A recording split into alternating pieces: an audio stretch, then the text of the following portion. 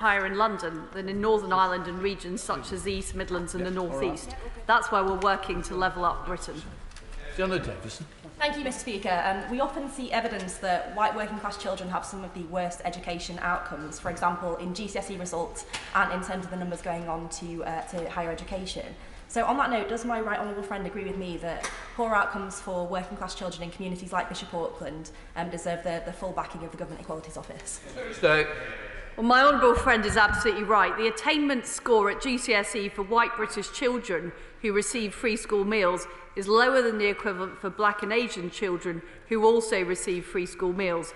That's why I've asked the Equality Hub to expand beyond protected characteristics and strengthen its focus on geography and social background to identify barriers to opportunity and success. Kate Griffiths. Number 2, Mr Speaker.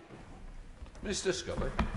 Thank you, Mr Speaker. All government's business support schemes are open to eligible businesses from all regions and backgrounds, including female entrepreneurs. The Start-up Loans programme has provided more than 30,000 loans worth of over £239 million to female entrepreneurs as of June 2020. Additionally, we're working with the private sector to deliver the 8 initiatives of the Rose Review. Great progress has been made over the past year, with joint NatWest and Be the Business female entrepreneurs mentoring programme to be launched soon. Kate Griffiths. Thank you, Mr Speaker, and I thank the Minister for the detailed measures he's just set out. More women work in sectors and industries currently hardest hit by the COVID-19 crisis. Can the Minister outline, with a particular view to childcare, the help that we can offer to women with successful businesses and careers in order to get them through the current difficult months ahead? Minister. I thank my honourable friend for that concern, especially about childcare. We've already introduced 30 hours of free childcare for eligible working parents of 3- and 4-year-olds. We've ensured that wraparound childcare remains open to support parents to continue to work under all 3 COVID levels. And as set out in our manifesto, the Department for Education will be investing £1 billion from 2021 to help create more high-quality wraparound and holiday childcare places, including before and after school and during the school holidays. We go to Minister Davis with a substantive question to answer first. Minister Davis. Thank you, Mr Speaker. This government is determined to support our older people during this pandemic, and my department is working to support people of all ages to remain in and return to work. We have published guidance on working safely during the COVID-19 pandemic and continue to work with national employer organisations on improving support for the over 50s. Our £30 billion plan for jobs provides back to work support for all ages, including doubling the number of work coaches, increasing sector-based work academy places and our new DWP Finding Job Support Service. Let's head up to Scotland to Peter Grant. Peter Grant. Thank you, Mr Speaker. In my Glenrothes and Centre 5 constituency, over 2,000 pensioner households are losing out on £5.4 million pension credit payments every year because they don't know that they're entitled to them. Fife Council launched an uptake campaign in Glenrothes area, but it was curtailed because of the COVID pandemic, and I have to declare an interest being married to the chair of the Council's Glenrothes Area Committee. The Scottish Government have published a benefit uptake strategy for the benefits under their control. Will the Minister agree to urge her Cabinet colleagues to enshrine in law a duty for the UK Government to do the same for pension credits and other benefits that are controlled at Westminster? Minister Davies. Well, the honourable gentleman will be pleased to know on the 6th of May we launched the online Apply for Pension Credit service. This is an online claim service which supplements the existing telephone and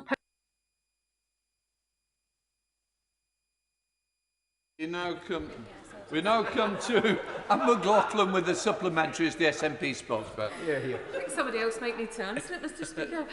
There's an estimated more than £2 billion out there every year that is the legal right of older people on these islands.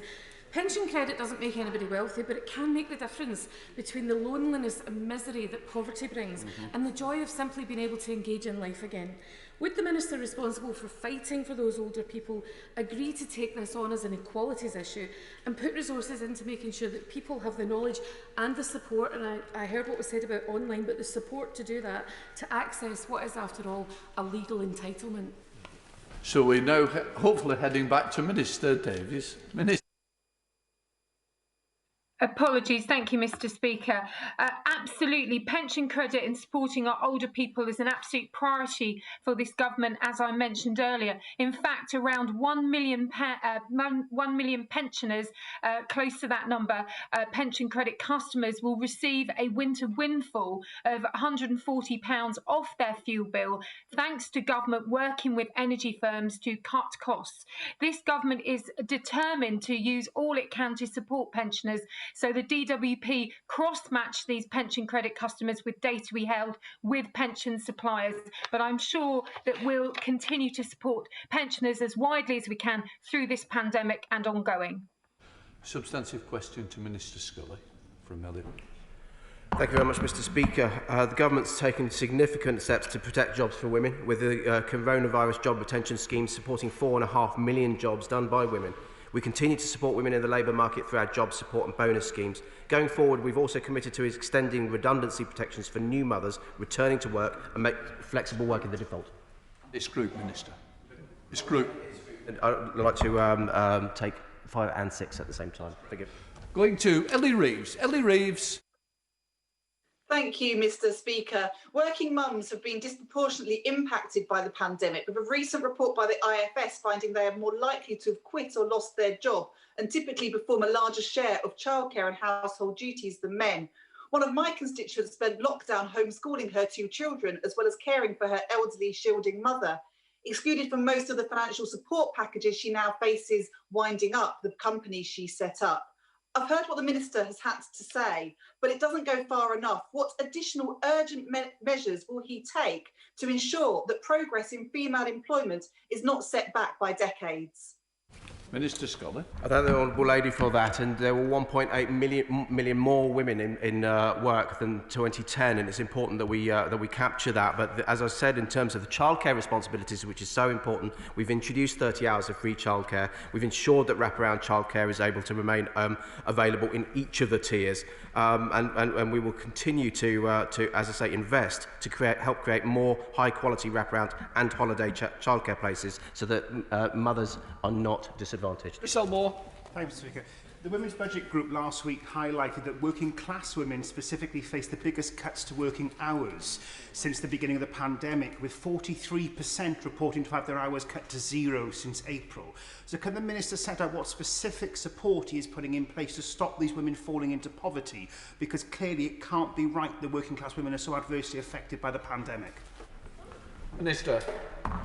I thank the Honourable Gentleman for that. It's important. This is why we know that there are certain sectors that are worse affected, and it's important that we actually do everything we can in terms of hands, face, space to make sure our economy can start to open again and create opportunities. But we've also put steps in support in terms of the universal credit, the coronavirus job retention scheme, the self-employed income support scheme, and part of the wider part of the winter economy plan to help everybody, but especially the disadvantaged women that he describes. Select Committee, Caroline. Thank you, Mr. Speaker. Women make up a significant proportion of those employed in the fitness, leisure and wellbeing industry. Can my honourable friend tell me what work he is doing with DDCMS to recognise that physical, mental and financial wellbeing go hand in hand? The sector is now having to manage variable lockdowns, and there will be a knock-on impact if businesses cannot recover financially and resume their role contributing over £2 billion annually to the nation's economy. Minister. I thank my honourable friend for that, and we know that physical activity is absolutely crucial to the well-being of our nation as well as our economy as well. So we've been working closely with the National Sports Council, Sport England, to continue promoting health and fitness during lockdown, including Join the Movement campaign that they've launched, which provides tips, advice and guidance to know how people can keep or get active in and around the home. But it's so important, as I said, that we can keep as many gyms open as possible where possible, but ultimately it's about getting the economy up and running again, whereas lives are first in our priorities, but economies and livelihoods must be absolutely up there. Let's head to Lewisham with Shadow Minister Janet Davey. Janet Davey. Thank you, Mr. Speaker. The Work Foundation have reported that 58% of workers in the retail sector are women, and these are some of our lowest paid workers. But due to most of them working on part-time or temporary contracts, hundreds and thousands of women working in retail will not even be eligible for redundancy pay. What plans does the Minister have in mind to mitigate the likelihood of disproportionate numbers of women being made redundant with no financial support available to them? Minister.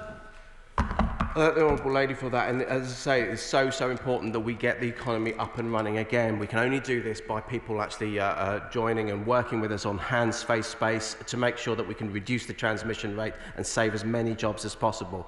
But clearly we've launched the job support scheme, and that plus universal credit means that, the lowest paid employees can have around 80% of their salary covered between those two schemes. Richard Holden. Question number 9, Mr. Speaker. Minister. Thank you, Mr. Speaker. As our Prime Minister often says, talent is equally distributed, but opportunity is not. So this government has made it its mission to rectify this. And equality of opportunity is at the heart of the work of the Department for Education, including opportunity areas, access to higher education work, and reforms to further education, such as the flagship T-levels. Because, Mr. Speaker, we recognise that education has an unparalleled ability to create and unlock opportunities across the nation. Richard Holden. Thank you, Mr. Speaker. And I thank the Minister for her answer. In North West Durham, we see lower educational outcomes, especially amongst white working class pupils who are getting disproportionately poor results. What measures is the government taking to ensure better attainment at both age 16, 18 and in later life, to not only deliver greater opportunity for individuals, but to level up all of our communities? Minister. Thank you, Mr. Speaker. It is absolutely vital that we raise school standards and outcomes and across the education sector to raise up and level up our country, which is why we established Opportunities North East. And tomorrow I'm chairing the board meeting to discuss this very work. I must say, Mr. Speaker, that my honourable friend is a tremendous advocate for his constituency, and I and education ministers will continue to work with him to ensure that the young people of Durham North West get the chances and the choices that they deserve. We now have a substantive question to Minister Badenoch. Thank you, Mr. Speaker. The UK continues to be recognised as one of the most progressive countries globally for LGBT rights. The government recently announced £3.2 million of new funding to help Commonwealth governments and civil society repeal outdated discriminatory laws against LGBT people. We work closely with the Council of Europe and the UN, in addition to co-chairing the Equal Rights Coalition, and remain committed to delivering an ambitious international LGBT conference. Let's head to Reigate with Crispin Blunt. Crispin Blunt. My honourable friend will understand that the decision not to amend the Gender Recognition Act will inevitably see the United Kingdom fall quite significantly in the tables of countries seen to be committed to the delivery of equality for LGBT plus people. Could she and her Equalities Department today do something to address that by committing to the delivery of an 18-week waiting time for gender identity clinics and gender identity development services for children as an outcome of the review by Dr. Hilary Cass? I thank my honourable friend for his question, and we've noted the concerns that he has raised about the government's decision, but we would assure him that the UK has a strong record on LGBT rights. We also know that the wait for gender identity clinics has been very long. This is an issue that the government is looking at. I'm not going to make a specific commitment at the dispatch box, but I do recognise the concern he has raised, and we will continue to do what we can to speed things up. Sean Bailey. Question number 11, Mr. Speaker. Minister. Thank you, Mr. Speaker. In June, the Prime Minister asked me to lead cross-government work on this with a particular focus on ethnicity. I will update the House on the findings of my work in full tomorrow. However, I can say that this work has involved extensive engagement from the Race Disparity Unit and myself with colleagues and external stakeholders, including academics and experts from UCL, LSE, and University of Oxford, medical experts from the British Medical Association, and also many ministerial colleagues, and we will continue to redouble our efforts on this. It's crucial that we make evidence-based decisions on this important work. Mr. Speaker, one of the unfortunate impacts of COVID-19 has been the impact on attainment within our communities, and as we've heard, white working class communities in particular, with the educational attainment gaps that we've seen there, have struggled during this crisis. I represent Prince's End, which has one of the highest rates of child poverty in the whole of the West Midlands. Can my honourable friend assure me that as part of that work across government, she will look in particular at ensuring that opportunity gaps as a result of COVID-19 are not widened? My right honourable friend is right to raise the importance of children of all backgrounds of being in school and their educational attainment and well-being more broadly. The government has been very clear that limiting attendance at schools should be a last resort. We are providing laptops to the most disadvantaged pupils, 4G routers for families who don't already have mobile or broadband, for example. But more broadly on disparities in attainment, the Commission for Race and Ethnic Disparities is looking at outcomes for the whole population. That means ethnic minorities and white British people as well. The Commission will set out a new positive agenda for change and will look at the issues that he has raised. Bethan Fletcher. Question number 12, Mr Speaker. Secretary of State. Mr Speaker, we're making good progress in getting more girls and women into STEM, with a 31% increase in girls studying STEM subjects since 2010 and 1 million women now working in core STEM occupations. Professor Gilbert in vaccine research, Kate Bingham in vaccine operations, Baroness Harding in testing, Dr Jenny Harries in medicine. All fantastic examples of highly qualified professionals leading the UK's response to this once-in-a-century pandemic, and they all happen to be women in STEM. Does my right honourable friend agree with me that they are setting a wonderful example for future generations of girls and boys in South Ribble, Lancashire and beyond? Well, my honourable friend is absolutely right. They are a huge asset to our country. But what more women in STEM is also doing is helping close the wage gap and helping our economy recover post-COVID. Around 35% of the wage gap can be overcome if we get more women working in high-paid occupations and sectors such as engineering and technology. Heather Wheeler. Question number 13, Mr Speaker, please. As much as £250 billion could be added to the UK economy if women started and scaled businesses at the same rate as men. I'm determined that trade should play its part in opening up greater opportunities for women, both in the UK and across the world. Thank you very much, Mr Speaker. I thank my right honourable friend for her first answer. Can my right honourable friend tell me what the UK will be doing to build on our close ties with Cambodia, Laos and Vietnam to expand trading opportunities, especially for women, particularly given Vietnam's membership of the CPTPP? First of all, we've appointed a splendid trade envoy for those three countries who's going to do a brilliant job promoting opportunities for women and everyone through free trade agreements. And my honourable friend is absolutely right. CPTPP contains important provisions to open up trade for women, and of course Vietnam is a key part of that agreement. Mr Speaker, police up and down the country and... Oh, sorry, number 14. Minister Atkins. Thank you, Mr Speaker. The government is clear that it is unacceptable that women seeking or staff providing healthcare advice should feel intimidated or harassed. The Home Office has been keeping this important matter under review. We are now considering again whether more should be done to protect those accessing or providing abortion services and have reached out to service providers and the police to understand their experiences of these protests, but the impact on women is of course at the centre of our considerations.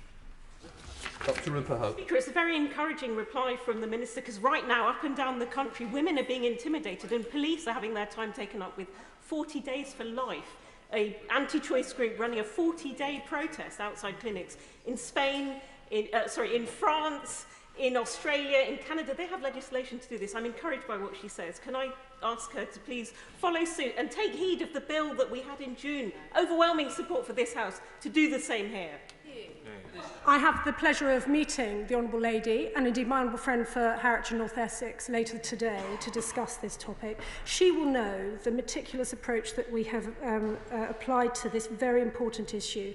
There is a balance to be struck with the right to express and to have freedom of speech, but clearly the impact on women and staff working in these centres is really important, and I'm very pleased that PSPOs are working in her area and two other areas. Manchester, I understand, has just received an order or implementing an order as well, and we have to very much balance those matters in mind, but I look forward to continuing this discussion in only a few hours' time.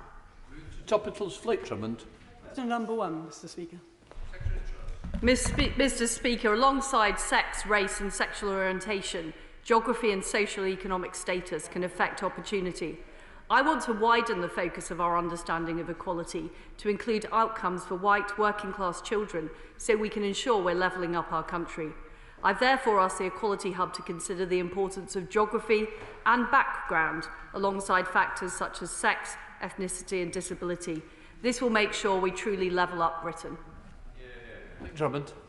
Mr. Speaker, does my right honourable friend agree with me that the Equalities and Human Rights Commission should be focused on its responsibility to enforce equality and human rights law?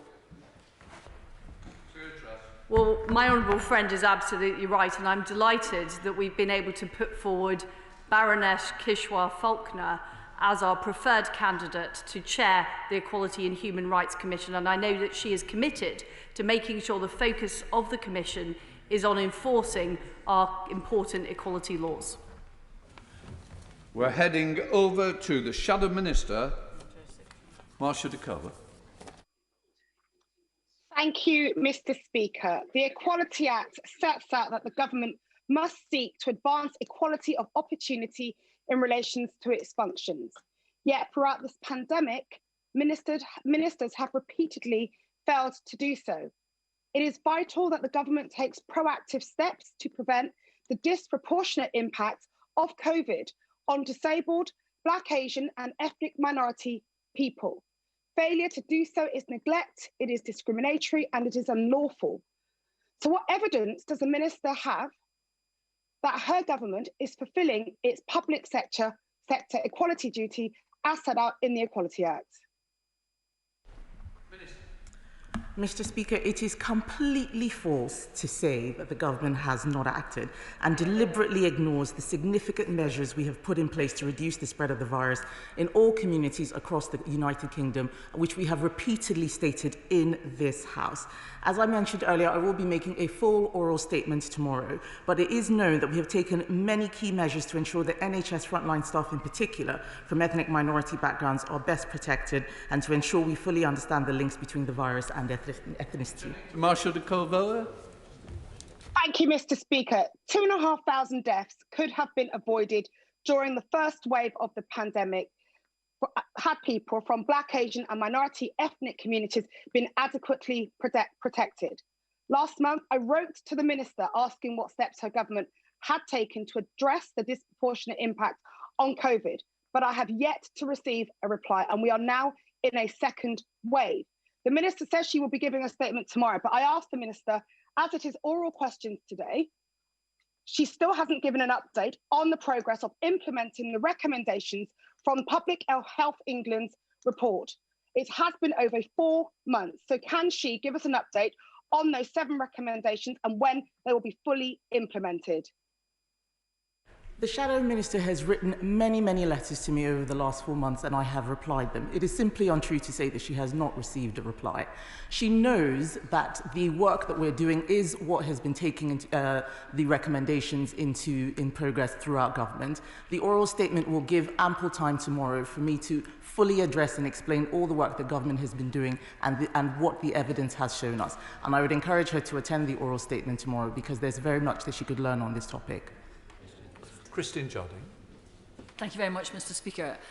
Could the Minister tell us what assessment has been made and what steps are being taken to look at the impact that the increasing numbers of COVID-19 cases and the pandemic is having on the LGBTQ+ community in this country?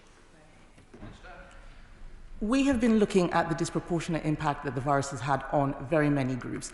That is not a group that we have seen a disproportionate impact in terms of the effects of the virus. What has impacted that community is their inability to access healthcare services like the rest of the population. And that is something which we hope is going to be addressed in terms of how we are managing local lockdowns and being able to keep pressure off the Heading to North Devon with Selene Saxby.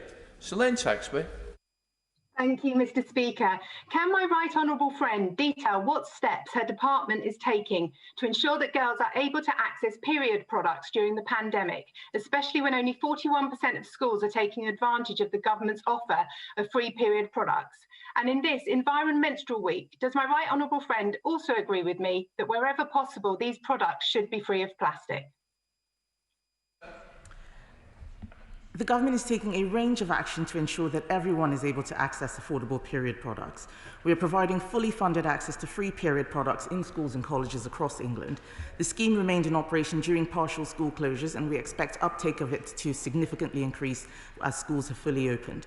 The scheme provides a wide range of products, including environmentally friendly tampons and pads, alongside reusable products such as menstrual cups and reusable pads. That's the end of the questions. We're now moving on to questions to the Prime Minister. We start with questions to the Prime Minister with Catherine West. Catherine West. Question number 1, Mr. Speaker. Minister.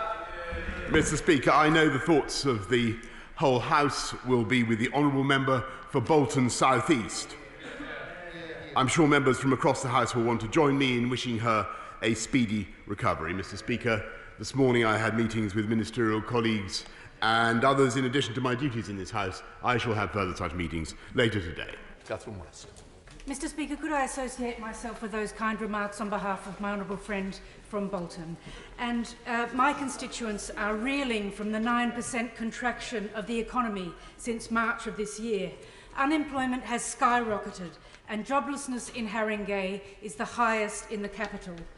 Unfortunately, we are at the same time facing the idea that there could be a congestion tax forced onto 4 million extra Londoners by this government. These Londoners already facing the double whammy of COVID and the double whammy of financial ruin. Will the Prime Minister please immediately stop the imposition of this dreadful plan? I look forward to his answer. Mr. Speaker, I must respectfully inform the Honourable Lady that the current Mayor of London had effectively bankrupted TfL before coronavirus had even hit and left a massive black hole in its finances, and any need to make up that deficit is entirely down to him. It is entirely his responsibility. Any expansion of the congestion charge or any other measure taken to improve the finances of TfL are entirely the responsibility of the bankrupt current Labour Mayor of London. Butler. Thank you, Mr. Speaker. Mr. Speaker, people of the length and breadth of the country have made many sacrifices over the last few months to try to suppress COVID-19. But infection rates are increasing fast and Buckinghamshire may soon find itself in Tier 2. Can my right honourable friend tell the people of my Aylesbury constituency how long we'd be expected to stay there, what additional help there'd be for local businesses, and crucially, what the route out would be? Thank you. Well, I hope reassure my honourable friend by telling him that the incidence in the Vale of Aylesbury is in fact less than half the England average, and the way forward for the constituents in the Vale of Aylesbury and everywhere else is for everyone to keep following the guidance, observing the new restrictions, but obviously washing hands, wearing a face covering in enclosed spaces and keeping a sensible distance, Mr. Speaker. We come to the Leader of the Opposition, Right Honourable Keir Starmer. Thank you, Mr. Speaker. Can I thank the Prime Minister for his remarks about the Honourable Member for Bolton South East. Prime Minister, how does an area which goes into Tier 3 restrictions get out of those restrictions? Prime Minister. Mr. Speaker, the simplest and most effective way for areas to get out of those restrictions is, of course, to get the R down to 1 or below, and I'm very pleased to say that some areas are already having a considerable effect with the measures that they're taking. Yes, Tom. Mr. Speaker, can I press the Prime Minister on that answer? If the infection rate R in a Tier 3 area has not come below 1, will it be possible in any circumstances for that area to come out of Tier 3 if the R hasn't come below 1? Mr. Speaker, obviously the R is one of the measures that we look at, and we'll take a decision based on a number of things, including the R, but also, of course, rates of infection, rates of admission to hospital, and other data. But the most important thing is for areas that do go into Tier 3, and I'm very grateful to local leadership in the areas that have gone into Tier 3, because it's the right thing for them to do, the right thing for their constituents, the right thing to save lives. When they are able to make progress, and of course they will come out of Tier 3. And as he knows full well, the measures that are put in place are reviewed every 28 days. Stop. Mr. Speaker, I'm now confused by the Prime Minister's answer. If it's not the R rate under 1, what is it? Because millions of people want to know the answer to that question, because millions of them are in Tier 3 and millions more are likely to go into Tier 3. They really need to know. And Prime Minister, on Friday, the Chief Scientific Officer said Tier 3 on its own certainly isn't enough to get the R rate below 1. On the same day, the Prime Minister himself said there was only a chance of getting infection rates down. This goes to the heart of the issue in Greater Manchester and elsewhere, because the widespread fear, Prime Minister, is that Tier 3 is the worst of all worlds. It brings significant economic harm without getting the virus sufficiently under control to exit Tier 3. So instead of being a solution, Tier 3 is a gateway to weeks and weeks, more likely months and months of agony, from which there's no likely exit. Can the Prime Minister not see the problem if there isn't a clear exit?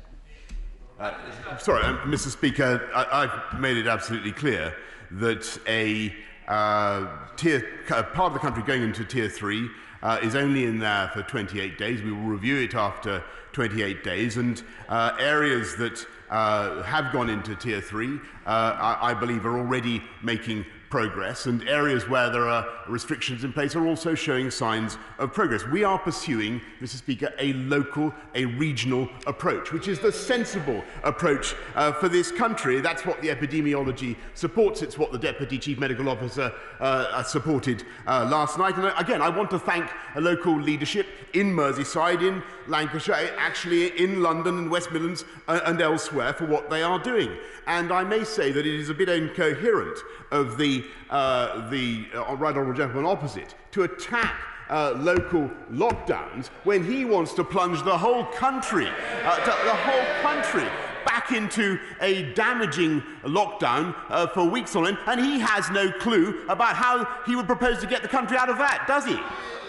Mr. Speaker, I appreciate there's going to be a review every 28 days, but if the R rate hasn't come below 1, then the infection rate is still going up, and the numbers are going up, and the admissions are going up, and the numbers in hospital are going up, and the deaths are going up. Is the Prime Minister seriously saying that he would take a Tier 3 area out of Tier 3 with the R above 1? I don't think so. Let me spell out what this means. On Friday, thousands of people in Greater Manchester, taxi drivers, pub and hospitality workers, people working in betting shops, the self-employed and freelancers, will either be out of work or face significant pay cuts. That's the reality on Friday in Greater Manchester. But their rent and their mortgage won't be lower, their food and their heating bills won't be lower, and that could last for months. Why can't the Prime Minister and the Chancellor understand this? Stop bargaining with people's lives, stop dividing communities, and provide the support that's needed in Manchester. Mr. Speaker, I'm very proud that this government has already given Greater Manchester £1.1 billion in support for business, £200 million in extra unring-fenced funding, £50 million to tackle infections in care homes, £20 million for tests and trace, another £22 million for local response that we announced yesterday. And yesterday, the Mayor of Greater Manchester was offered a further £60 million, which he turned down, Mr. Speaker, with no encouragement, I may say, to support from the right honourable gentleman. So I can tell the House today, Mr. Speaker, is that that cash will be distributed to the boroughs of Greater Manchester. And I want to thank my honourable and right honourable colleagues across the House for Haywood and Middleton, from Bolton North West, from Bolton North East, from Bury South, Bury North, Cheadle, Lee, Altrincham and Sale West, and Hazel Grove for the support that they have given in this matter, Mr. Speaker.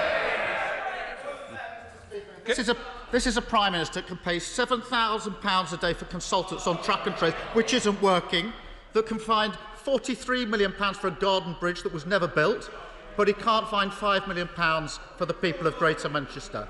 I really think the Prime Minister's crossed a Rubicon here, not just with the miserly way that he's treated Greater Manchester, but the grub it, take it or leave it way these local deals are being done.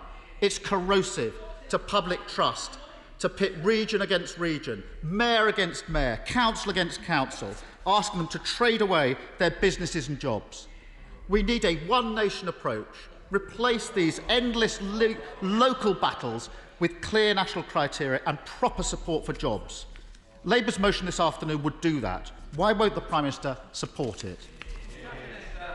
Mr. Speaker, I'm proud of the support that we've given, the one nation Conservative support that we've given to the entire country. £200 billion in support for jobs and livelihoods across the whole of the country already. A further £9.9 billion now for the job support scheme.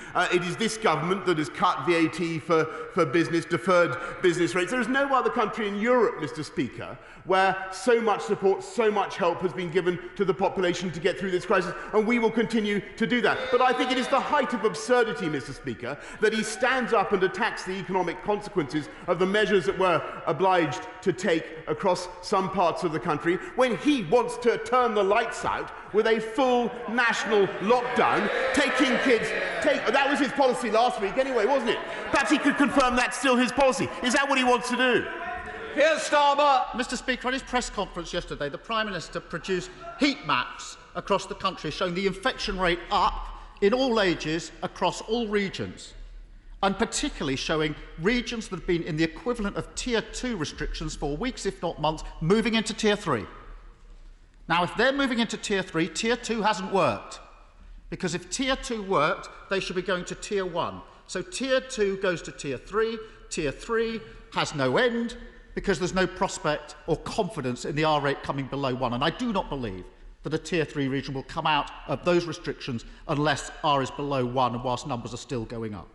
So we now have a stark choice. And by the way, Prime Minister, Cornwall is the only place, possibly with the Isle of Wight, where the infection rate today is less than Greater Manchester when it went into local restrictions. So this idea that some areas are immune is wrong. So there's a stark choice.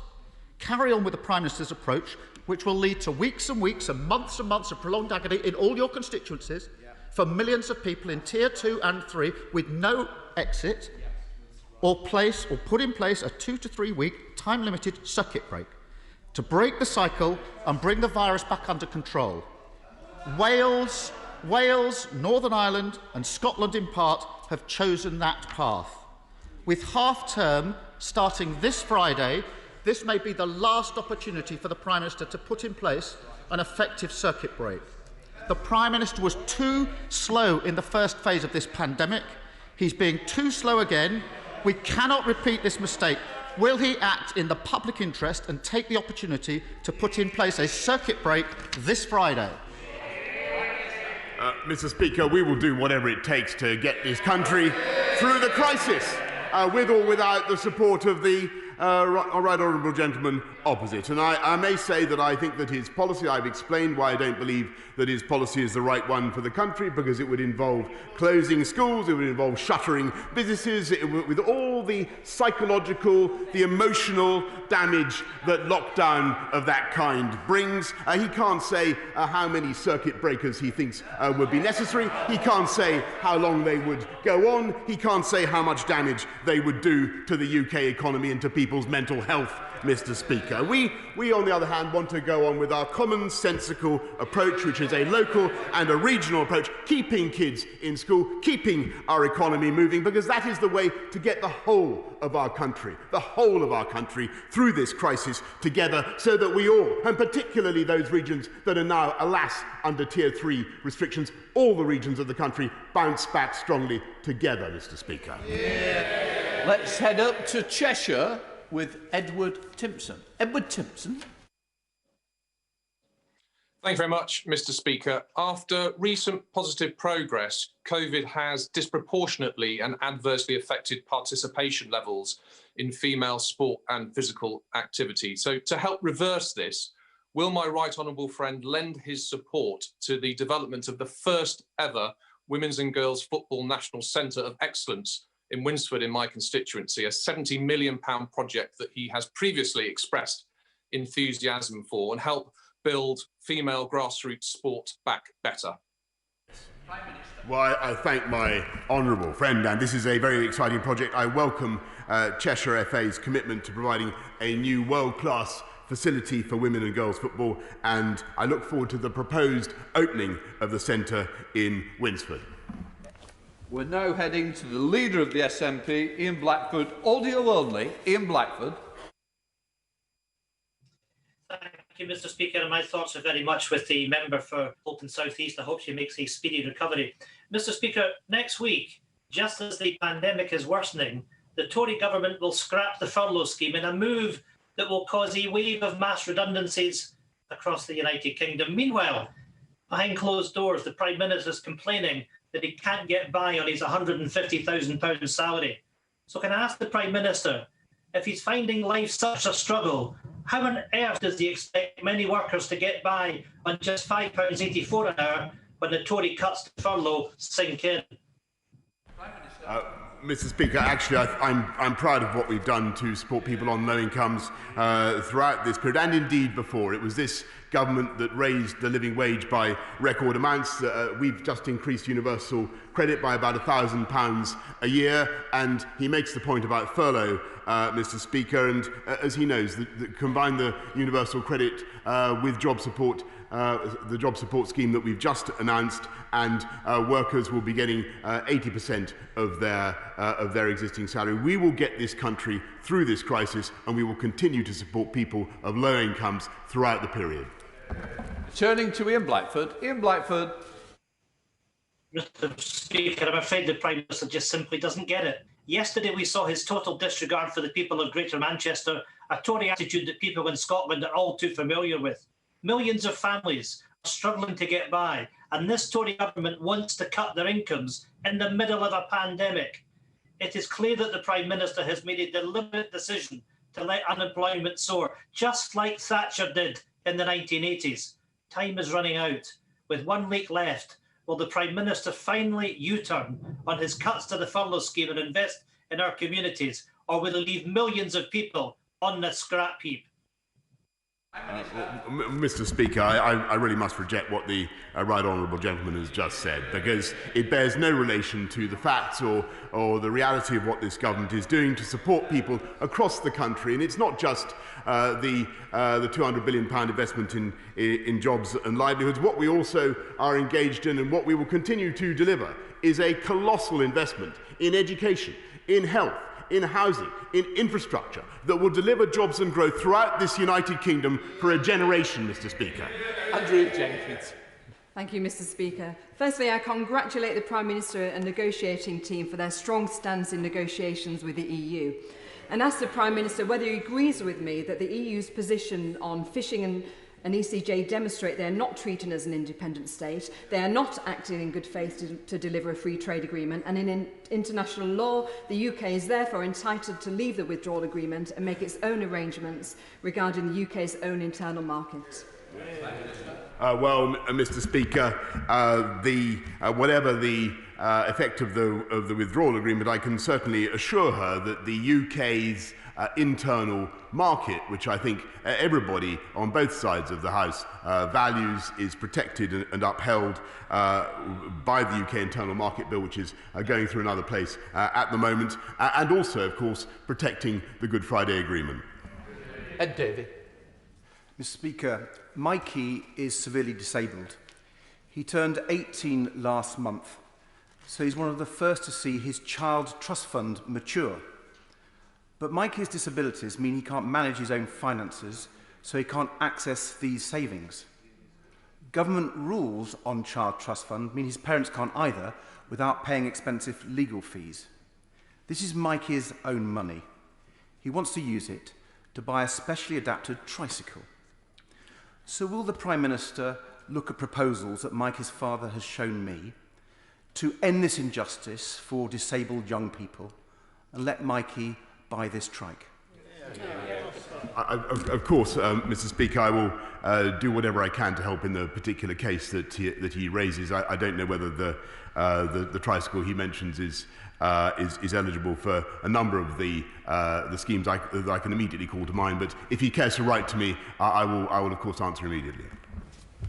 Heading up to Harrow for Bob Blackman to land this question. Bob Blackman.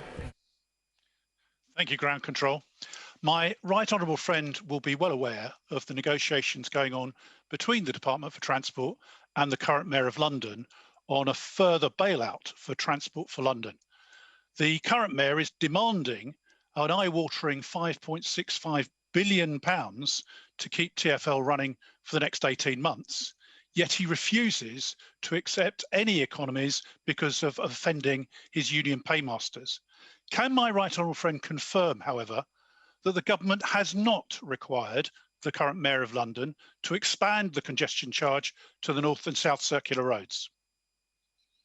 Mr. Speaker, well, I can certainly confirm, as I said in my answer to the first question, is that the black hole in TfL's finances, the bankruptcy of TfL, which was left, by the way, in robust financial health by the previous mayor, Mr. Speaker, it certainly was, is entirely the fault of the current Labour Mayor of London, with his grossly irresponsible demagogic fare policies, which were never pursued by the previous Mayor of London, I may say, Mr. Speaker, and the fault lies entirely, therefore, with him, and I trust my honourable friend will make that clear. Dr. Rupert. Mr. Speaker, financial support packages, tackling homelessness, rail nationalisation, honouring Marcus Rashford. There's plenty this government's done on COVID that I applaud. But with winter set to bite and no end to the virus in sight, can I ask the PM to reconsider the arbitrary end to many of his schemes set months ago when we knew so little? 3 million self-employed were completely out of all of these. And a number of them set to face destitution when the minimum income floor ends next month. And 3,272 kids in his own seat, 2016 in mind. School dinners are in the balance. Can he start by voting with us tonight and make sure that that gong doesn't just mean nothing? Sorry, Prime Minister. Prime Minister, can you just sit down? Please, we've got to have short questions. I want to get through the list. We've got to help each other. Prime Minister. Thank you. Thank you, Mr. Speaker. And the Honourable Lady is quite right to call attention to the difficulties facing many families right now because of the crisis that we've been in. But the most important thing, and I think this is, I hope, common ground, actually, is to keep kids in school if we possibly can. That would be vitiated by the series of lockdowns that are being proposed. I don't want to go down that route. And what I want to do is to make sure that we continue to support families throughout the crisis so that they have the cash available to feed their kids as they need to do. And to your question, Mr. Speaker.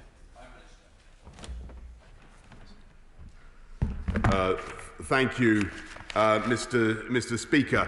I'm delighted that Kettering General Hospital is part of the biggest hospital building programme in a generation. I can tell my honourable friend the Infrastructure Delivery Task Force is already involved in delivering the health infrastructure programme, which includes Kettering General Hospital.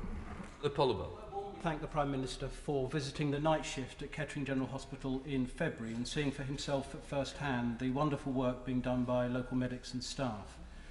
The hospital can expedite at speed ambitious plans for its rebuild, but only if the time taken for regulatory clearances at NHS improvement are dramatically shortened. Will the Prime Minister cut NHS red tape so local people can have the improvements we need at our local hospital as quickly as possible? Indeed, Mr. Speaker, and I hope I can reassure him by saying that clinical modelling work is now complete and the site development is now underway, Mr. Speaker, as we speak. Thank you, Mr. Speaker. On the 16th of June, the Prime Minister agreed to provide free school meal vouchers to hungry children over the summer holidays, after claiming that just 24 hours beforehand, he was completely unaware of the campaign that was calling for it. Last week, Liberal Democrat Education Minister for Wales, Kirsty Williams, guaranteed that free school meal provision during school holidays would continue until at least Easter 2021, and yesterday the Scottish Government committed to do the same. So, Mr Speaker, can the Prime Minister confirm that he is indeed aware of these announcements? And if so, when does he plan to do the right thing?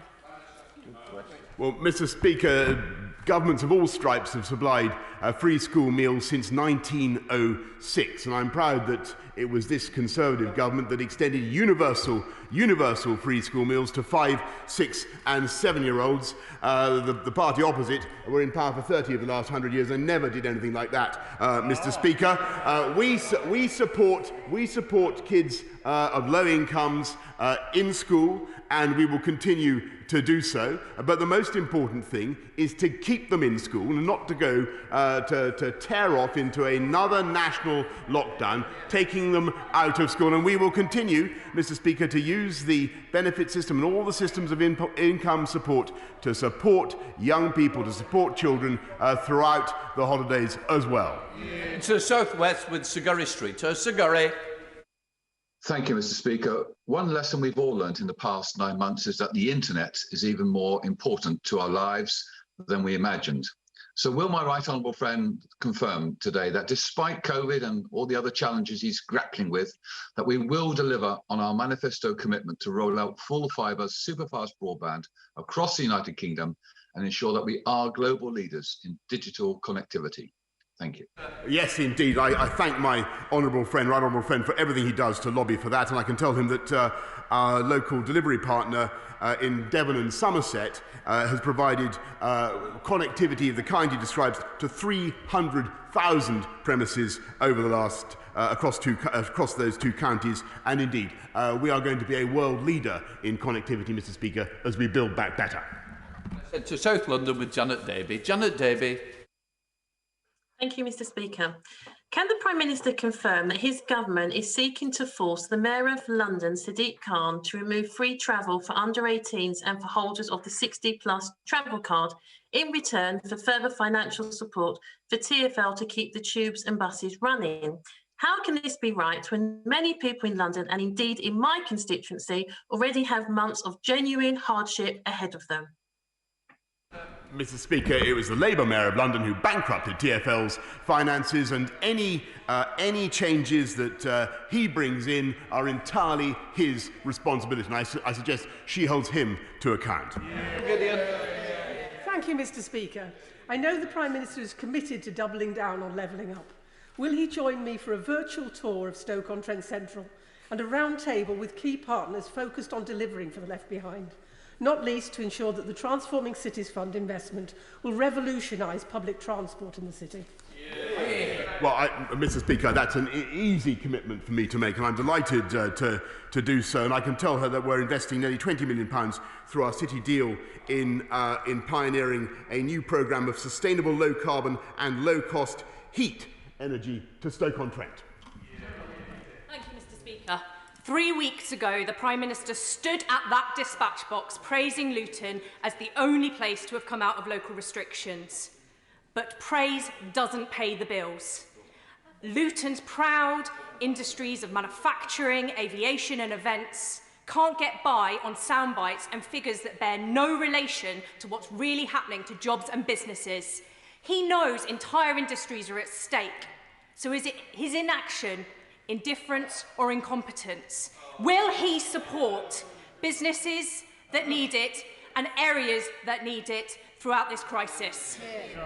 Yes, indeed, Mr Speaker, and I thank the people of Luton for their hard and indeed their heroic work, as I thank people across the country for what they are doing. And I want to support businesses in Luton, and that's why we want to continue with the sensible, balanced, regional, local approach that we are. And I hope she agrees with me that it would make no sense at all for businesses, hard-pressed businesses in Luton, if they had their lights turned off and their doors shuttered in a series of multiple lockdowns of a kind that are recommended by the party opposite. Miller.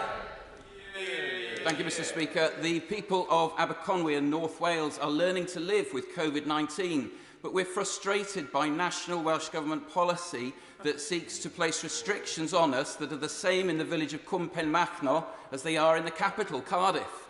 Last week, my right honourable friend agreed that a shared responsibility is the way to tackle this pandemic. Does he see that the future of this is a series of rolling national lockdowns, or can businesses and residents hope that they will be given more trust to look after their own health and those they care for? Well, I think my honourable friend really puts the distinction very, very clearly and sharply, and it's the commonsensical, balanced approach that we're following. I do think that where local leaders step up to the plate, and I was delighted that South Yorkshire came on board this morning, had a great conversation with Dan Jarvis last night. Where local leadership is shown, we can really make huge progress in getting the R down, and that's the right approach for the country. Heading up to Knowsley with Sir George Howard. Sir George. Thank you, Mr. Speaker. And can I return to the subject of free school meals? There are 7,108 children in Knowsley reliant on free school meals, which are vital in ensuring that they are properly fed. Whether to extend to Easter is both a moral and political choice. So will the Prime Minister make the right choice and agree to extend free school meals to Easter? Mr. Speaker, of course we have free school meals throughout term time. That's entirely right. What we want to do is to make sure that we continue to support people on low incomes throughout the crisis, and that's also what we're going to do. We're heading to Essex with Stephen Metcalfe. Stephen Metcalfe. Thank you, Mr. Speaker. As my right honourable friend will know, part of my constituency has now been placed into Tier 2 restrictions. Can he therefore reassure everyone that if they stick to the rules, observe the hands, face and space message, and self-isolate when required, accompanied by suitable enforcement for those who blatantly flout the law, we will come out of these restrictions all the sooner? My honourable friend puts his finger on it, and that's exactly what we need to do. And I can tell him that just the areas that go into high levels of concern are reviewed every 14 days, and the restrictions, as I told the right honourable gentleman, are reviewed every 28 days. The way to get through it is exactly as he says, to follow the guidance, particularly the hands, face, space basics. Thank you, Mr. Speaker. The people of Barnes in my constituency have been cut off from public transport routes for some months now by the closure of Hammersmith Bridge. Can the Prime Minister confirm reports that the government is now planning to charge Barnes residents £15 a day to own a car and charge them extra council tax to pay for facilities that they cannot use, despite the fact that TfL reserves were increasing before the virus hit? Well, Mr. Speaker, I can confirm that Hammersmith Bridge has been closed entirely thanks to the incompetence of the current Labour Mayor of London, and that Sean Bailey, the Conservative candidate, is going to reopen it, and that is the best thing. That is the best thing possible. Let's head to Reigate with Crispin Blunt. Crispin Blunt. Thank you, Mr. Speaker. As my right honourable friend leads the country through Brexit and delivers global Britain, will he ensure that the first consideration he gives to the values and policies of his government are those that which will unite and bring our country together and make all those who voted Remain for what they thought were the internationalist values of the European Union proud again of their country for bringing those values to global Britain?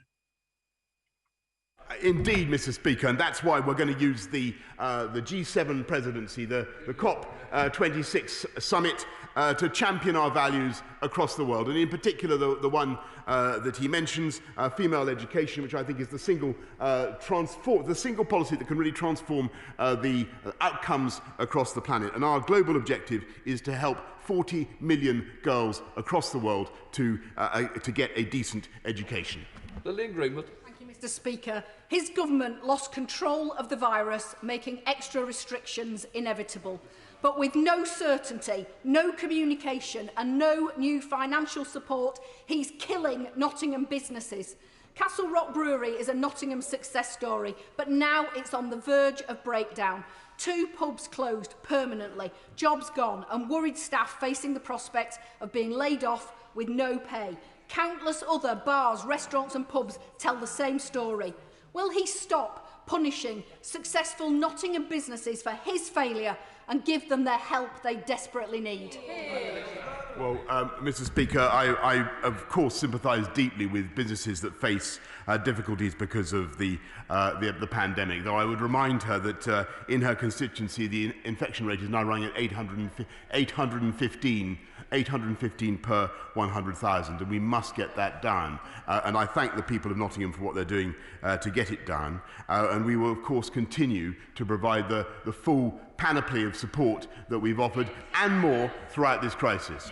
Thank you, Mr. Speaker. Following the introduction of Tier 2 restrictions in York, can the Prime Minister be more open in communicating the evidence base for York going into Tier 2, outline a roadmap for the city's return to Tier 1 and urgently consider creation of specific support for York's hospitality industry suffering losses from the limbo that Tier 2 is creating? Yes, Mr. Speaker. Well, I can tell my honourable friend that the infection rate in York, alas, is now running at 279 per 100,000, and we must get it down.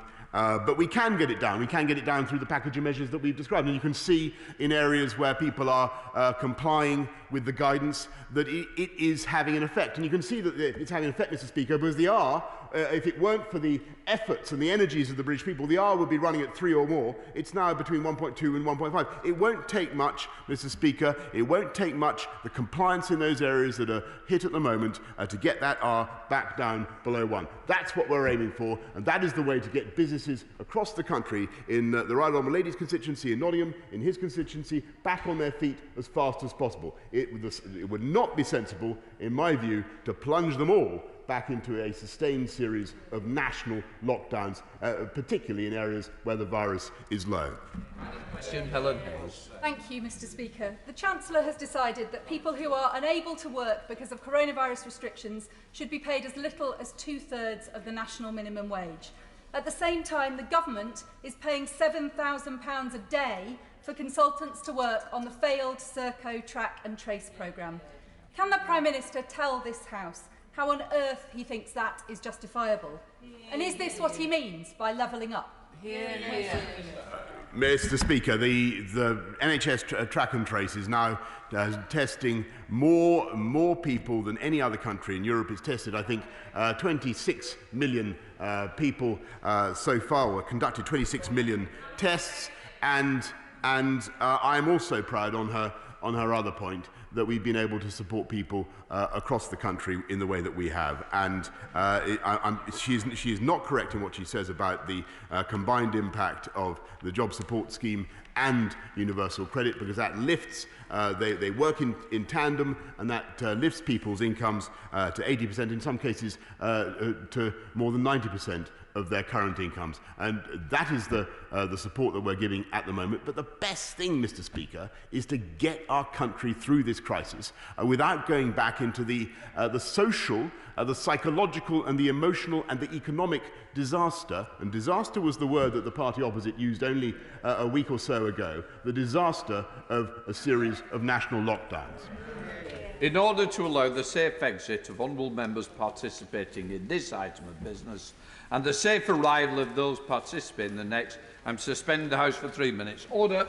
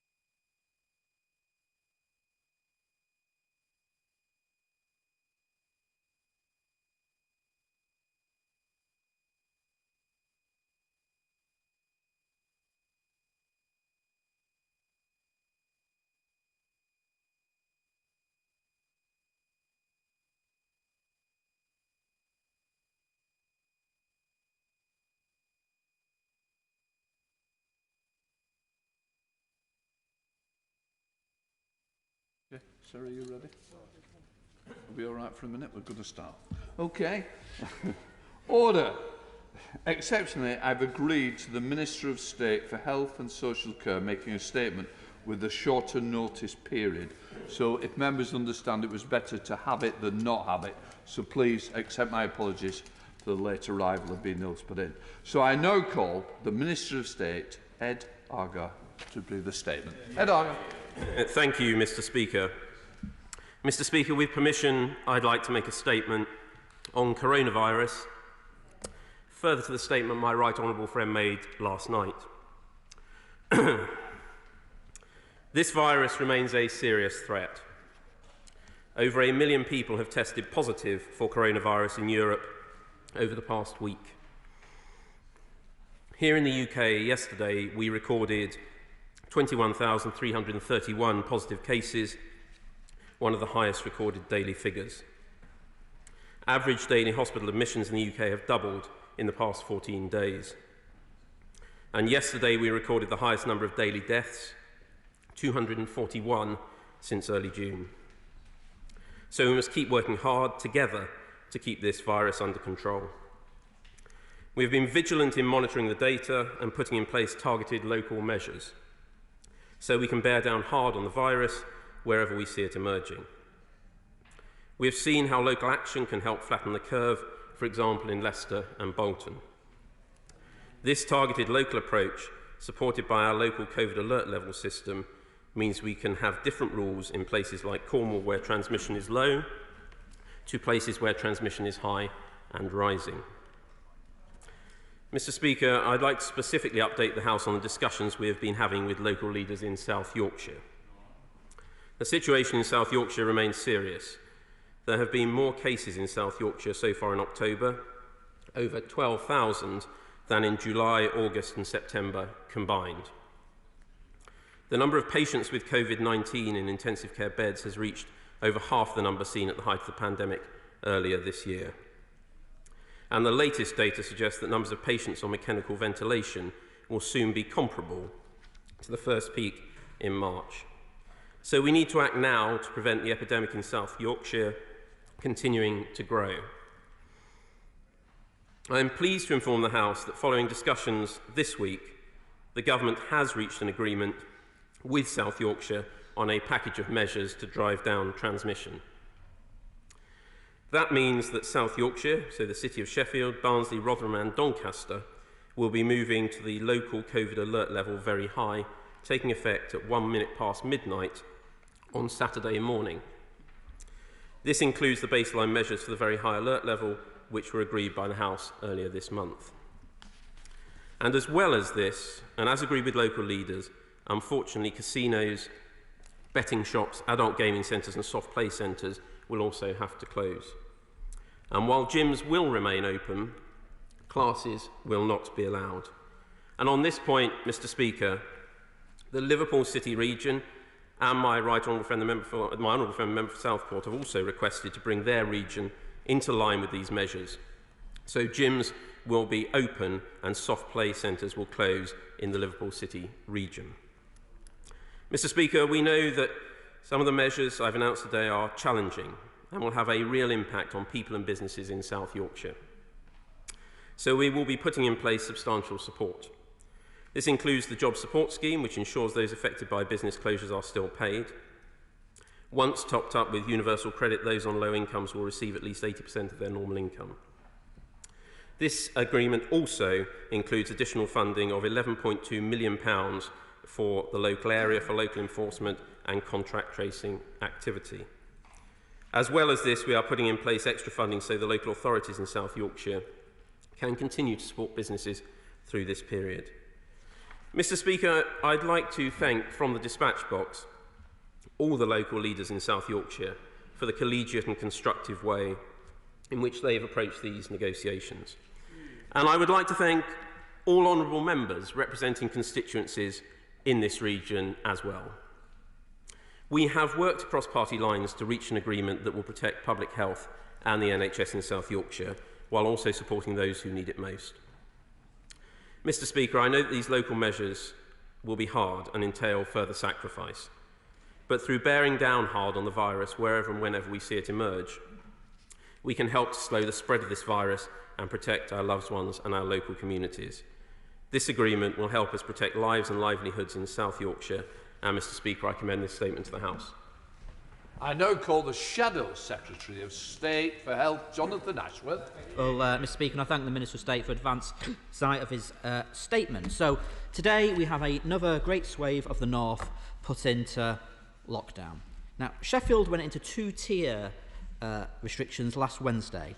So, did ministers make the wrong judgment a week ago, or has new evidence come to light that was not apparent last Wednesday?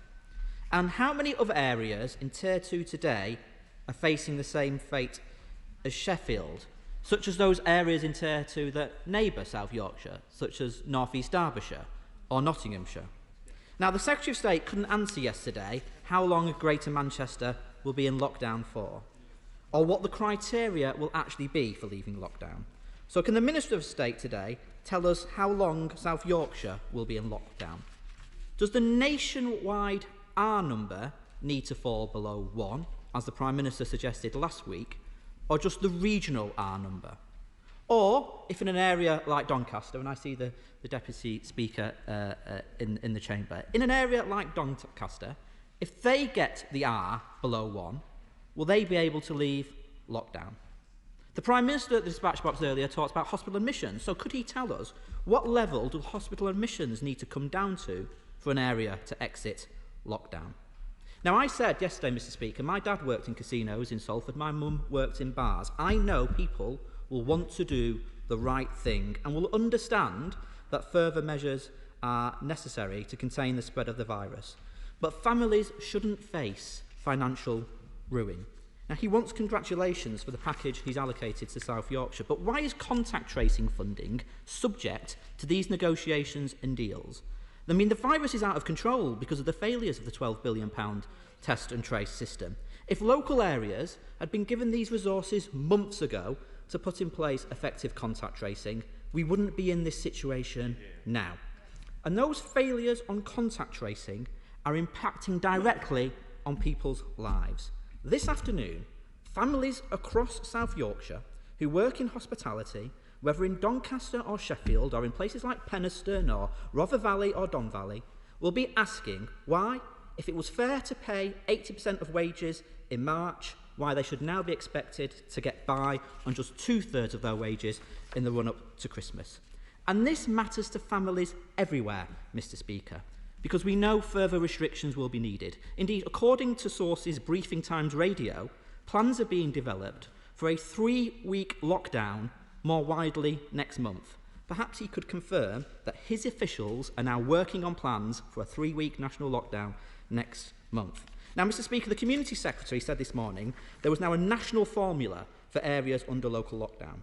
But ministers say they want a targeted local approach because circumstances vary. Yet when an area says our circumstances are different, like Greater Manchester, who've had restrictions since July, the Prime Minister says, tough, hard luck, you can't be treated any differently, and vindictively refuses Greater Manchester just £5 million extra to get a deal over the line. This is playing politics with people's jobs and with people's livelihoods. And we cannot defeat this virus on the cheap, and nor should it be broken on the backs of the lowest paid. Public health restrictions must go hand in hand with economic support, because as night follows day, falls in employment levels lead to rises in chronic illness. The Chancellor must pay out to help out and deliver a fair deal to support jobs and livelihoods under lockdown. Minister.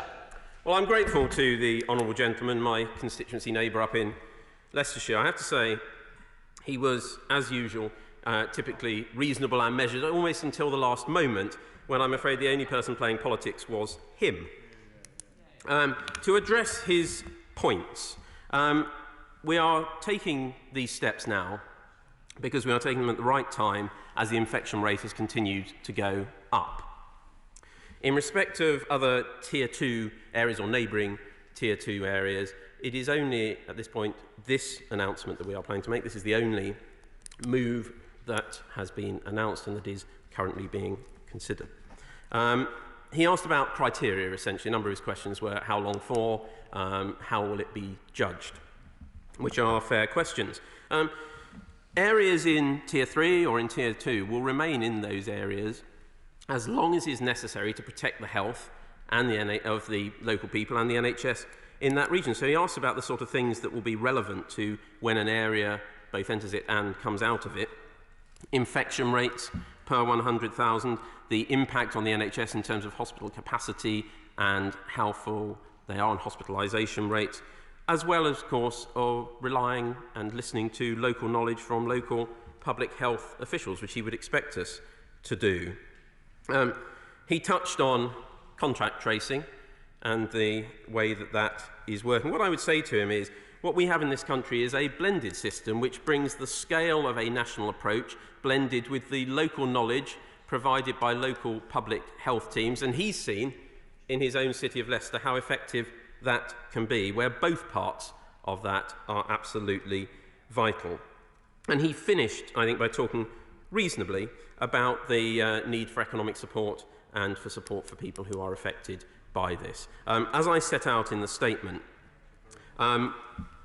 the support scheme, the job support scheme, coupled with universal credit for those eligible for that, will ensure people will receive at least 80% of their wages. And on his broader point about the big picture in terms of economic support, I would remind him that this government and the Chancellor have provided an unprecedented package of economic support over recent months to businesses and to individuals. This government is very clear in its commitment to protect the health of this nation and the economic health of this nation.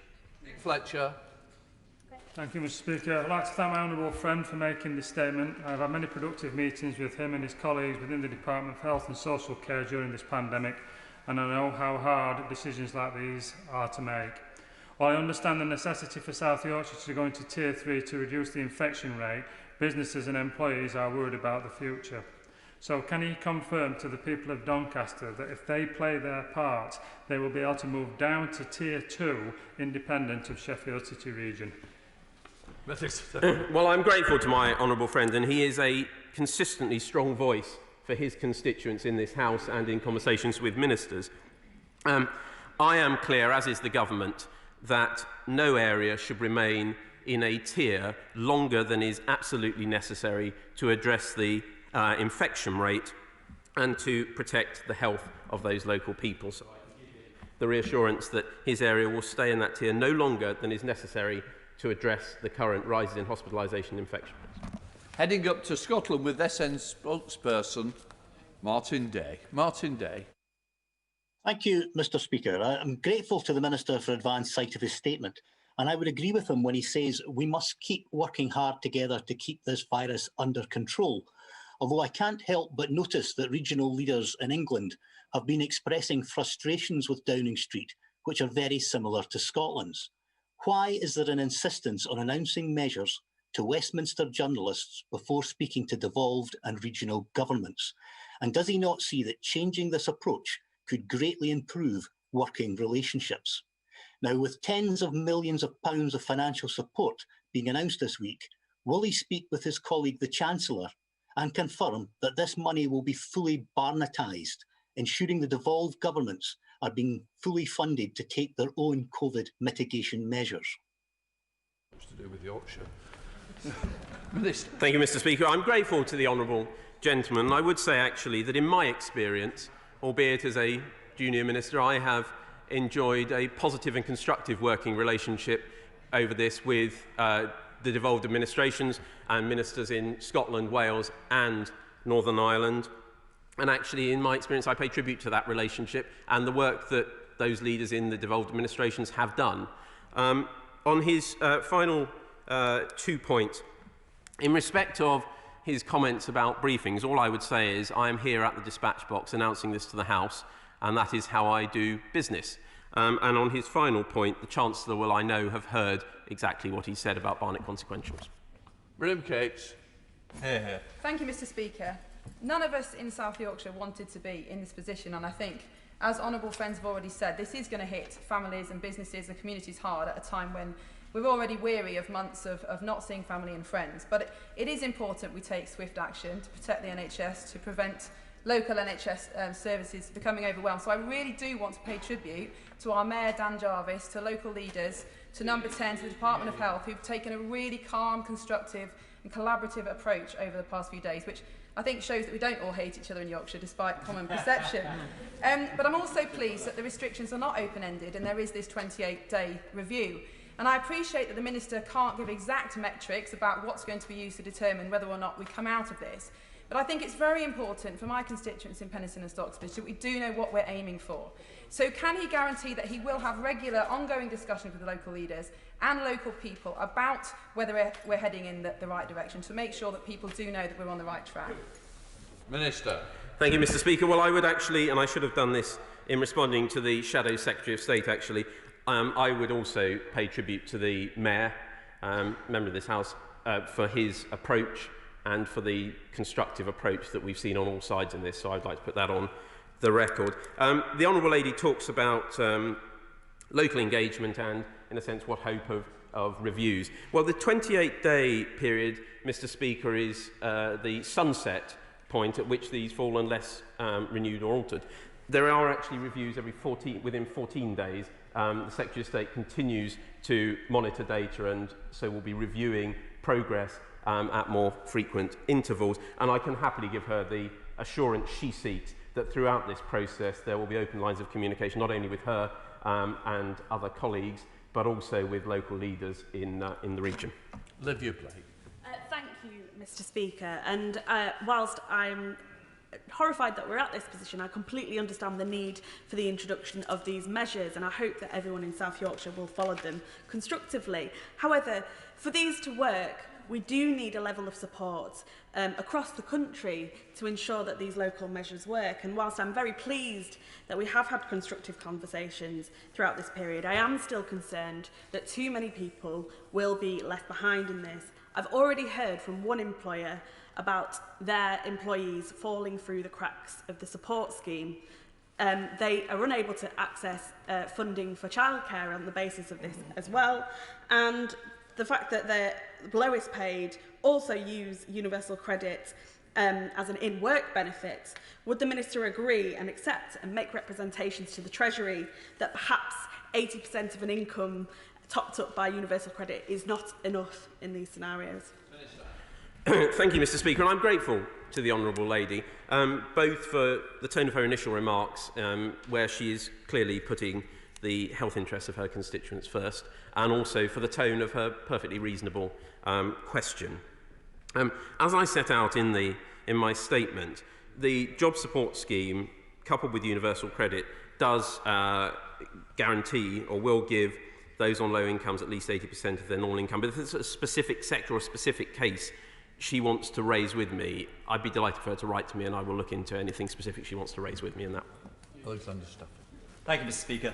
None of us in South Yorkshire wanted to be in these higher tiers, but we completely understand the need to save lives and protect the NHS, and that is the overarching thing we need to take away and need to encourage all our populations to do.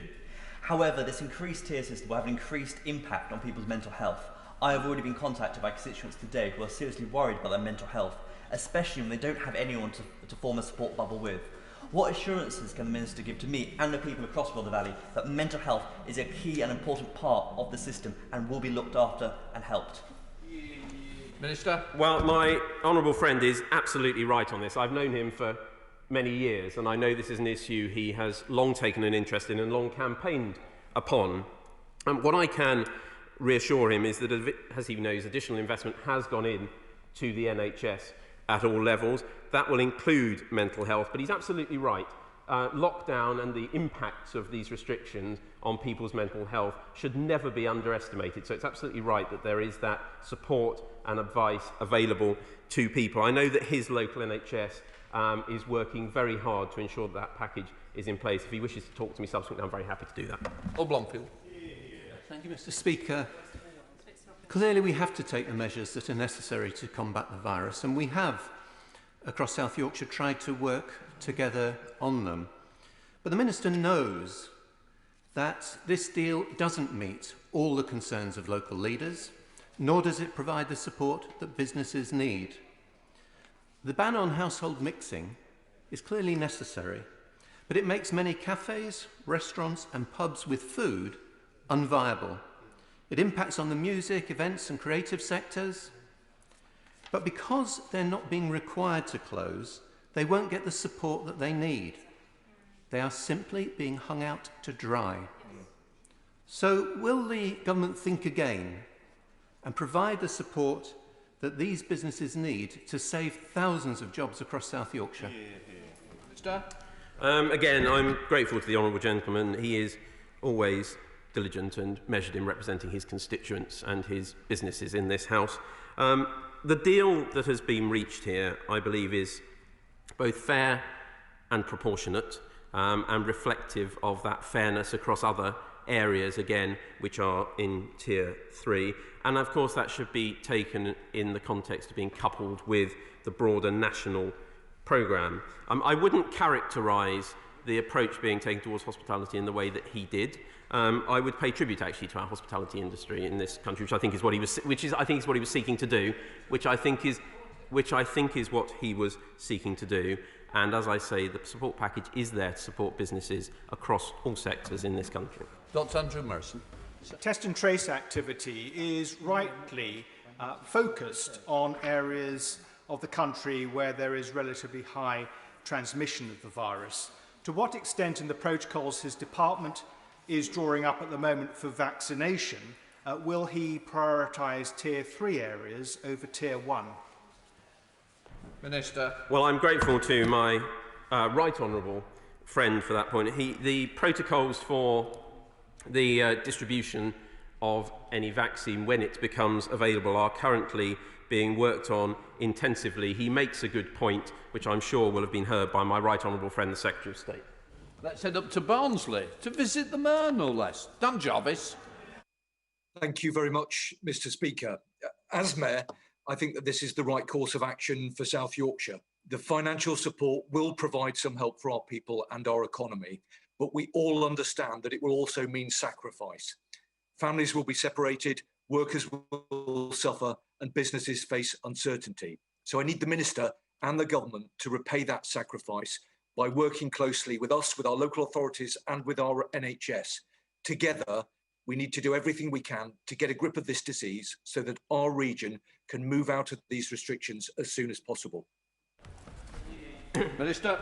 Well, Mr. Speaker, I reiterate the tribute I paid to the honourable gentleman for his approach throughout this. It is abundantly clear that he, like all of his colleagues, have the best interests of his region at heart and have worked constructively throughout this process to get the right health and economic outcome for his area. I can give him absolutely that commitment. Of course, I and my colleagues look forward to continued close working and cooperation with him as we move forward to beat this disease in his area.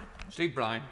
Thank you, sir. The three-tiered local approach has to be right, and I pay tribute, as the Minister just did, to the cool heads of some local leaders for working with ministers so sensibly. But surely people in South Yorkshire and elsewhere need to know where they're at and be confident the goalposts won't move. So can the Minister please comment on stories this morning that plans are being worked up by the CMO for local, not national, local 3-week circuit break lockdowns in Tier 2 and Tier 3 areas? Minister.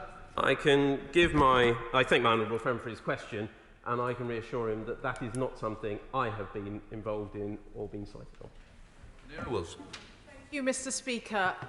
Public trust in the midst of a public health emergency is absolutely critical.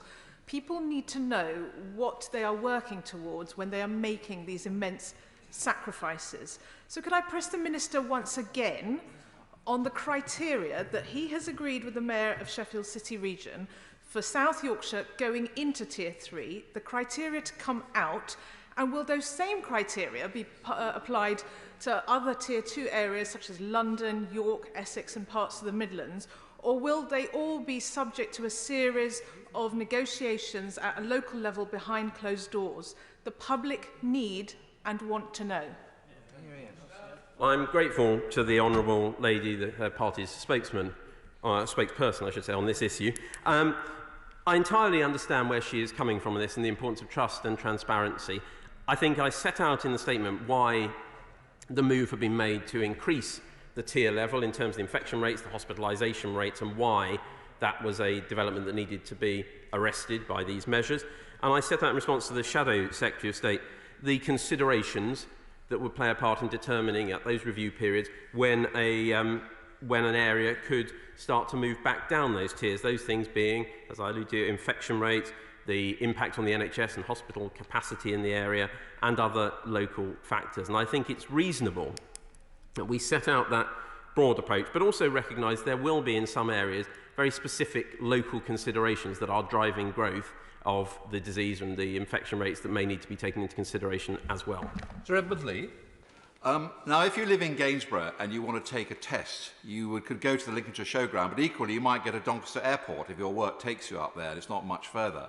Now, there's a mystery about infection rates in West Lindsey because they're higher than all the surrounding areas, despite the fact that we have no university, we're a rural area, no large hospital. And I suspect the figures are being corrupted because the large local testing site is at the Lincolnshire Showground, and probably cases are coming in from outside and they're figuring in West Lindsey figures. Now, all this is important, not just for South Yorkshire, but for everywhere else, because if these figures are wrong, how can we rely on them?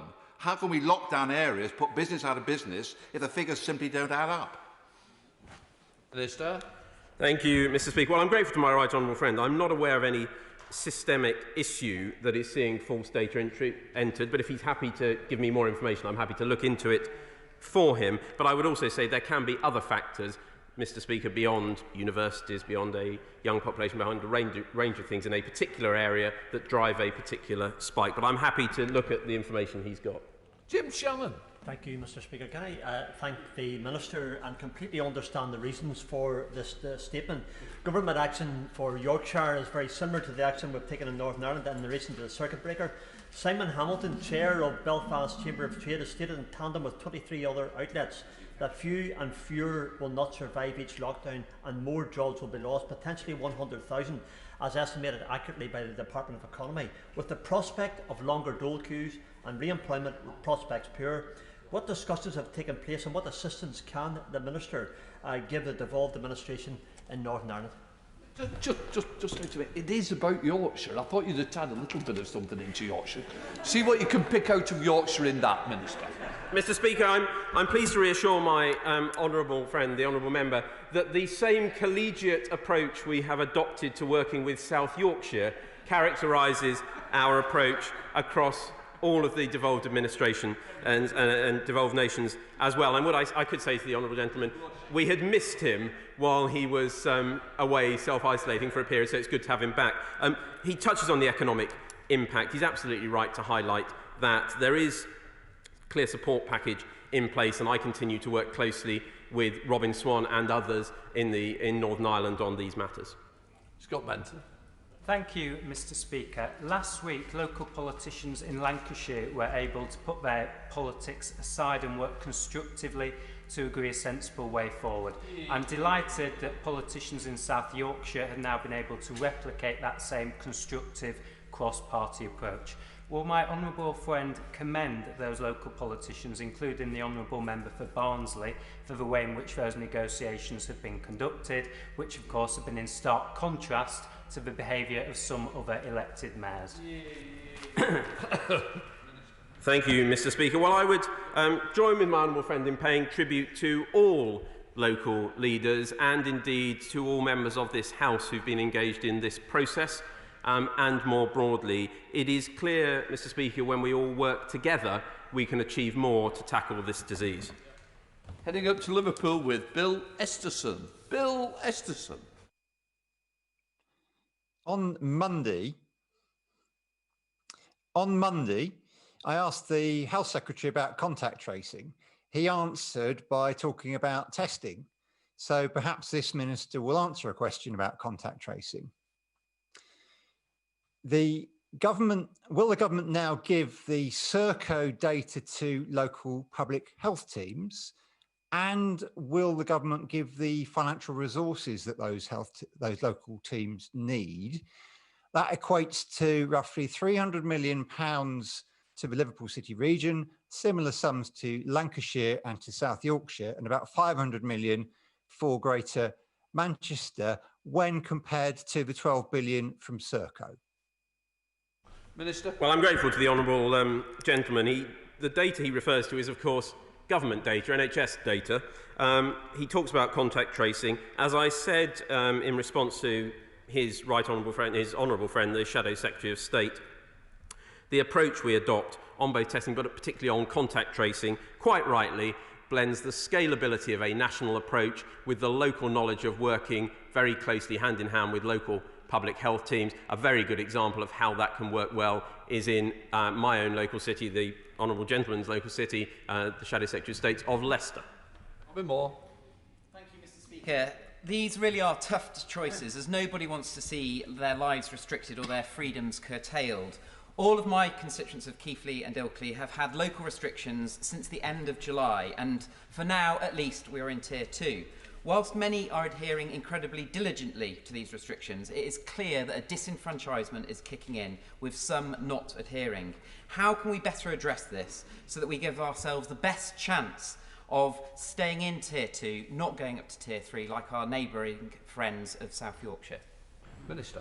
Thank you, Mr. Speaker. Well, it's very important that everyone continues to adhere to the rules put in place for the tier in which their area sits. Those rules are in place to protect public health and bring the infection rate down. But I would finally comment on that, of course, it's important, and I think it was the Liberal Democrats spokesperson who mentioned this, in terms of trust and building trust and consent. It's very important that we work closely with local leaders and with local members of Parliament, and I come to this House, as I have done today, to obtain that consent and give that transparency so people are more likely to comply. Rachel Maskell. Thank you, Mr. Speaker. I note the agreement reached in South Yorkshire and fear that York is rapidly heading in the same direction with the sharp increase in infection. Does the Minister recognise that each local authority does have different economies, different complexities and different vulnerabilities?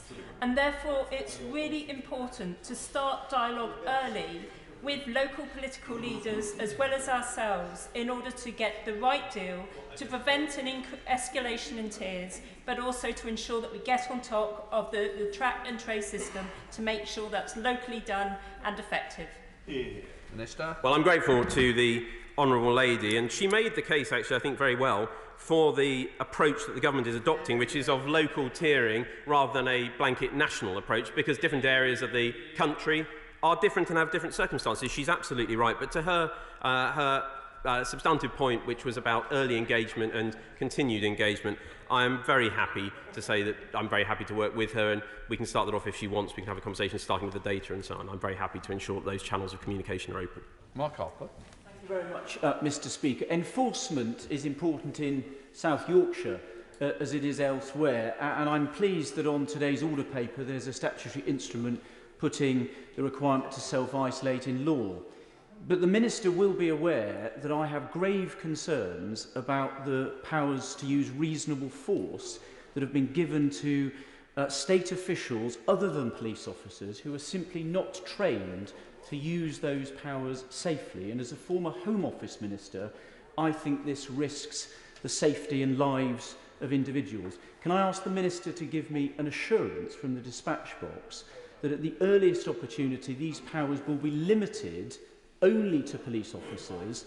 If he can't give me that assurance, I regret to say I will be unable to support the measures on today's order paper. Minister.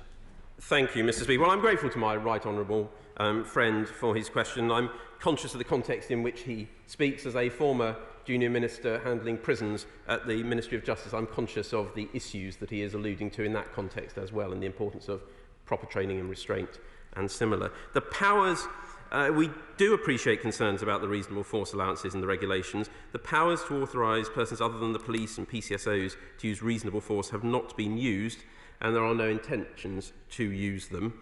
But he does make his point well, as always, and we are urgently reviewing these powers given the concerns that he and others have raised around proportionality of enforcement. Heading up to Greater Manchester with Barbara Keeley. Barbara Keeley.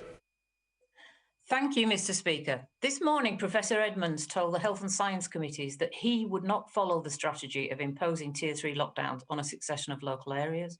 He said it would keep the R number around 1, meaning that the high rate of incidence we already have in those areas, with hospitals under strain, would just continue. Instead, a short circuit breaker having Tier 3 restrictions everywhere now is what we were told would bring case rates down. If this is the advice being given to the government, why are they pursuing damaging restrictions on areas like South Yorkshire and Greater Manchester with inadequate financial support and which are unlikely to bring cases down? Minister.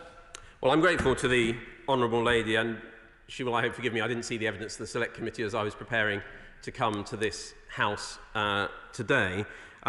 However, as she will be aware, the Sage paper that was published recently in referring to so-called local circuit breaker lockdowns did not say it was a one-off and this would solve the problem.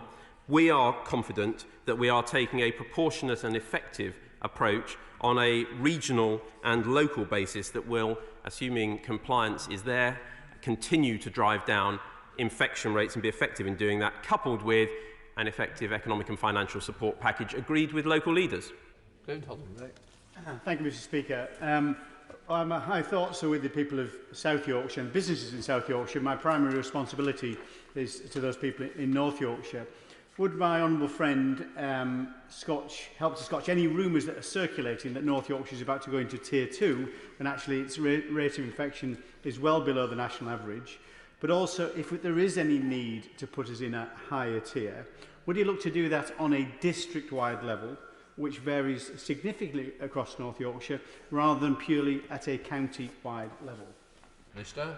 Thank you, Mr. Speaker. Well, I'm grateful to my honourable friend for his question. If I recall correctly, I believe that my right honourable friend, the Secretary of State, was able to offer him that reassurance relatively recently in this House in respect of the approach that he was looking to take in that context, and that still stands.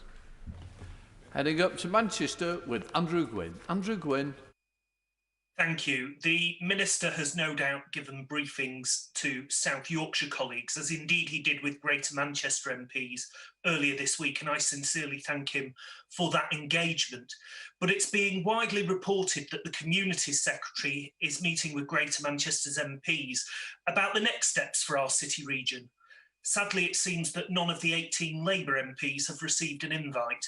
Is this an accidental oversight, or further evidence of increasing ambivalence towards our city region? Minister. Well, I can reassure the honourable gentleman there is no ambivalence towards his city region. There is a deep respect and affection across this House for that region and the people who live there.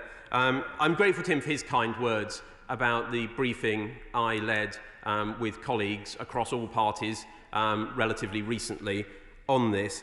I am happy to look into the specific question he raises about being briefed by the local government secretary. Jacob, yeah. Thank you, Mr. Speaker, and I wish to pay tribute to the Mayor of South Yorkshire, the member for Barnsley Central, for working with the government constructively and showing proper northern leadership in the interests of public health. And can the Minister confirm that when other areas face changes in local restrictions, he and his department will continue to work with local leaders and members of Parliament? And can he also confirm that there are no plans to move the Tees Valley and specifically Redcar and Cleveland, where we've seen our cases drop recently, into Tier 3? Well, I'm grateful to my honourable friend. He's absolutely right to talk about the importance of local leadership and local engagement. Local people, local leaders and local members of Parliament know their area best. So it is absolutely right that we continue to engage very closely with all of them, and I join him in paying tribute to the work that's been done in that respect recently. In respect of his final point, I'm not aware of any such proposition. Heading up to Scotland with Alison Thewlis. Alison Thewlis. Thank you, Mr. Speaker. People in South Yorkshire, as well as my constituency of Glasgow Central, struggle to make ends meet on the UK government's pretend-8 living wage, which falls far below the level of the real living wage.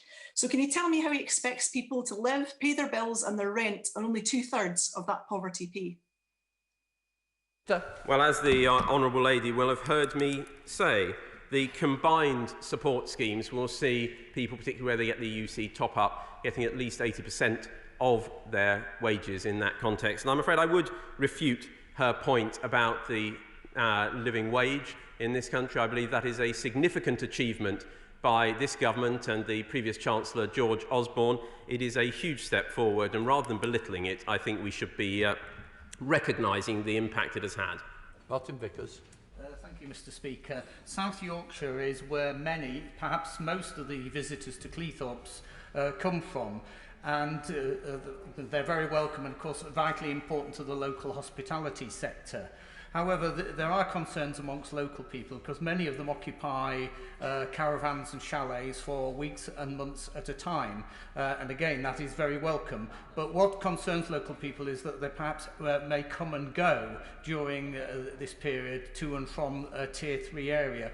What support can the government offer to the local authorities to monitor this? Minister. Well, I'm grateful to the honourable gentleman. He highlights an important point, and we've been clear that those people in Tier 3 areas should not undertake that travel in and out unnecessarily, and that they should abide by the rules of the area in which they live rather than travelling to another area and applying the rules of that area. The rules apply on the basis of the area in which you live. Meg Hillier. Thank you, Mr. Speaker. One of the big concerns about these local lockdowns in South Yorkshire and elsewhere is if there isn't enough money to support businesses to survive, there will be a longer-term impact on the economy and on individual livelihoods if that's not got right. But specifically for the Health Minister, well, that has a big impact on public health. One of the biggest concerns is the loneliness of people living in single households and the impact on their mental health. So another area of spending, and I hope that the Minister can answer this very directly, is how is the Minister looking ahead to make sure that there isn't a long-term on-cost to the health service of this misery for people who are left alone and unable now to mix in households in South Yorkshire and other areas with hard lockdowns? Well, the Honourable Lady makes a very important point around loneliness and mental health impact of this. She'll be aware that the support bubbles still exist, but she goes, I think, to a broader point, which is that mental health support and the long-term mental health support. As I referred to in my answer to my honourable friend, I think the member for Rother Valley, we have invested heavily in the NHS. That will include funding for mental health support services and mental health services. But she's absolutely right. It's not just about funding it during this pandemic. It's about being aware of the long-term needs and impacts. And I'm happy to give her the commitment. We will look at exactly that very, very carefully in the months and years ahead. Matt Vickers. Thank you, Mr. Speaker. These tough measures will have a huge impact on the lives of local people. Can my honourable friend assure me that they will do everything they can to provide an extensive package of support to local people, businesses and councils, and that his department will continue to do everything they can to avoid the need for such a lockdown in Stockley South? Minister. I can give my honourable friend exactly that assurance, sir. We now head to Tim Farron.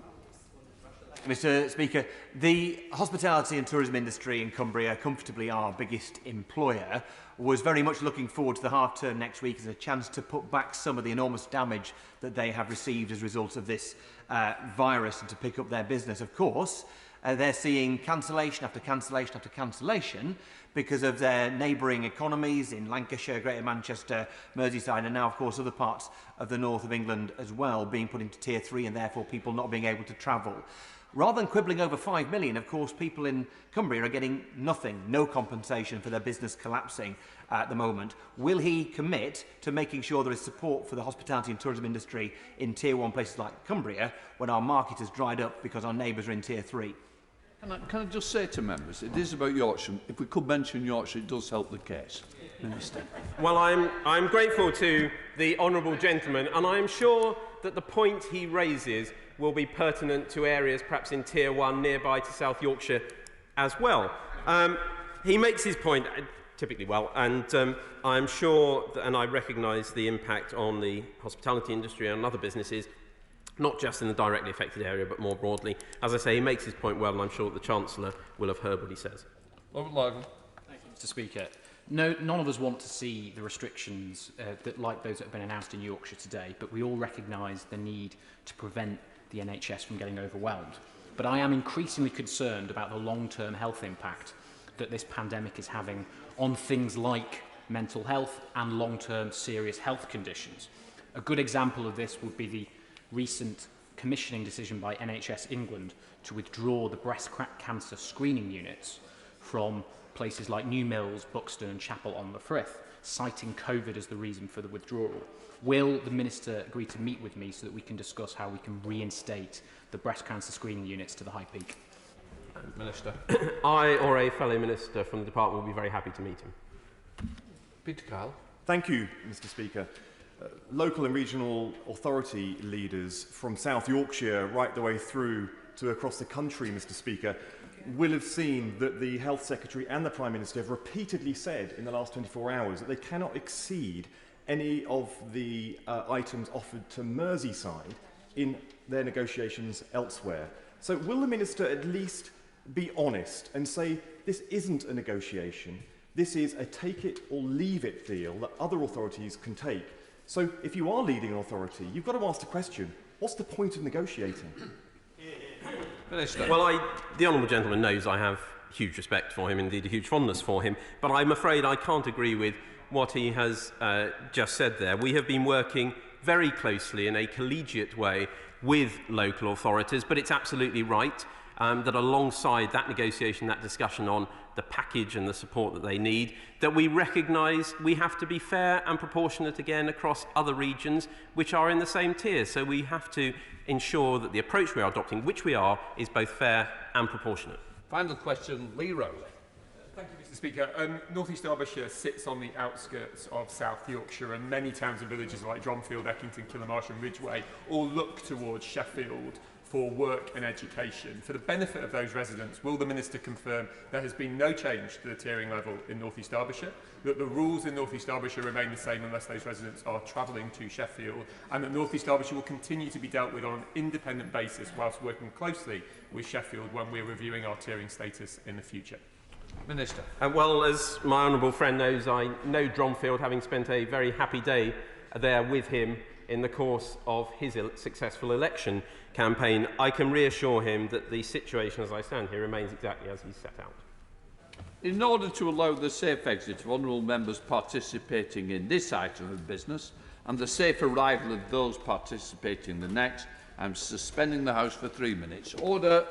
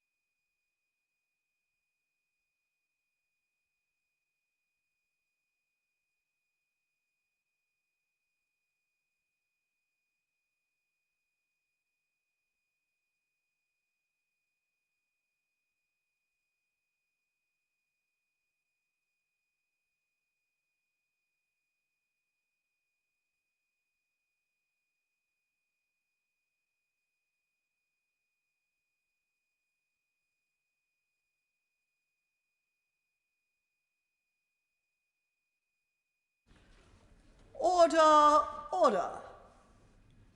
Presentation of Bill, Chancellor of the Exchequer. Financial Services Bill. Second reading, what day? Tomorrow. Tomorrow. We now come to the 10-minute rule motion. Mr. Andrew Griffith. Thank you, Madam Deputy Speaker. I beg to move that leave be given to bring in a bill to make vehicle registration offences under the Vehicle Excise and Registration Act 1994 attract driving record penalty points and for connected purposes.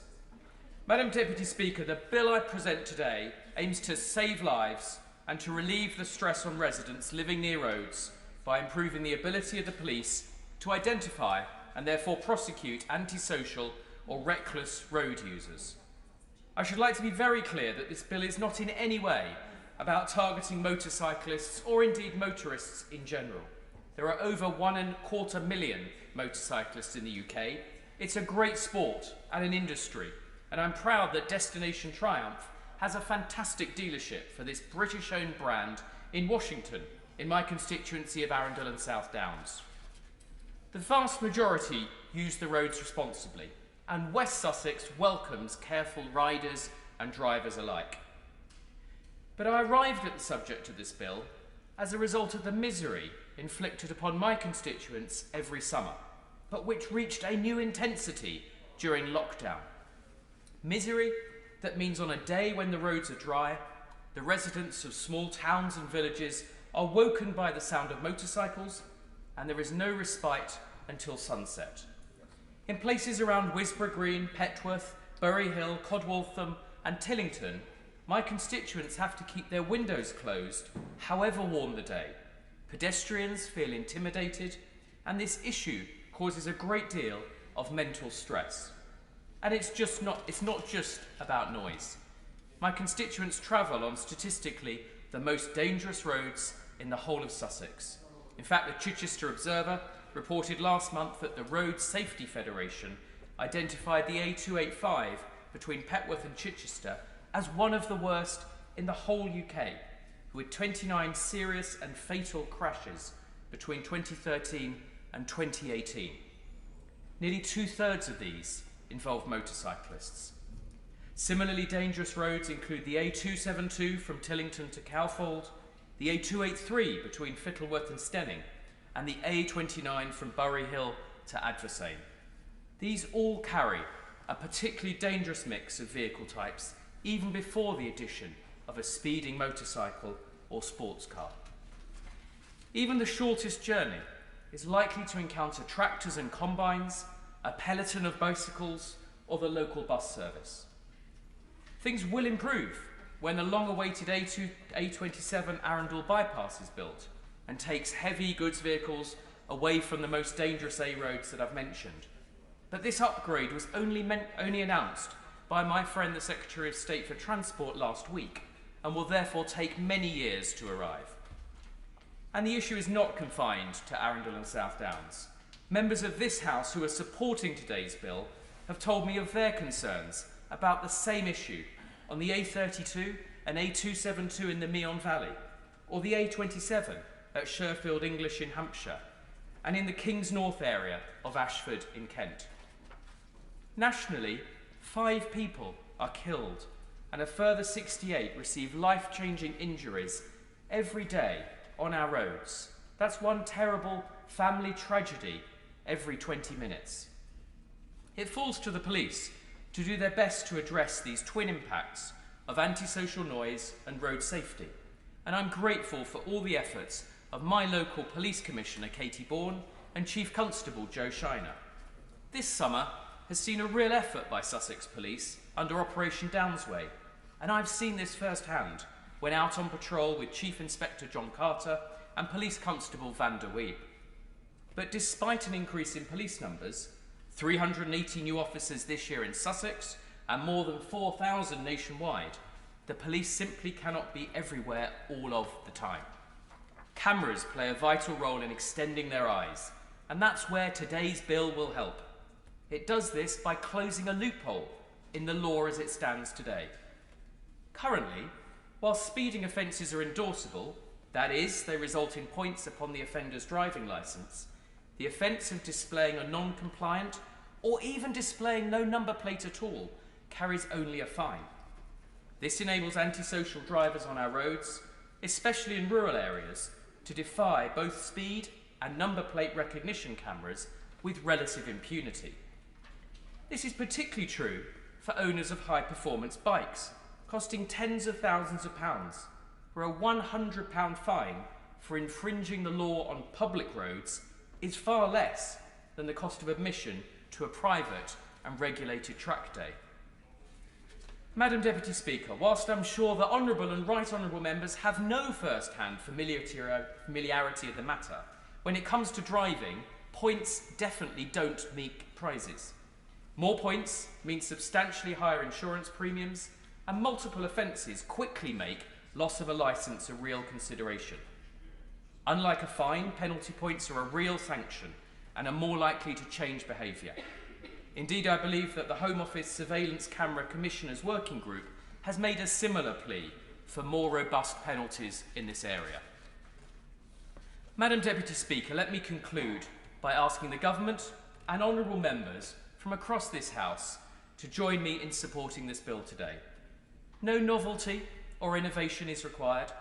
It marries an existing offence with an existing sanction that is a tried and tested part of the motoring statute book. It's a measure that has support from the police and residents alike. It is clear and simple and does exactly what it says on the tin. I'm therefore pleased to commend this bill to the House. The question is that the honourable member have leave to bring in the bill. As many as that opinion say aye. Aye. Of the contrary, no.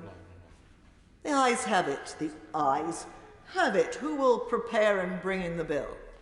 Andrew Mitchell, Bob Blackman, Caroline Noakes, Damien Green, Damien Hines, Flick Drummond, Henry Smith, James Sunderland, Mike Penning, Sir Peter Bottomley, Tim Lawton and myself, Madam Deputy Speaker.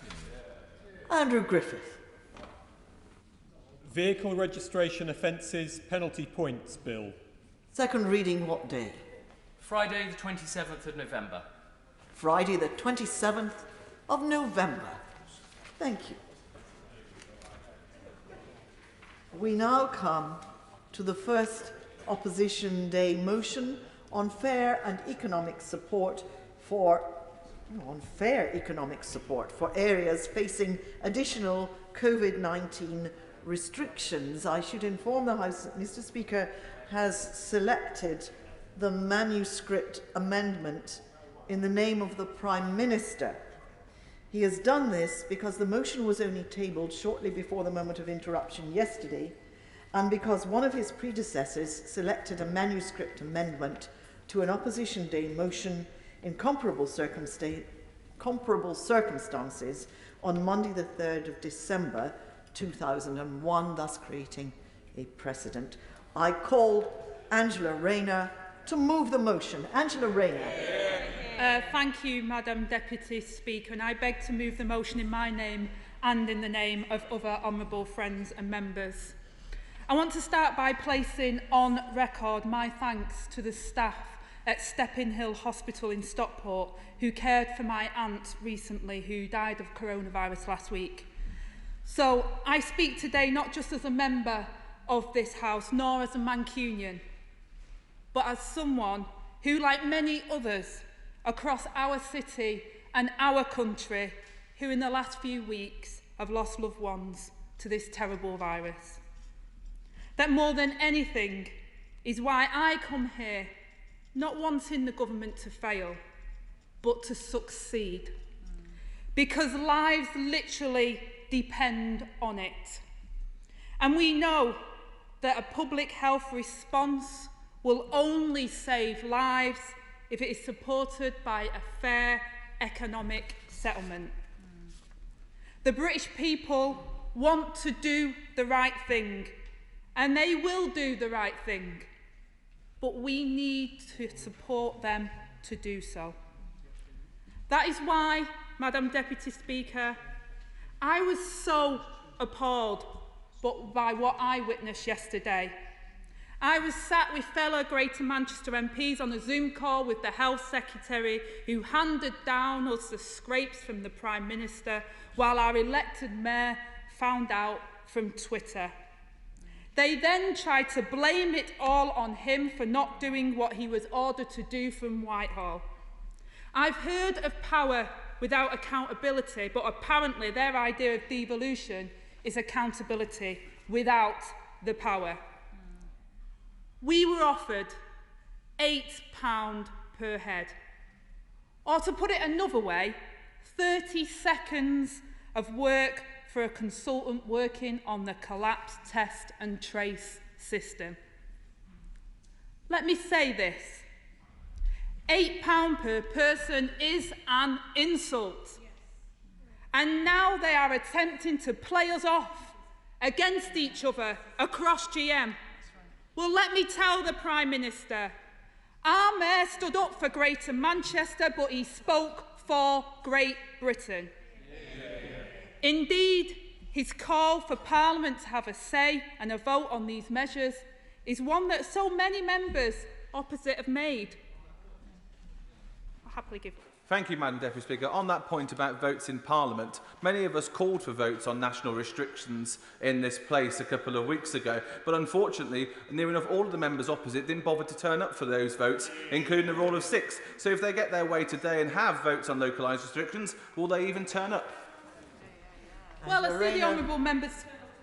He does the right thing and supports people with an economic package so that people can do the right things and we can save people's lives across Greater Manchester and the whole of this country. So I hope the honourable member supports us in the lobby tonight and does the right thing. The government have not given us the chance to have our say, Madam Deputy Speaker. So today we are giving the House the chance to do so. Our motion calls for the government to bring forward fair national criteria for financial support in areas facing additional restrictions and provides for members to have a vote on that criteria. Yeah. I congratulate my honourable friend for making some excellent points in her speech. Given that the current government strategy to deal with the pandemic is not working, does my honourable friend agree that rather than using divisive tactics and treating regions of our nation with utter contempt, the Prime Minister needs to adopt a united one-nation approach? And also, does she agree with me that if we want to impose stricter measures, then we need to provide support to individuals and businesses? We cannot have lockdown on the cheap.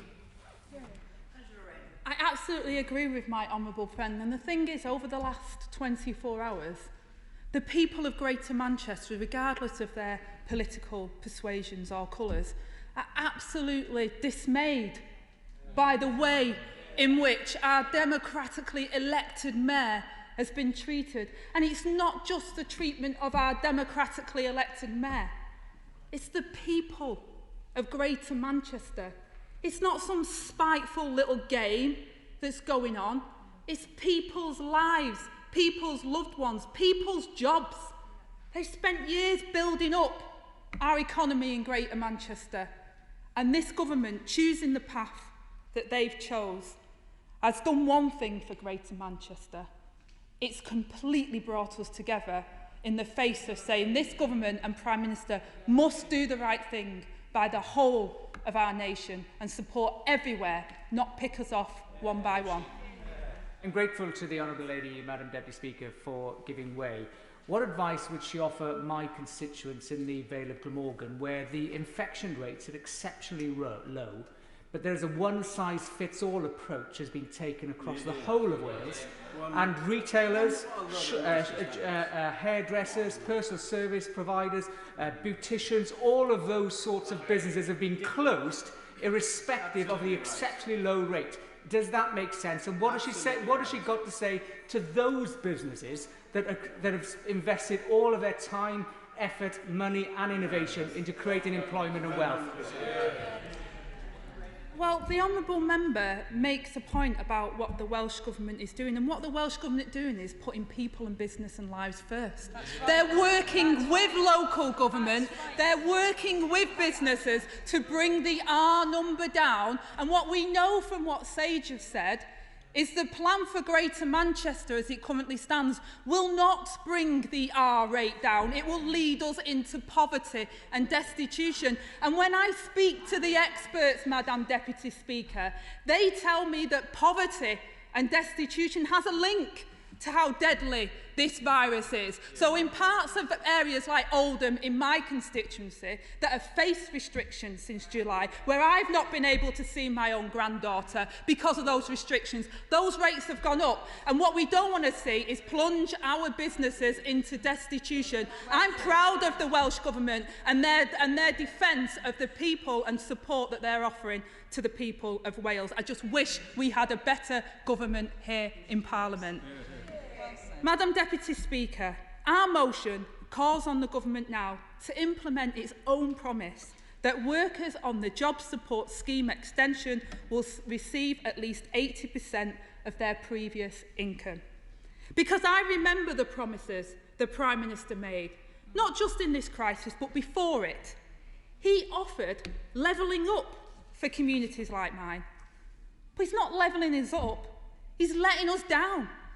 Under Thatcher, we were consigned to managed decline. Now it feels like mismanaged decline.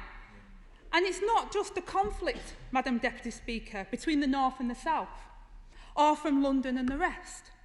The elected leaders of our nations, cities, regions and countries have been treated with the same contempt from Wales to Wigan. I thank the Honourable Lady for giving way, and I pass on the condolences of the Scottish National Party on the loss of her aunt to her and her family. Now, we're not in a position to field a front bench spokesperson today, and that might have been easier if the Government had allowed us virtual participation, but I can confirm we will support the official opposition in the division lobbies this evening, precisely because of the point she's making about the need for support across the UK. Any enhanced package that is provided to Liverpool, Greater Manchester, South Yorkshire must attract consequentials above what has already been guaranteed to Scotland. Scottish businesses are looking at the additional package of support that the UK Government has found for these English regions and expect additional funding to be delivered to Scotland. Does she agree that that should happen both for Scotland and the other devolved administrations? I thank the Honourable Member for his contribution. I absolutely agree. And I agree that all our nations, all our regions, the whole of Great Britain has to come together, because this virus is a challenge for all of us, and we cannot treat people in different parts of our country and our nations disproportionately and disgracefully. Madam Deputy Speaker, in Greater Manchester, we were promised a powerhouse, but what we have at the moment is a power grab. Even here in London, just this week, they have threatened to seize control of the tube. We now have a Prime Minister so determined to punish a Labour mayor that he wants to whack a transport tax on his own constituents. Yet they still refuse to take the decisive national action that is needed. Instead, they have tried to play people off against each other, divide and misrule. And I'm very sorry to hear about her aunt. Will she be straight and honest with the British citizens when she talks about a national lockdown? Isn't it the reality, if you read the Sage paper, they say it might take multiple circuit breakers to bring keep this virus at low levels? Isn't that the reality? And will she be clear about the impact that would have on jobs and businesses in this country? You see, the Honourable Member invites me to be clear and honest, and the one thing that probably most people know is I tell it how it is, and I've always have. And I can be clear and honest with the Honourable Member that the Prime Minister plan as it currently stands will not protect the people of Greater Manchester and will plunge us into more poverty. We've seen the evidence that says that, and I can promise the honourable member and honourable members across this House, the Labour Party will always put the people first and the protection and security of the people first. I ask the honourable member to get the Prime Minister to do the same thing instead of playing party politics with people's lives and people's livelihoods. Today, this House can vote for a fair deal for all and to end these political games. No more will the House Secretary have to tour the country like a pound shop Noel Edmonds announcing deal or no deal. And they can honour their own promises that every worker facing hardship on the job support scheme will get at least 80% of their previous income. Because what is good enough for the office worker in the City of London is good enough for the caterer in the City of Manchester.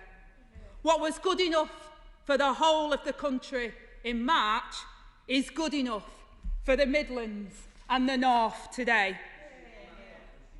We're trying to hold them to their own promises, Madam Deputy Speaker. Businesses need consistency and that promise honoured. The Prime Minister told the House on the 14th of October, whatever happens, a combination of the job support scheme and the universal credit will mean that nobody gets less than 93% of their current income. Then he said those on low incomes will get at least 80% of their income. Perhaps he can tell that to the waitress in my constituency who earn £9 an hour on a 32-hour week serving in a central Manchester bar that has now closed. The Resolution Foundation have shown that she will end up with less than 70% of that wage under the government's current plan. So the government is telling my constituent to survive on less than the minimum wage for months, because the government can't tell us when an area will leave Tier 3 and how these restrictions will be lifted. Yeah, happy to give way. I'm very grateful to her for giving way and thank her for the case she's making. Is she interested, as I am, that not a single one of the interventions that she's faced from the Conservative side has actually been relevant to the motion that we're debating? They all seem to be dragging us back on to the Labour Party policy, rather than actually standing up for the financial settlement that they're offering to Manchester and that we know will be going to so many other areas. So can she help me in inviting them to actually speak about the 80% that we're trying to ensure is in some of the most impoverished people, some of the most impoverished workers' pockets, rather than trying to change this debate into the one they want to have? I thank the honourable member for his contribution, and I'll go a little bit further and compliment some of the members opposite who have stood up as part of Greater Manchester, and I will be incredibly disappointed if what I've seen over the last 24-hour results in it becoming a party political fight. Because in Greater Manchester, despite what the Prime Minister and the House Secretary was trying to suggest, we were united in trying to support our citizens across the conurbation in doing the right thing, bringing the virus rate down and supporting our economy. I hope we can continue to do that. I hope we don't get distracted by messages that are not in regards to this motion. And I absolutely hope the Prime Minister does the right thing, because this is not just about Greater Manchester. This is coming to a town near you. So many areas now, the R number is increasing. So many areas are in Tier 2. So many areas are going to go into Tier 3. So this is a marker to ensure that our economy survives through these problems. On that very point about coming to a town near you, well, it's coming to cities and towns in the Sheffield City region has been announced today. Can we say that the package of assistance is totally inadequate? It is nothing like the leaders and the mayor asked for. It is exactly the same as been offered to others. It's a standard package. It's not locally negotiated, it's a standard package. As the leader of Rotherham said, they put lots of civil servants into a room with us to tell us what we couldn't have. That's actually what's been happening in the negotiations. I thank the honourable member for his insight, and many of the local leaders who I've heard from have said that it's felt like they've been blackmailed into taking and pressurised into taking a deal. And Greater Manchester and the Mayor of Greater Manchester wasn't just trying to arbitrarily get more than somewhere else. We put a package together based on the needs of our city, based on the needs of our conurbation, based on the needs of our lowest paid and those businesses that needed the support. It wasn't a bargaining chip to get this or that. It was about making sure that there was a floor that meant that people were given the support that, by the way, this government promised. This government promised that support, and we're just asking them to keep to their promise. I'll give way. I thank my honourable friend for giving way. Does she agree with me that it is grossly unfair that whilst the Prime Minister reportedly is complaining about not being able to live off 150k a year, he's expecting my constituents in Nottingham and all of our constituents in this House to live off 2/3 of the minimum wage unless a proper economic settlement is provided? I thank my honourable friend for her contribution, and you know, people might grunt on the opposite benches, but the honourable member was a care worker like myself before coming into Parliament and knows exactly how people on the minimum wage feel, and I commend her for standing up for her constituents and not leaving them behind like many members opposite seem to be doing now. Even with 2/3 wage support under the Job Support Scheme extension, it's only available, Madam Deputy Speaker, to businesses legally required to close. Someone who works for a firm that is not required to close, but whose business is severely impacted as a result of the restrictions, for example, a brewery supplying pubs which have to close, gets absolutely nothing. On that point, I'm very grateful to my honourable friend who is making a very excellent contribution and highlighting the points. Would she agree with me that much of the debate is around Tier 3 support, and not to say that Tier 2 actually have no support whatsoever, emphasising the point she makes? I thank my honourable member for his intervention, and I absolutely agree. And the honourable member opposite who keeps chuntering, you had your chance, mate. Let other people in. Madam Deputy Speaker, for hundreds of years, Mancunians have been told to know our place, but we've never listened. From the People's History Museum, the Mechanics Institute, our science and industry and women's suffrage, we will not be told what our place is, and we will not be bullied into taking it. We are proud of our history and proud of our collective contribution to our great country, and determined to build a great future together. But this is not just about Greater Manchester. This is about all of us. We will not be picked off one by one, offered the crumbs when we helped bake the loaf. We deserve a fair slice, and our people deserve a government willing to protect them, to do as the Chancellor had promised, whatever it takes. In recent days, it has been Lancashire, Liverpool and Greater Manchester. Next week and in the weeks ahead, it will be communities in other parts of the country that find themselves in Tier 3. If the government is prepared to willfully inflict so much harm on its own people in the middle of a pandemic in one part of the country, then they will do it to people elsewhere as well. We are staring down the barrel of a bleak winter because the government have lost control of the virus. Infections are rising. Hospital admissions are rising. Deaths, tragically, are rising. The testing system is collapsed. People and business across the country will be anxious that they won't be able to make ends meet and put food on the table. Our motion today will ensure a fair national deal for the country.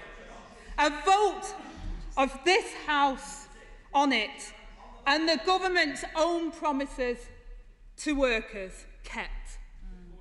Madam Deputy Speaker, I commend this motion to the House. The question is, no, don't heckle when I'm on my feet. The question is, as on the order paper, I call Steve Barclay to move the amendment. Thank you, Madam Deputy Speaker, and may I begin by expressing my condolences and condolences of our colleagues on this side of the House to the Honourable Lady for the loss of her aunt.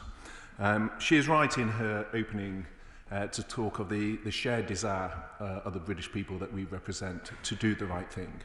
And it is why all members of this House want to protect the lives of our, not just family members, but our constituents, and balance the actions needed to do so with protecting jobs and businesses. And the best way to make good for the workers referenced in the Right Honourable Lady's motion is to reduce the spread of the virus through targeted action. And that is why, Madam Deputy Speaker, the Prime Minister was right to outline a balanced approach, taking the difficult decisions to save lives and keep the R rate down, while doing everything in our power to protect the jobs and livelihoods of the British people. Indeed, the Deputy Chief Medical Officer said just yesterday, when supporting this tiered regional approach, that it would be, and I quote, inappropriate to enforce a national circuit breaker, which would, quote, not be consistent with the epidemiological picture. And in fact, I will end in fact, the Shadow Health Secretary, to be fair, was right to also talk about the wider damage of a national lockdown to our economy and society. Of course, I'll give way. I'm grateful to Madam Deputy Speaker, to my right honourable friend, for giving way. The evidence from the Deputy Chief Medical Officer in England is quite stark, and the statements really make people pay attention. Has he seen any contra-evidence from the Welsh Government that suggests a one-size-fits-all, where my constituents in the Vale of Glamorgan have to face lockdown of all businesses, as we did in March, in spite of having exceptionally low levels of infection rates? Well, I think what was very clear from what the Deputy Chief Medical Officer said was the importance of targeted action, and I think there has been concern in respect of the Welsh Government. But again, I recognise all leaders are balancing these decisions, and these are difficult decisions, and that's why I pay tribute to the leadership in Liverpool, in Lancashire, in South Yorkshire, that have actually worked constructively with the government. Of course, I could wait. Today is the anniversary of the terrible events at Aberfan, and none of us will ever forget in Wales. Can I say I'm enormously grateful to the Minister for providing the £2.5 million for the moving of the tip in Tylerstown. I hope that's just a down payment on the rest of the money that's going to come. But can I just ask him whether all the other financial awards that have been made to Manchester and Lancashire and other parts in England are going to have the Barnett formula applied to them, so that there is additional money coming to Wales? Because my biggest fear is there are so many businesses and individual tradespeople who simply cannot afford to take a fortnight off to self-isolate unless there's financial support for them. Well, firstly, the Honourable Gentleman is right to recognise the importance of today and a national tragedy that unites us all. And as I said to him last time, I'm very keen to work with him constructively, as I know he is, in how we take that work forward. In fact, later today, I have a call with the Finance Ministers for the Scottish, Welsh, Northern Ireland administration, so I will be able to talk further about that. But he will know, as I think a fellow unionist, one of the advantages as we have gone through the pandemic has been the broad shoulders we've been able to apply as a United Kingdom around the various business support and job support measures. And so what is announced for England is subject to the usual Barnett process, and I'll be discussing that. But we have also tried, if I just finish this point and then I'll come on and then I'll make some progress. But on this point, I think it is important because one of the concerns, I think, of members across the House is where decisions are taken in Wales that have an economic impact. And it is important that these decisions are coordinated through the Joint Biosecurity Centre in order that a consistent scientific approach, because I think that is the key issue that a number of members have concerns about. Of course, I agree. I'm very grateful to him for giving way. He was, a moment ago, suggesting that the Mayor of Manchester hadn't been constructive. He praised how constructive the mayors that had come to an agreement with him were.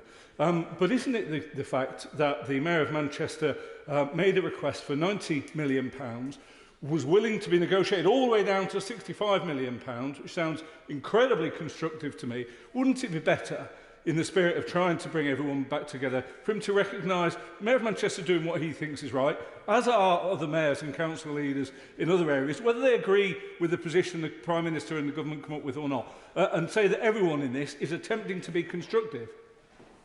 Well, Madam Speaker, I was making a very factual point which picked up on the opening remarks of the Right Honourable Lady. The Mayor of Manchester, in his discussions with government, expressly said Manchester should be treated differently to the other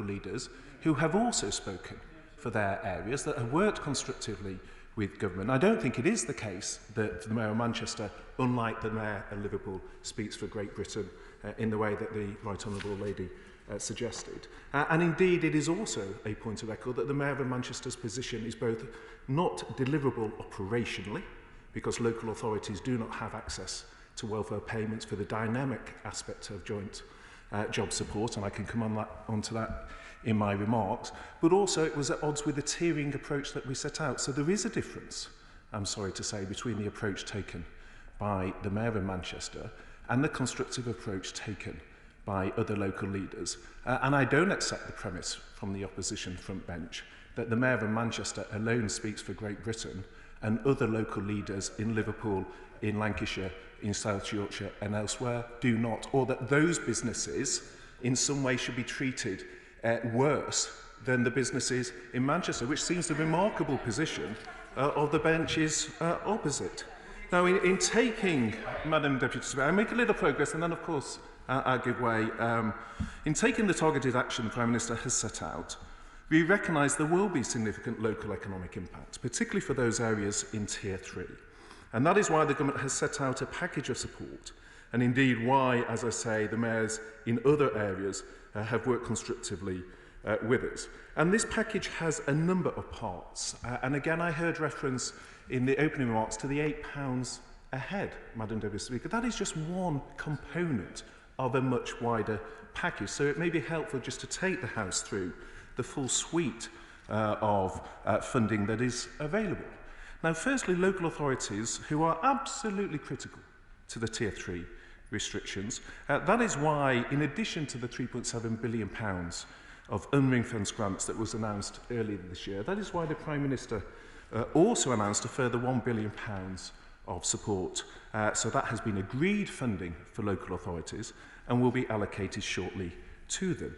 Now, in addition to that, local authorities in Tier 3 areas will receive a further £8 per head in respect of public health measures specifically linked to enforcement within the Outbreak Management Fund, and that goes alongside other measures such as the availability of military support. Now, that sits in addition to the infection control funding, which the local authorities also have access to, a further £300 million, which will support those localised test and trace services, specifically within Tier 3. And the £1.1 billion, which is to support infection control within the adult social care sector. So before we get on to the discussion around business support, or the discussion around the support for individuals and the job support scheme, it is important, Madam Deputy Speaker, not just to talk about local authority support in terms of £8 per head. That is just one component of a much wider package of support that the Prime Minister has announced. Of course, I go. Thank you, Mr. for giving way. Yes, I welcome the support for local testing, tracking and tracing. It should have been done months ago. That's the reality of the situation. But when the Minister talks about local negotiations, in fact, as I put it to the Health Secretary last night, and he didn't deny this, there aren't negotiations. There is a financial package which the government has decided upon, which has been offered to all areas which have been offered Tier 3 status. It's take it or leave it. There's no extra money going to be negotiated. That's exactly what leaders in South Yorkshire have said. Lots of civil servants in a room telling us what we can't have. That's been the discussions, not negotiations, that have been happening in South Yorkshire in the last few days. Well, there has been a framework that we've used to shape our discussion, but is that not what the motion from the opposition bench, in essence, is calling for? It's calling for a nationalised approach. And in fact, the earlier intervention, just a moment ago from the bench opposite, was calling for the exact opposite. It was calling for the fact that the Mayor of Manchester had a case that was supposedly better than that of the Mayor from Liverpool or South Yorkshire, and so the Mayor of Manchester should be treated in a preferential way to the constituents elsewhere in the northwest. And yet the honourable gentleman, who I know it comes at it very constructively, and I recognise that, and that's always been his approach in the House, but the point is there seems confusion on the benches opposite. Do they want a national approach, or do they want the Mayor of Manchester to be able to negotiate something allegedly on behalf of Great Britain? I didn't think that was his electoral mandate. Of course I'll give way. I thank the Minister. There are many individuals who are not eligible for either the Self-Employed Income Grant Scheme or the Coronavirus Job Retention Scheme.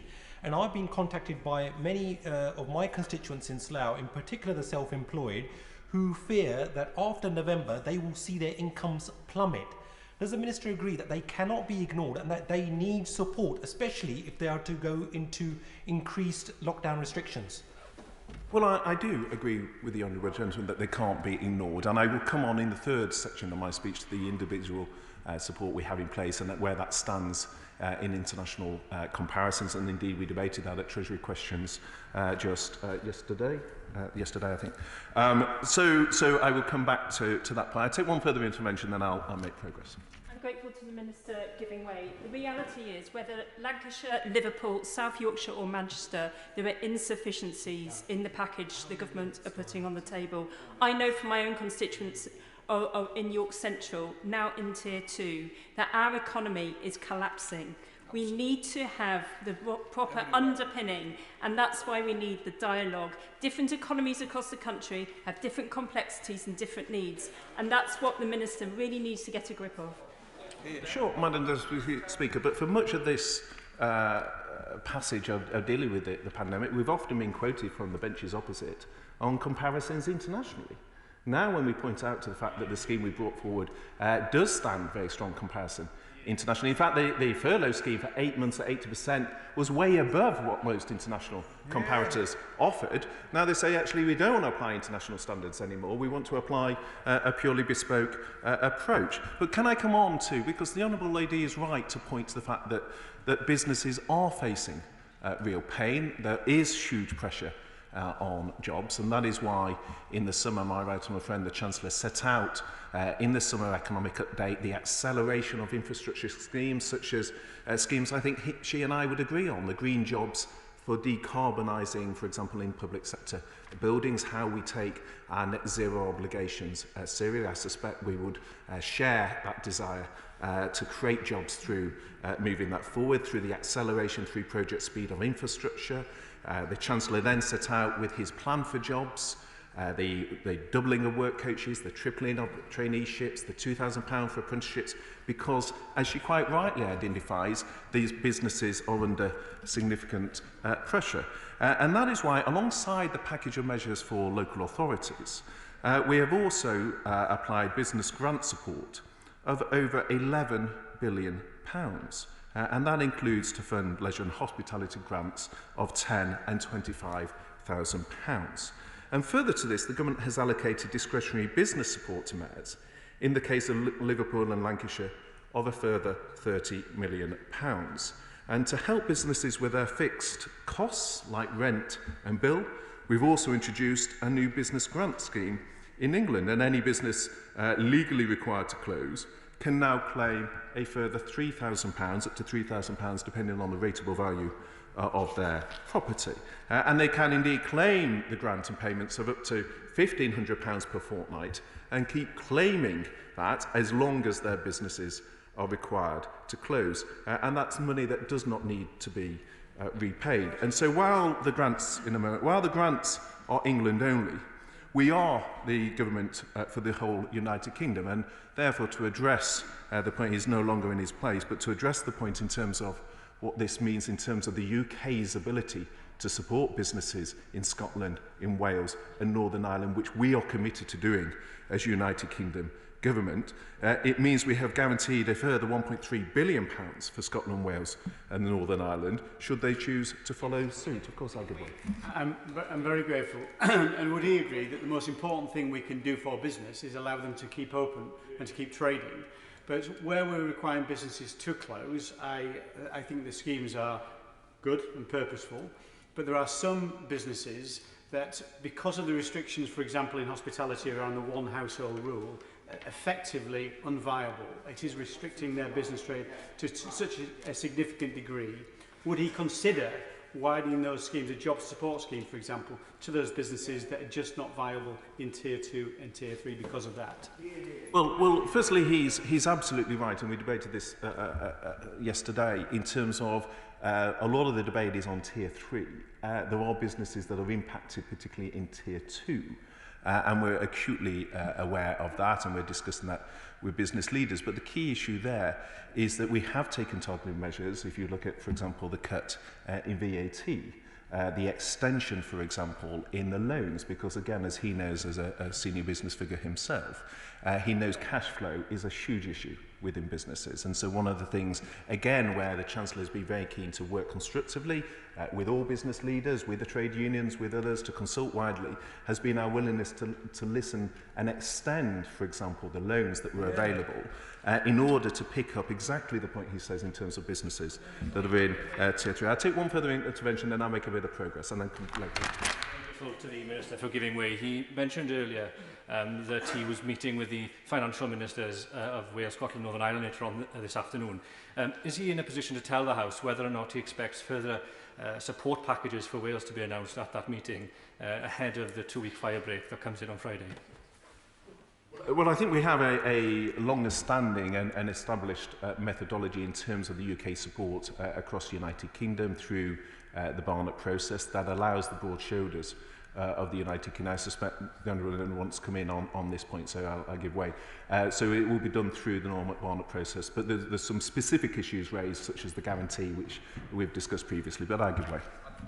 Thank him for giving way, and when he meets with the Finance Secretaries this afternoon, he'll hopefully be able to answer the points that the Scottish Finance Secretary has raised in her letter to the Chancellor this morning, precisely asking for clarification about this, because we welcome the £700 million for support, but it's not clear whether that is purely for business support or whether that is supposed to cover all the additional consequences and costs that come from COVID, including for the health service. So it's important that devolved administrations are given the support they need and any consequences that come from additional funding to the city regions.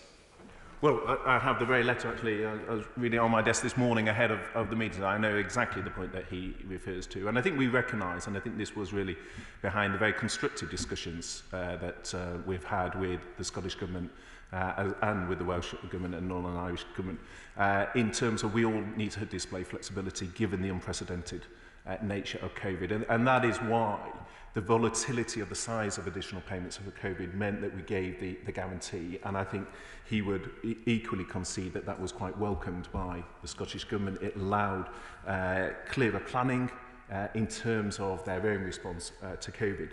But I would make the point, and on this we may disagree, it is the broad shoulders of the United Kingdom that does allow the scale of response from the UK Government that has protected so many jobs and so many businesses in Scotland. Madam Deputy Speaker, I turn to the third area of our government response, which speaks directly to the motion before the House today in terms of individual support. And we recognise that businesses who have been legally required to close, whether in Tier 3 areas or elsewhere, will be able to claim a direct wage subsidy. For people unable to work for 1 week or more, their employer will still pay 2/3 of their normal salary, and the UK Government will cover the cost. The existing furlough scheme continues throughout October, with the new job support scheme available from November, so there will be no break in support for employees. And to give businesses and people certainty, the scheme will run for 6 months through to the spring. The job support scheme is in line with most other major European countries, and to support the lowest paid through the crisis, we have also made our welfare system more generous and more responsive too, with an additional £9 billion of funding. Let me give the House some examples of the job support scheme and how it interacts with universal credit. A single person aged over 25 working full-time on the national living wage and living in a one-bed privately rented flat in Manchester will still receive 92% of their original net income. Likewise, where we have a couple with one child, one working part-time and the other full-time on the national living wage, living in a two-bedroom privately rented house, thanks to the combination of the job support and universal credit, they will receive 90% of their original net income. Now, the question that was never answered by the Mayor of Manchester, Madam Deputy Speaker, was how he would administer a top-up of job support scheme when he doesn't operationally have access to the information that is required in order to dynamically to make the interactions of those payments work. So it is not only the fact that he wanted Manchester to be treated differently to Liverpool and Lancashire, but also he was changing the purpose of the business support payments from one which was directed at supporting businesses in Tier 3 areas to one which was about changes to our welfare provision across the entire United Kingdom. Now, I know many of my honourable and right honourable friends have been engaging constructively with the government during these challenging times. In particular, I'd like to thank my honourable friends, the members for South Ribble, Lee, Penistone and Stocksbridge and Southport.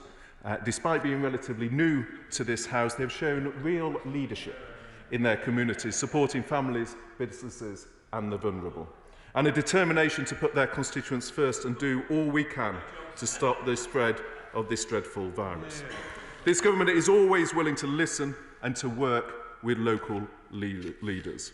Madam Deputy Speaker, the critical point is none of these policies exist in isolation. Taken together as a package, we are providing broad, deep, consistent economic support for areas facing higher restrictions.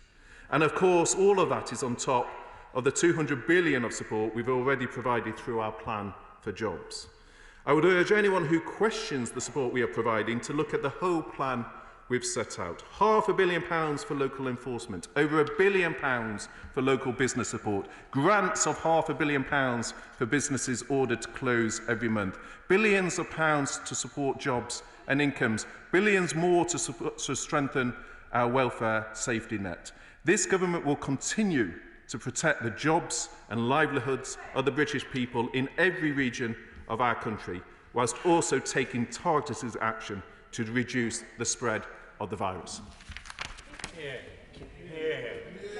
The original question was, as on the order paper, since when an amendment has been proposed as on the order paper. The question is that the original words stand part of the question.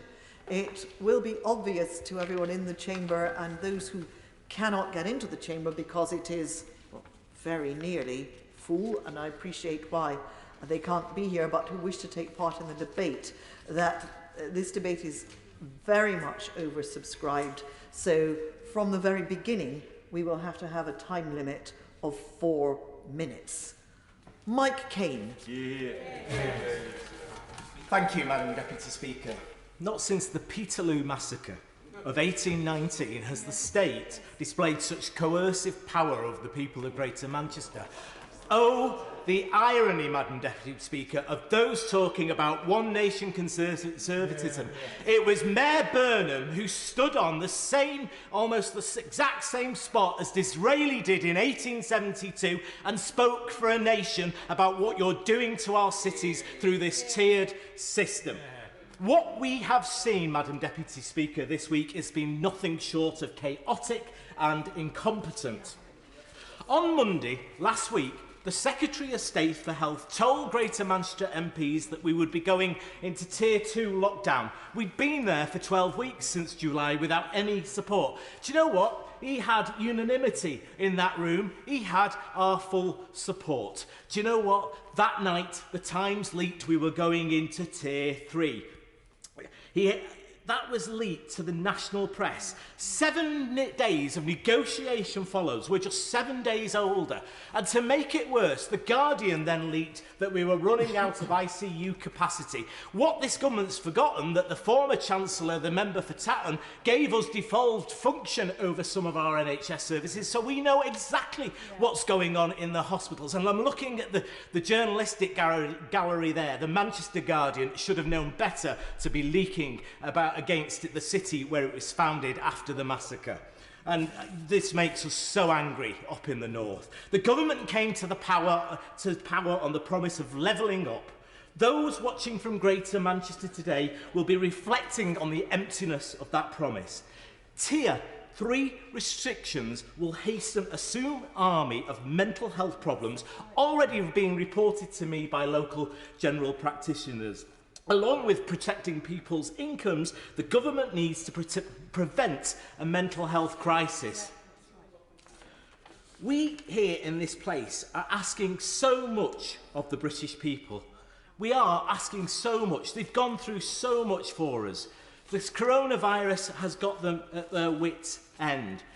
Another local Wythenshawe hero from my constituency, Marcus Rashford, will be subject at the next debate in this House. We are going to heap poverty upon poverty on the people who go into Tier 3 restrictions. The Prime Minister does not know how an area gets out of Tier 3 restrictions. He did not know the answer today when challenged by the Leader of the Opposition. So not only will we face further poverty in areas that go into Tier 3 restrictions, we are now cutting off the food supply of the youngest people. Do you know, the Prime Minister, Marcus Rashford, is teaching the Prime Minister a thing or two about how to bring people along with you when tackling such an important issue. Manchester this week has had a 17% reduction in coronavirus reported cases. Manchester in the city. The conurbation as a whole has flattened off. Yet we've been in these measures for 12 weeks, since July, and now the government wants to shut us down altogether for the next 28 days, with no end in sight. As a young councillor in the early 90s, Manchester was a dying industrial mill town after over a decade of Thatcherism. We've pulled ourselves up by our bootstraps to regenerate that airport, to regenerate that city, to bring back the jobs that we lost through the lost 80s. We are now an international cosmopolitan city, and you are drawing that away from us. You are pulling a rug under our feet by making our citizens materially worse off. This has got to stop, Madam Deputy Speaker. James Grundy. Thank you, Madam Deputy Speaker. First of all, since so many colleagues wish to speak on this subject and the time available is so limited, I hope the House will understand if I do not take interventions on this matter. Secondly, I shall declare an interest as a sitting member of Wigan Metropolitan Borough Council, since they've been a party to negotiations regarding Greater Manchester moving to Tier 3 yesterday. Madam Deputy Speaker, I regret deeply the fact that negotiations collapsed yesterday in Greater Manchester, but it is imperative that negotiations continue, even if one of the local leaders has left the negotiating table. I am glad to hear that the government shares this view and that negotiations are ongoing with other local leaders. My understanding is that in addition to the base grant of £22 million, the additional £60 million is still on the table for a total settlement of £82 million. I hope the Minister and other Right Honourable colleagues will meet with myself, other Greater Manchester MPs and council leaders to achieve a settlement as soon as possible, given the urgency of the situation. Concerns very much remain about support for those on minimum wage and the self-employed. And I know he has made reference to this, but I do hope a mechanism can be found where we can address this. I am keen to see those concerns resolved. I am also keen to keep sectors open that might consist of only a single business in my constituency, such as Treetop's Soft Play Facility in Goulburn or BJ's Bingo Hall in Lee, who I believe may still be able to operate in a COVID-secure manner. It is vital that those businesses which are assessed as safe to remain open are allowed to do so. The fewer businesses that we close, the more generous we can be to those that have no choice but to close. And I would refer to the example of how Lancashire successfully negotiated to keep gym facilities open. Additionally, I would like to ask that the government offers some hope to my constituents with regard to Tier 3. Should infection rates fall by a suitable level after the initial 28-day period has expired, I would ask that the government considers lifting Tier 3 restrictions. Finally, we know that a vaccine appears to be on the horizon. I hope the government will prioritise those areas suffering from the burden of Tier 3 restrictions for the rollout of any such vaccine so that our lives can, at last, begin to return to normal. Thank you very much, Madam Deputy Speaker. Yvonne Faubourg. Thank you, Madam Deputy Speaker. Like my honourable friends, I'm deeply disappointed and angry with the approach of the government to the negotiations, if indeed they can be called that. Negotiations, I believed, involved listening and time allocated so that all can make their views heard, and this has not been the case on the calls I've been on or the reports I've heard from local leaders. Putting an amount of money on the table and saying, this is what you're going to get, is not negotiating. What did the ministers expect? That Manchester would say, oh, we don't want quite that much, thank you very much. And now we're going to be placed in Tier 3, with the government wanting to divide and rule and talk to local leaders individually and not through the democratically elected Mayor of Manchester. It's probably worth reminding members opposite that it was a Conservative government that insisted on a Greater Manchester Mayor, and that Andy Burnham was overwhelmingly elected to do that role. However, when he does the job he was elected to do, stands up for the residents of Greater Manchester and refuses to allow them to be pushed into poverty, this government briefs against him and wants to deal with individual leaders. This divisive strategy should not be allowed to work. It's far too easy to call the money business support, as if it's given to faceless entities. But it's not. It's families and supply chain of people and families behind those businesses. And it's also community hubs in many cases. In my constituency, it's sports clubs like Highfield Cricket Club and Ashton Bears, relying on bar sales to continue to provide sporting facilities. Without support, some of these clubs may no longer survive. And equally, of the over 200 pubs in Wigan, many are wet pubs, not the bistros and eateries serving food, but an important part of the community for many years. People who've run these pubs are worried how they'll survive another lockdown with no end in sight. For all the people affected, the furlough payments are changed from 80% to 67%. Wigan's a low-wage economy, and that's a crushing blow for many people, as Christmas is just around the corner. Universal credit is no replacement with its waiting period, and most families with an average income of £20,000 would see a substantial drop in their household income. And recovery action for debts, including bailiffs' actions, restarted at the end of August. And now families are faced with 67% of their income, 2/3. Unfortunately, during the winter period, bills do not drop by 1/3. In fact, the heating bills go up in that time. Debt charities are already experiencing a spike in calls about council tax repayment, repossessions, and they expect a rise of over 60% in the current demand. Moving into Tier 3 needs a renewed package of protections for people whose income will be hit, and I commend the package suggested by Citizens Advice.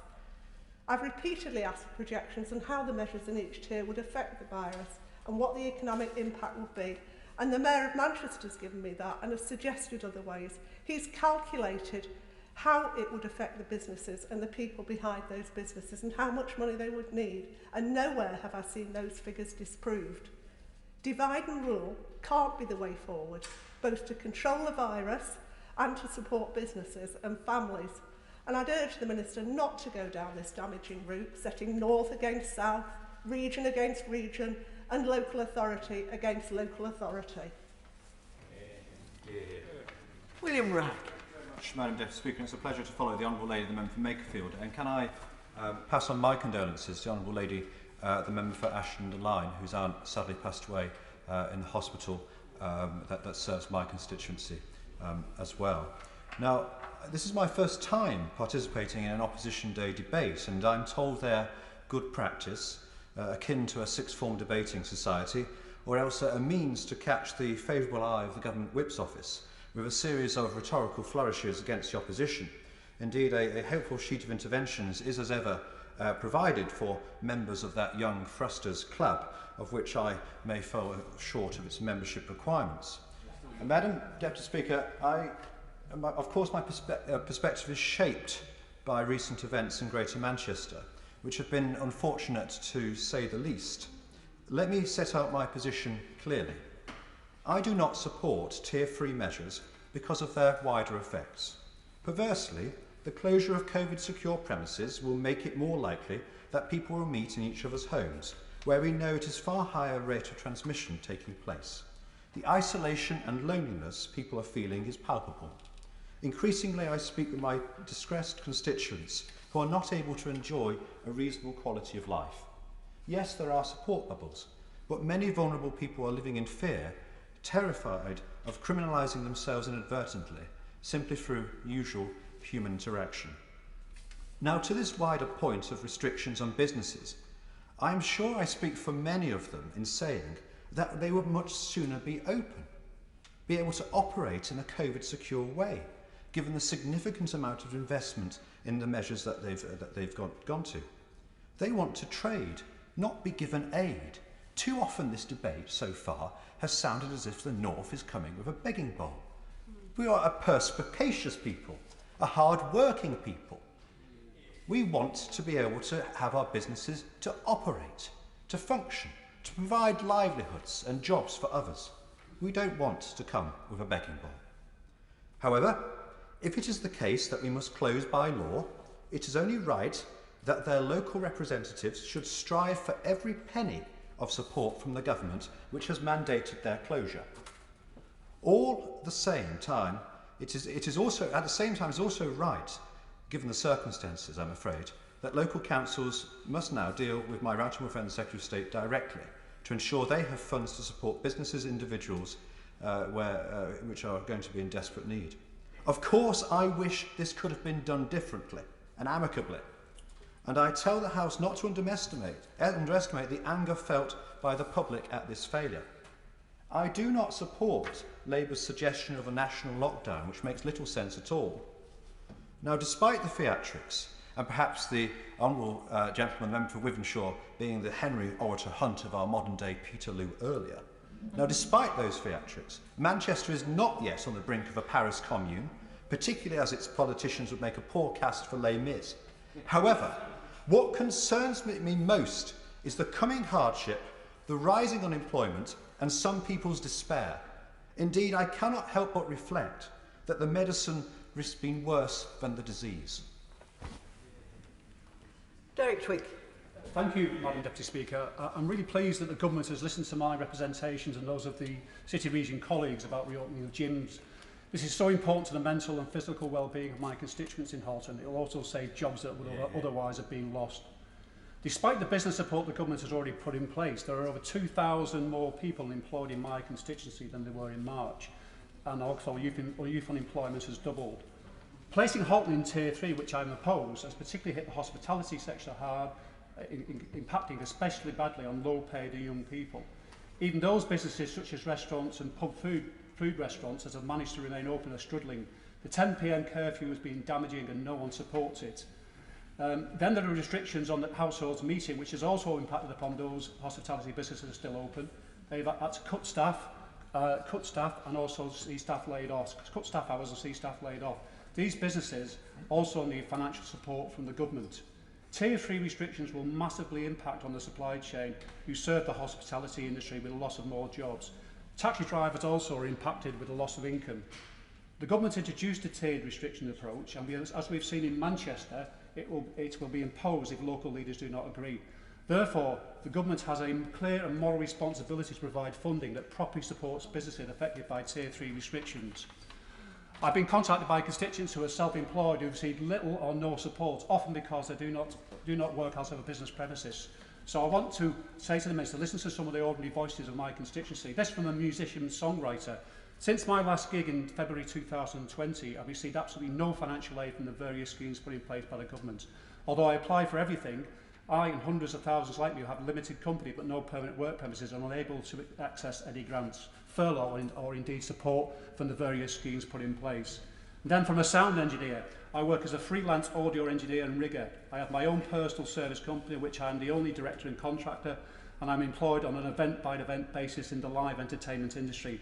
My skills and services contribute to the creative industries, which include live events, TV, film, dance and theatre, and which are worth $110 billion to the annual economy, as evidenced in the government's own figures. And then he goes on to say, I do not see how I can survive financially. And then from a fitness instructor, I would be grateful if you could highlight the fact that the majority of fitness instructors who deliver the group exercise classes and personal trainers are self-employed and fall into a group that are the hardest hit in this climate. The government's third stage grant of 20% leaves a massive shortfall for people in this field. And then to another type of business, a coach travel business. The owner says, unfortunately, whilst many of the schemes are welcome, the coach industry doesn't seem to have any sector support that it qualifies for, despite being an industry hit the hardest. The companies that generally need a helping hand that will otherwise be successful are forgotten.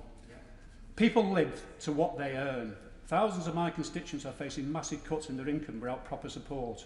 I would remind the Minister that the package of support that was asked for by the City region was $709 million. The funding package given so far does not meet the need. The government needs to provide a much more holistic package of funding and support for business and jobs in Halton.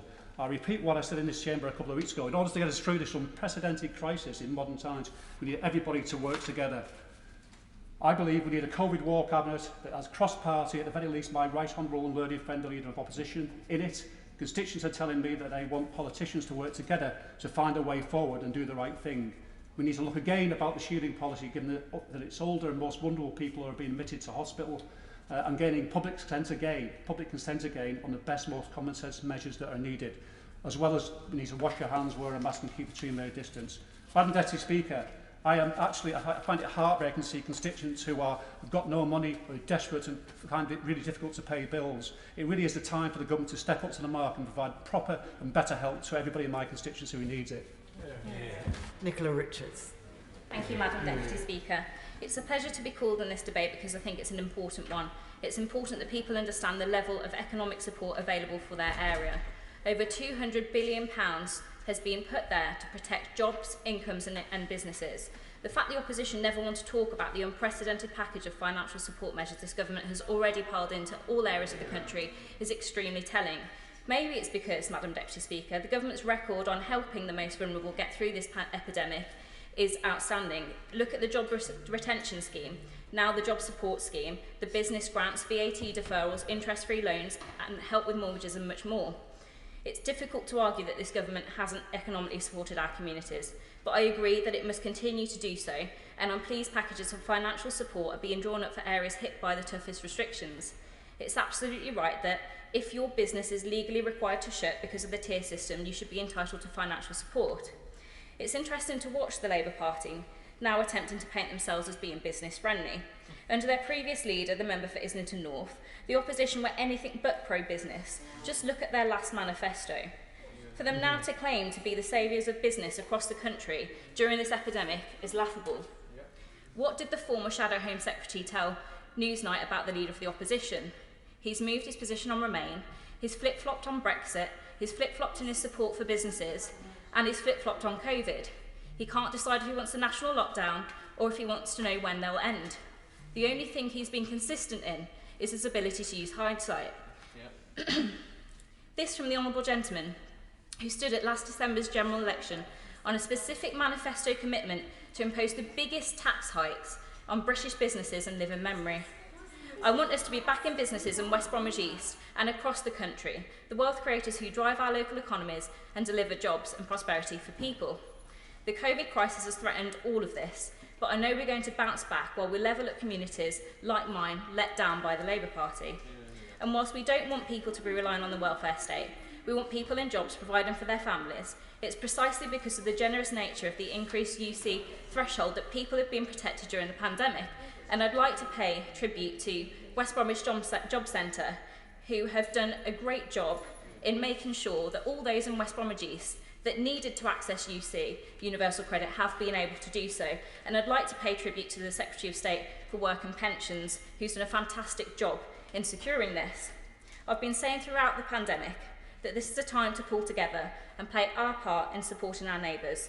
I'm proud the Chancellor has so far stepped up to this challenge, and I have every faith he will continue to do so. Imran Hussain. Thank you, Madam Deputy Speaker. It's a pleasure to follow the Honourable Member for West Bromwich East, although she may have been better spending her time on talking about the debate and not historical facts that have no bearing. Madam Deputy Speaker, whilst much of this debate has focused on Tier 3 restrictions in light of the government's shambolic handling of the deal with the Mayor of Greater Manchester, worryingly little is being said by the government about support for those regions living under Tier 2 restrictions, as Bradford and West Yorkshire currently are. Under these restrictions, our businesses may have not been told to close, but let me be clear, they are still facing significant downturns in trading. Our hospitality sector in particular is being savaged by those rules that tell us only one household can meet up.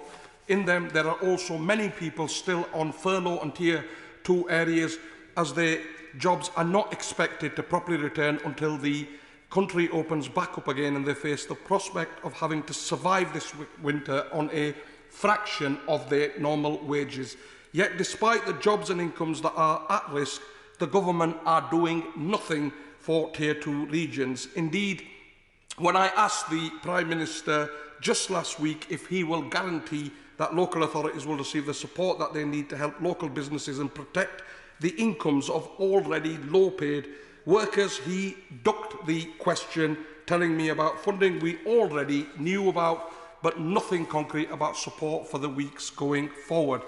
Madam Speaker, between March and September, my constituency has already seen almost 4,000 more people left unemployed, almost 1,000 of which are aged 16 to 24, and we already have average wages that are £100 a week lower compared to the rest of the country. We cannot lose any more jobs or risk a further fall in wages, and the government must act to protect them and protect incomes, because the job support scheme will just not be enough to discourage employers from letting staff go. I therefore want to urge ministers to accept calls from the West Yorkshire Combined Authority to give the region what it needs and to protect jobs, businesses and communities, and to engage constructively with West Yorkshire leaders to this end. There also must be a specific focus on the self-employed who risk being forgotten, as they very nearly were by ministers at the start of this crisis. Our taxi drivers, delivery drivers, tradesmen and others all deserve support, and their loss of business and income are through no fault of their own. However, if the government forces, Madam Deputy Speaker, West Yorkshire into Tier 3, then we need to know now and be prepared now. There can be no delay, and ministers must agree on financial support packages in time. Failing to do so will leave businesses in limbo and leave those in low-paid employment and those either working fewer hours or not are all deeply worried over just how they will get by this winter. Based on our population and the financial packages already secured by Liverpool, South Yorkshire and Lancashire, West Yorkshire will need, as a starting point, 75 million for 2.5 million strong population if we were placed in Tier 3 restrictions. Anything less, Madam Deputy Speaker, quite frankly, would be an insult to the people living in the north. Madam Deputy Speaker, time not permitting, in conclusion, I will never stop fighting, and neither will those on this side, for our constituents when it comes to their jobs, businesses and communities, and the government need to step up and give both Tier 2 and Tier 3 regions the assistance that we desperately need. Chris Clarkson. Thank you, Madam Deputy Speaker. The past few weeks have been utterly exhausting, not just for those of us who represent Greater Manchester or for our local authority leaders, but more importantly for the people we represent. Areas like my constituency, Hayward and Middleton, have lived with restrictions for months. In a very real sense, we never actually properly left the lockdown that we all endured at the start of the year. That's why in standing up today, I can only state my absolute dismay with how things have gone the past 48 hours. None of us, and I mean none, wanted to go into Tier 3. Ministers will have heard from all 27 Greater Manchester MPs at one point or another, and even the press noted our outbreak of unity. But as the weeks have dragged on, and brief and counter-brief have ping-ponged their way across social media and the front pages, the likelihood of getting something which works for Greater Manchester became more and more remote. I only need to look at my Twitter feed today to see that Andy Burnham, consummate performer that he is already rewriting the past few weeks, aided by the breathless adulation of the commentariat. There's an important message to remember behind all of this, and that is that there are now 2.8 million people in desperate need of answers. Yeah. I watched yesterday's press conference as the Mayor donned his carefully confected outrage and gave an encore performance of his old refrain, "Nothing to do with me." We should now let local leaders, with the support of Greater Manchester's MPs, talk to the government about how we will be supported over the next 28 days and beyond. The people I represent are being asked to face the toughest restrictions of their lives and livelihoods since March. I am genuinely worried, I'm sure colleagues are too, about the future of the people and the businesses in the communities we serve. I've asked the government to ensure that their efforts are redoubled and that any settlement with individual boroughs in Greater Manchester is conducted quickly. Despite our myriad political differences, I know the leader of Rochdale Borough Council cares very deeply for the people of our borough, and I will work with him, the Honourable Member for Rochdale, and anyone else who wants to make sure that we have the support we need. We've been very badly let down. Andy Burnham inserted himself into this process. At every step of the way, he has promoted himself as the leader of Greater Manchester and purported to speak for us all. Some of us, and I include myself in this, were willing to give him some latitude. Not unlike the First Minister of Scotland, Mr Burnham has the same sort of reality distortion feel, which allows him to shrug off every broken promise, every failed initiative, and emerge squeaky clean. And in all honesty, who wouldn't want some of that stardust working for them? I'm a pragmatist, Madam Deputy Speaker. I just wanted the support package. I didn't care who got credit for it. Unfortunately, the Mayor did. That's why, after a demand of £65 million was made at the negotiating table, and the majority of that sum was offered, 92%, Andy got up and walked away from the table. All because he wanted to brag about having got more money than Merseyside or Lancashire. That dogma and demagoguery will cost people dearly. I'm a supporter of devolution, and I think it's been a positive force in Scotland, Wales and Northern Ireland, on the whole. I cannot say the same of the piecemeal and patchy system that we have in England. Mayors have ill-defined and variant powers, and that makes them next to impossible to scrutinise or hold to account. What this whole shabby episode has told us should be this should be a salutary lesson for us all. Today's last-minute debate has all the hallmarks of the same opportunism that's done so much damage over the past few days. No doubt with a carefully calculated vote at the end designed for release on social media afterwards.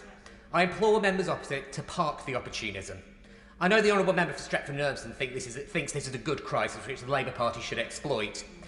And I know she speaks for a lot of her front bench colleagues when she says that. You just need to see it in the support, U-turn, oppose approach that's characterised their hindsight-heavy behaviour. But, excuse me, did the Honourable Lady just call me scum? Order! Order! Order! Order! From the front bench, we will not have remarks like that. Not under any circumstances, no matter how heartfelt it might be. Not at all. Point of order. Thank you, Madam Deputy Speaker.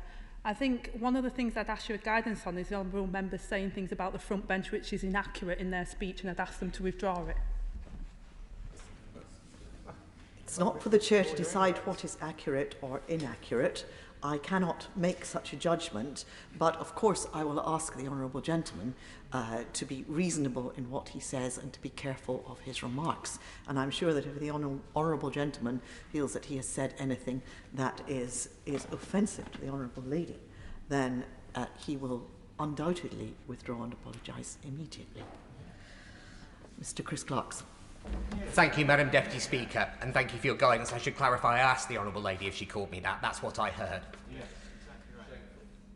exactly right. I'd implore the members honourable to look at the damage that's being done here. Follow the example of Labour leaders in Liverpool and the Sheffield City regions who have put the welfare of their constituents first and see the debacle of Andy Burnham's failure for the learning experience it should be. Yeah. Darren Jones. Thank you, Madam Deputy Speaker. Even if it feels like there is no hope, I am telling you that there is, and that the overwhelming might of the British state will be placed at your service. The words of the Chancellor of the Exchequer only 2 weeks ago.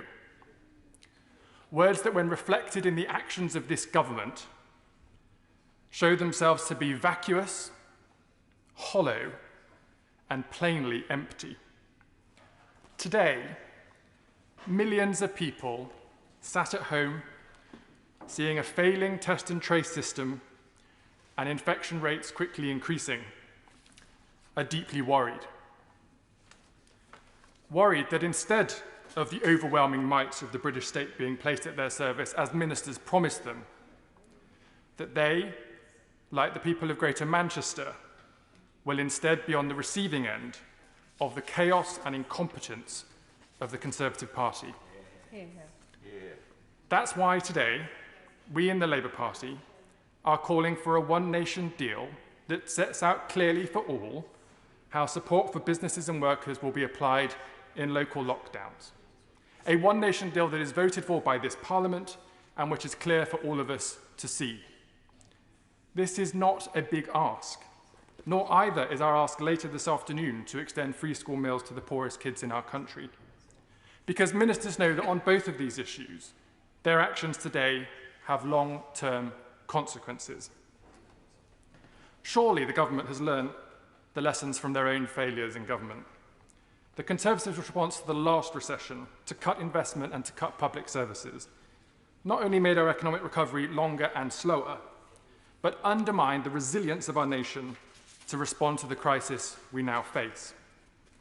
Surely, the government listens to the likes of the World Bank and looks to other countries around the world for support, where there is a clear call to invest now to protect our country, our people, and our way of life for the future. And surely the government must understand that it is obliged to engage and listen to regional mayors that they created as the voice of their communities when they are being told that people's livelihoods and the future of their regional economies are on the line. The government's handling of this pandemic is clearly out of control, and it needs to get a grip soon. The pragmatic suggestions put forward today by the Labour Party provide a way forward. Because we know that businesses from advanced manufacturing and food production to the vital everyday businesses on our high streets are at an increasing loss. Despondent at the chaos of the government's handling of local lockdowns. Frustrated by the government's recklessness in its handling of Brexit, and now deeply concerned about the future direction of our country when, because of the chaos and the incompetence, vitally important decisions keep going unmade. Lastly, might I say, with respect to colleagues on the other side of the House, that events like these are the events that people remember. People across this country will be asking themselves, is the government, is my Member of Parliament on my side? Yes or no? And I hope that members will keep that question in their mind when voting this evening. Thank you, Madam Deputy Speaker. Sarah Brickcliffe.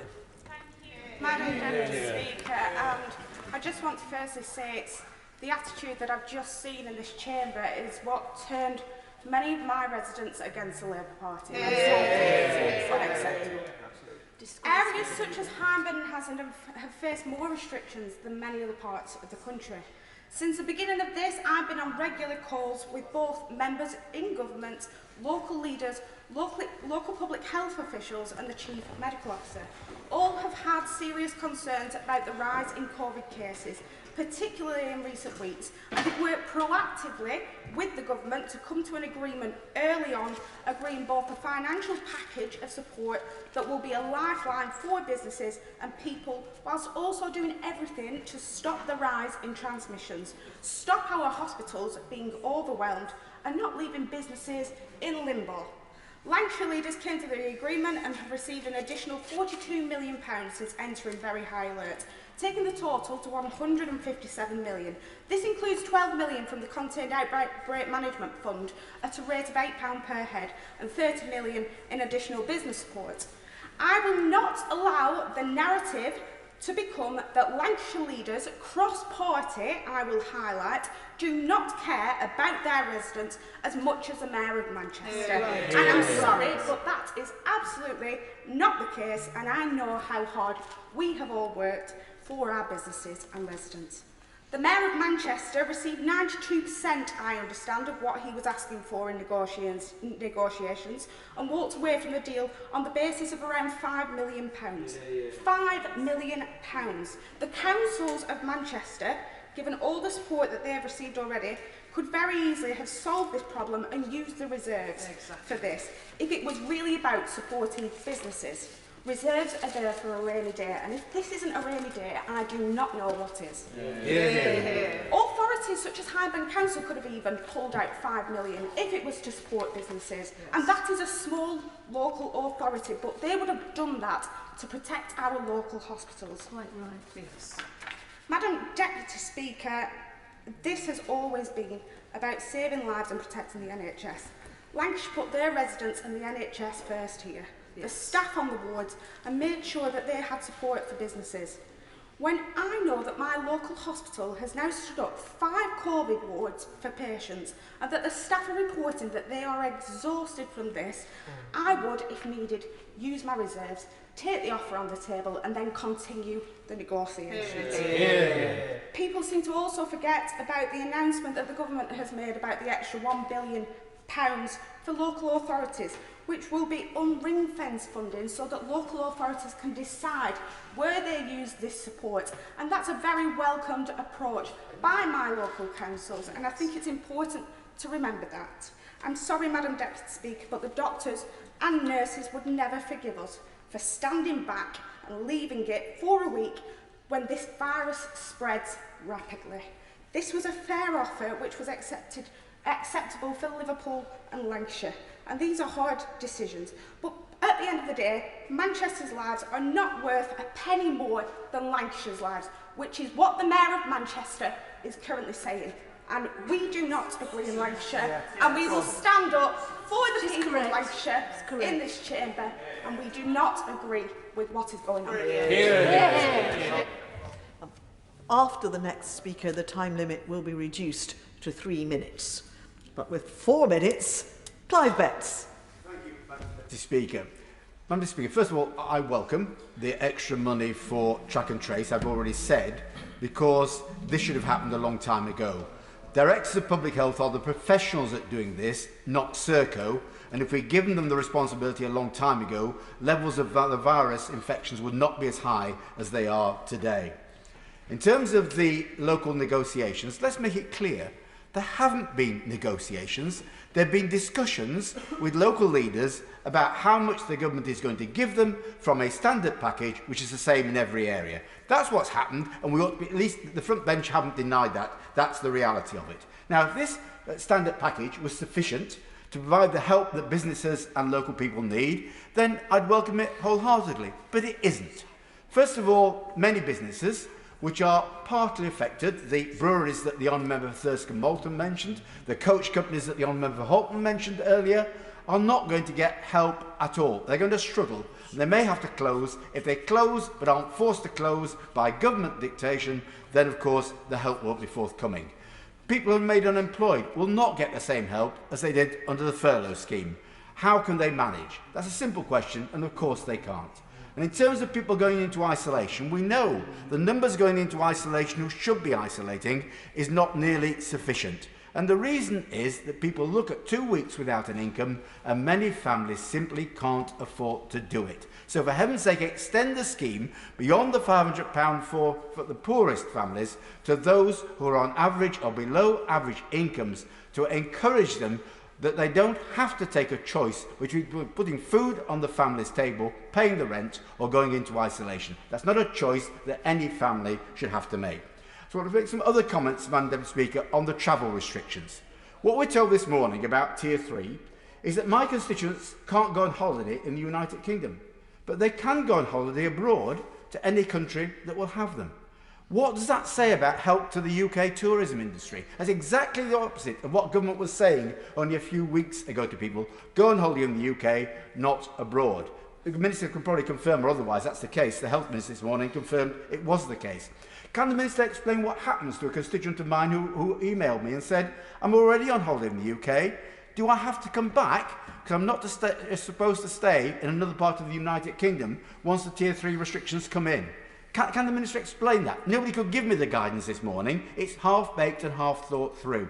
Or other constituents of mine who can walk to the pub in North East Derbyshire, which will be in Tier 2. They'll be open and they can go for a drink there. They can't go for a drink in my constituency without a substantial meal. So the government's giving advice, but it's not actually enforcing that. So what is going to happen in that case? And the most stupid thing of all, I say to the Minister, no doubt he won't have an answer for it, because nobody could give me an answer on the Zoom call this morning. All right, they tried to give me an answer, which was a piece of nonsense, was that in my constituency, during the last lockdown, we had people got great enjoyment through walking in the Moss Valley, and the footpaths there run between Sheffield and Derbyshire. Now you walk on those footpaths between a Tier 3 area and a Tier 2 area, but you're not supposed to leave a Tier 3 area. That's the government advice. And I asked this morning whether people should stop at the boundary on those footpaths and turn round and come back. It's a boundary which isn't marked. You'd have to look at an OS map to find where it is. And I was told that's what the government guidance now was. If you're walking on a rural footpath, no chance of giving COVID to anyone, you should stop at that imaginary boundary, turn round and come back. I'm sorry, Madam Deputy Speaker, it's that sort of stupid, simplistic advice which brings the whole system into disrepute. Finally, I'd say, will the government please say to people, what are the measures by which Tier 3 will end? No one's told us yet. Stuart Anderson. Thank you, Madam Deputy Speaker. As a country, we're in a situation that we don't want to be in. And the decisions we make in this House will determine not only how we come out of COVID-19, but also what our country is going to look like for generations to come. It's on that point I want to talk about one of the most deprived areas in my constituency, Whitmarines. I love Whitmarines, and the people there love it too. It has a diverse community, and I always enjoy spending time here. My family and I have always been welcome, and we received the greatest of welcomes from the Imam and Shaf at Bilal Mosque. I enjoy many different culinary delights, such as Kurdish cuisine, Turkish kebabs, or the great British fish and chips. I do have to run a few extra miles the next day. But Madam Deputy Speaker, if you lived in Whitmarines, you would have a life expectancy rate of one of the lowest in the region, and you would live in one of the most deprived areas. It has the highest proportion of children in families receiving low-income benefits anywhere in the city. Whitmarines has many multi-generational households that, despite working hard, just have enough to get by. They don't have a secondary school in the area. There are no local walk-in medical centres. Fly tipping is rife, crime rates are high, but people love Whitmarines and they're proud of it. They have a great sense of community spirit and always proud of the multiculturalism and diversity in this area. And it's clear that Whitmarines, as well as others in Wolverhampton, have been left behind for decades. And I want to see that change, and I won't sit back and ignore the problem. I have pushed for investment into Wolverhampton almost every week I've been here. And I think the Treasury must know me as a death by 1,000 cuts MP with the amount of times I'm lobbying them. It was only on Monday we sent the latest request about support that we need within Wolverhampton. And this is a regular occurrence, and it will continue. I do, however, get that not all these requests are going to come back with a cheque, and that the Treasury will have to make sure we have a sustainable economic future as a country that isn't a bottomless pit. We do not know how long we'll be fighting this virus for. We're in Tier 2, with a rate rising. We could end up in Tier 3 soon and having these same discussions. And we don't know what measures we've got to put in place as we move forward. We don't know how long we've got this for. I do not believe that a one-size-fits-all policy is right, and I support the generous economic measures the Chancellor has provided during these difficult times. To level up, we need to have a sustainable economy that will see the children of Whitmarines and the rest of Wolverhampton growing up a place that they will also love. Rebecca Long-Bailey.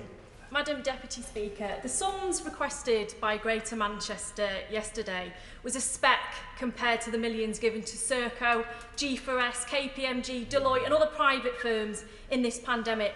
It was a tiny speck compared to the 745 billion of QE that was announced in June, supposedly to support our economy. In Greater Manchester alone, 408,000 have accessed furlough since its inception. Unemployment has doubled between March and May, and we've seen an increase in universal credit claimants of 76% between March and September. And 3 million nationally have been excluded from any support so far at all, from small businesses to freelancers to new starters. So Tier 3 brings a very dark winter to them. It brings a dark winter to those forced to close without adequate government support, and for those not ordered to close, the Chancellor's scheme is not enough to support them in the face of wider economic impact. Indeed, businesses in my own constituency were having to lay staff off already, and that was under Tier 2. So at the very least, the government must agree to support the motion set out today. But not only that, they must also offer a package of support that includes the 3 million excluded from support so far. Madam Deputy Speaker, the government asks my constituents to give up their civil liberties and livelihoods, but it refuses to stand beside them with the support they need, all for a plan that even the government scientists don't believe will work. To most, this doesn't appear to be an exercise in infection control. It appears to be an exercise in keeping the North and other Tier 3 areas away from the rest of the country to engage in our own version of the Hunger Games, where only the fittest and wealthiest, no one giveaway, will survive. So I say to the Minister, isn't it the truth that in Greater Manchester we've been on Tier 2 for months, but we saw an increase, not a decrease, in infection rate? Isn't it the truth that the government's own chief medical officer said that he was not confident, nor was anyone else for that matter, that Tier 3 would actually work? And isn't it the truth that the government continues to ignore many of its own sage scientists who have advised that an immediate, short national circuit breaker is the only way to truly bring infection rates down? Madam Deputy Speaker, it was Abraham Lincoln who once said, "I'm a firm believer in the people. If given the truth, they can be depended upon to meet any national crisis. The great point is to bring them the real facts." But the fact is, government negotiations yesterday were little more than an attempt to make local authorities complicit in the government's mismanagement of this crisis. The people deserve better, they deserve support, and they deserve the truth. Yeah. Simon Fell. Thank you, Madam Deputy Speaker. Coronavirus has presented a huge national challenge, rarely seen at this scale since, well, outside of a time of war. And in tackling it, we've been forced to make accommodations which sit uncomfortably with us all. These accommodations and compromises form part of a delicate compact that we have with the British people, that they surrender some of their civil liberties and freedoms, and in return we keep them safe. It's a simple transaction and it's a pure one. That bond of trust is delicate though, and once that trust is broken, it's hard to find again.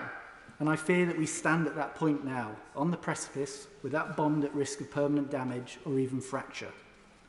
The first national lockdown was a response to an escalating pandemic of which we knew very little, except that if it went unchecked, it would be deadly in more ways than one.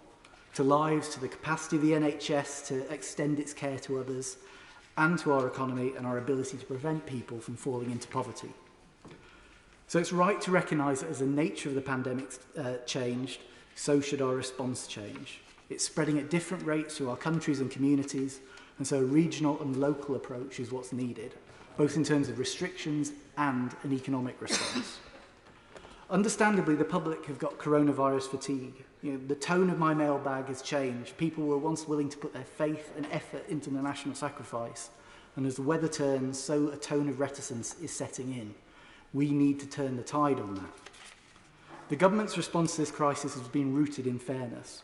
Over 200 billion has been made available in one of the most comprehensive economic responses in the world, protecting jobs, incomes and businesses through this pandemic. This has been provided on the principle that just as the virus doesn't discriminate, nor should our resolve or response to it. But as we move to that local approach, I fear that our core principle of fairness stands at risk. Recent events risk injecting politics and division into the one part of our lives where we need it least right now. This not only threatens the compact we have with the British people, but also delays crucial action to protect the public. It's created an outpouring of anger and envy. Politics has its place, and I've got no right at all to pontificate about an elected representative standing up for their community. But these discussions should be taken with an eye to the impact they have on the national and local resolve to work as one to bear down on this virus.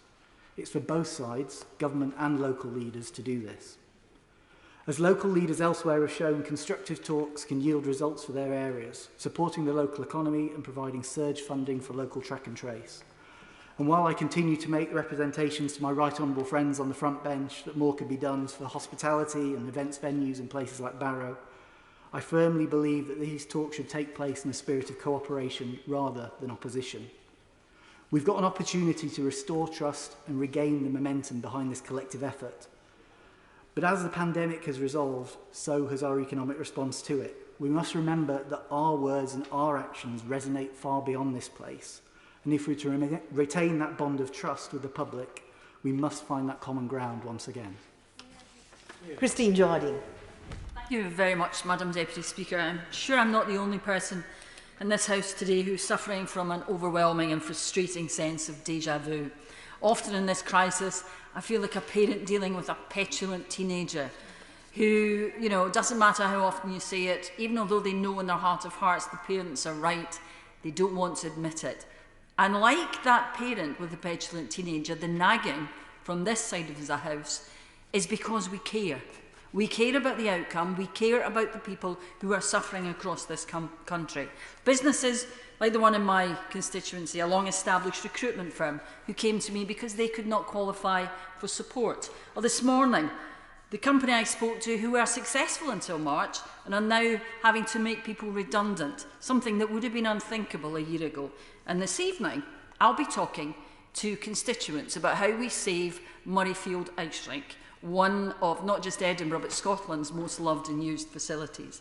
These might all be statistics to the government, I hope they're not.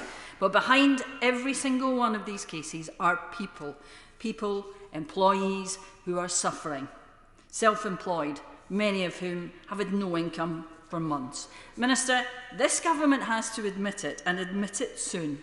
What we saw yesterday in Greater Manchester is not an isolated case.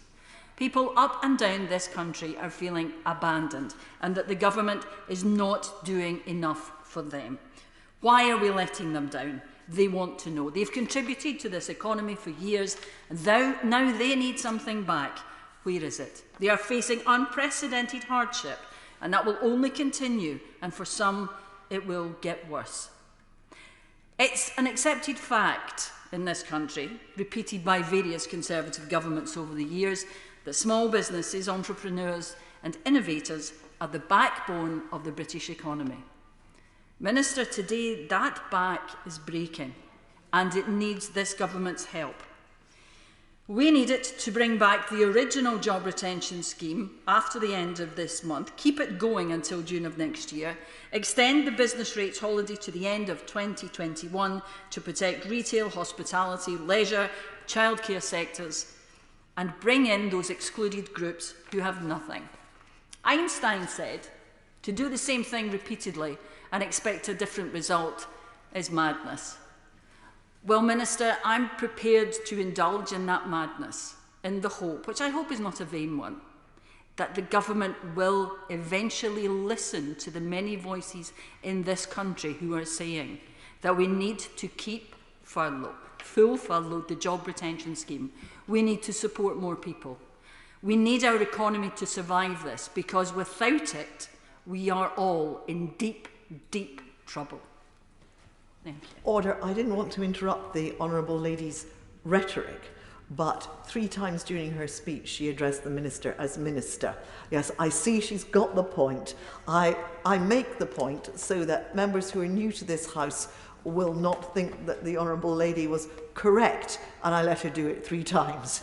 The Honourable Lady clearly knows, and I hope that other people will take note, that she should address the Chair. Thank you very much. Anthony Higginbottom.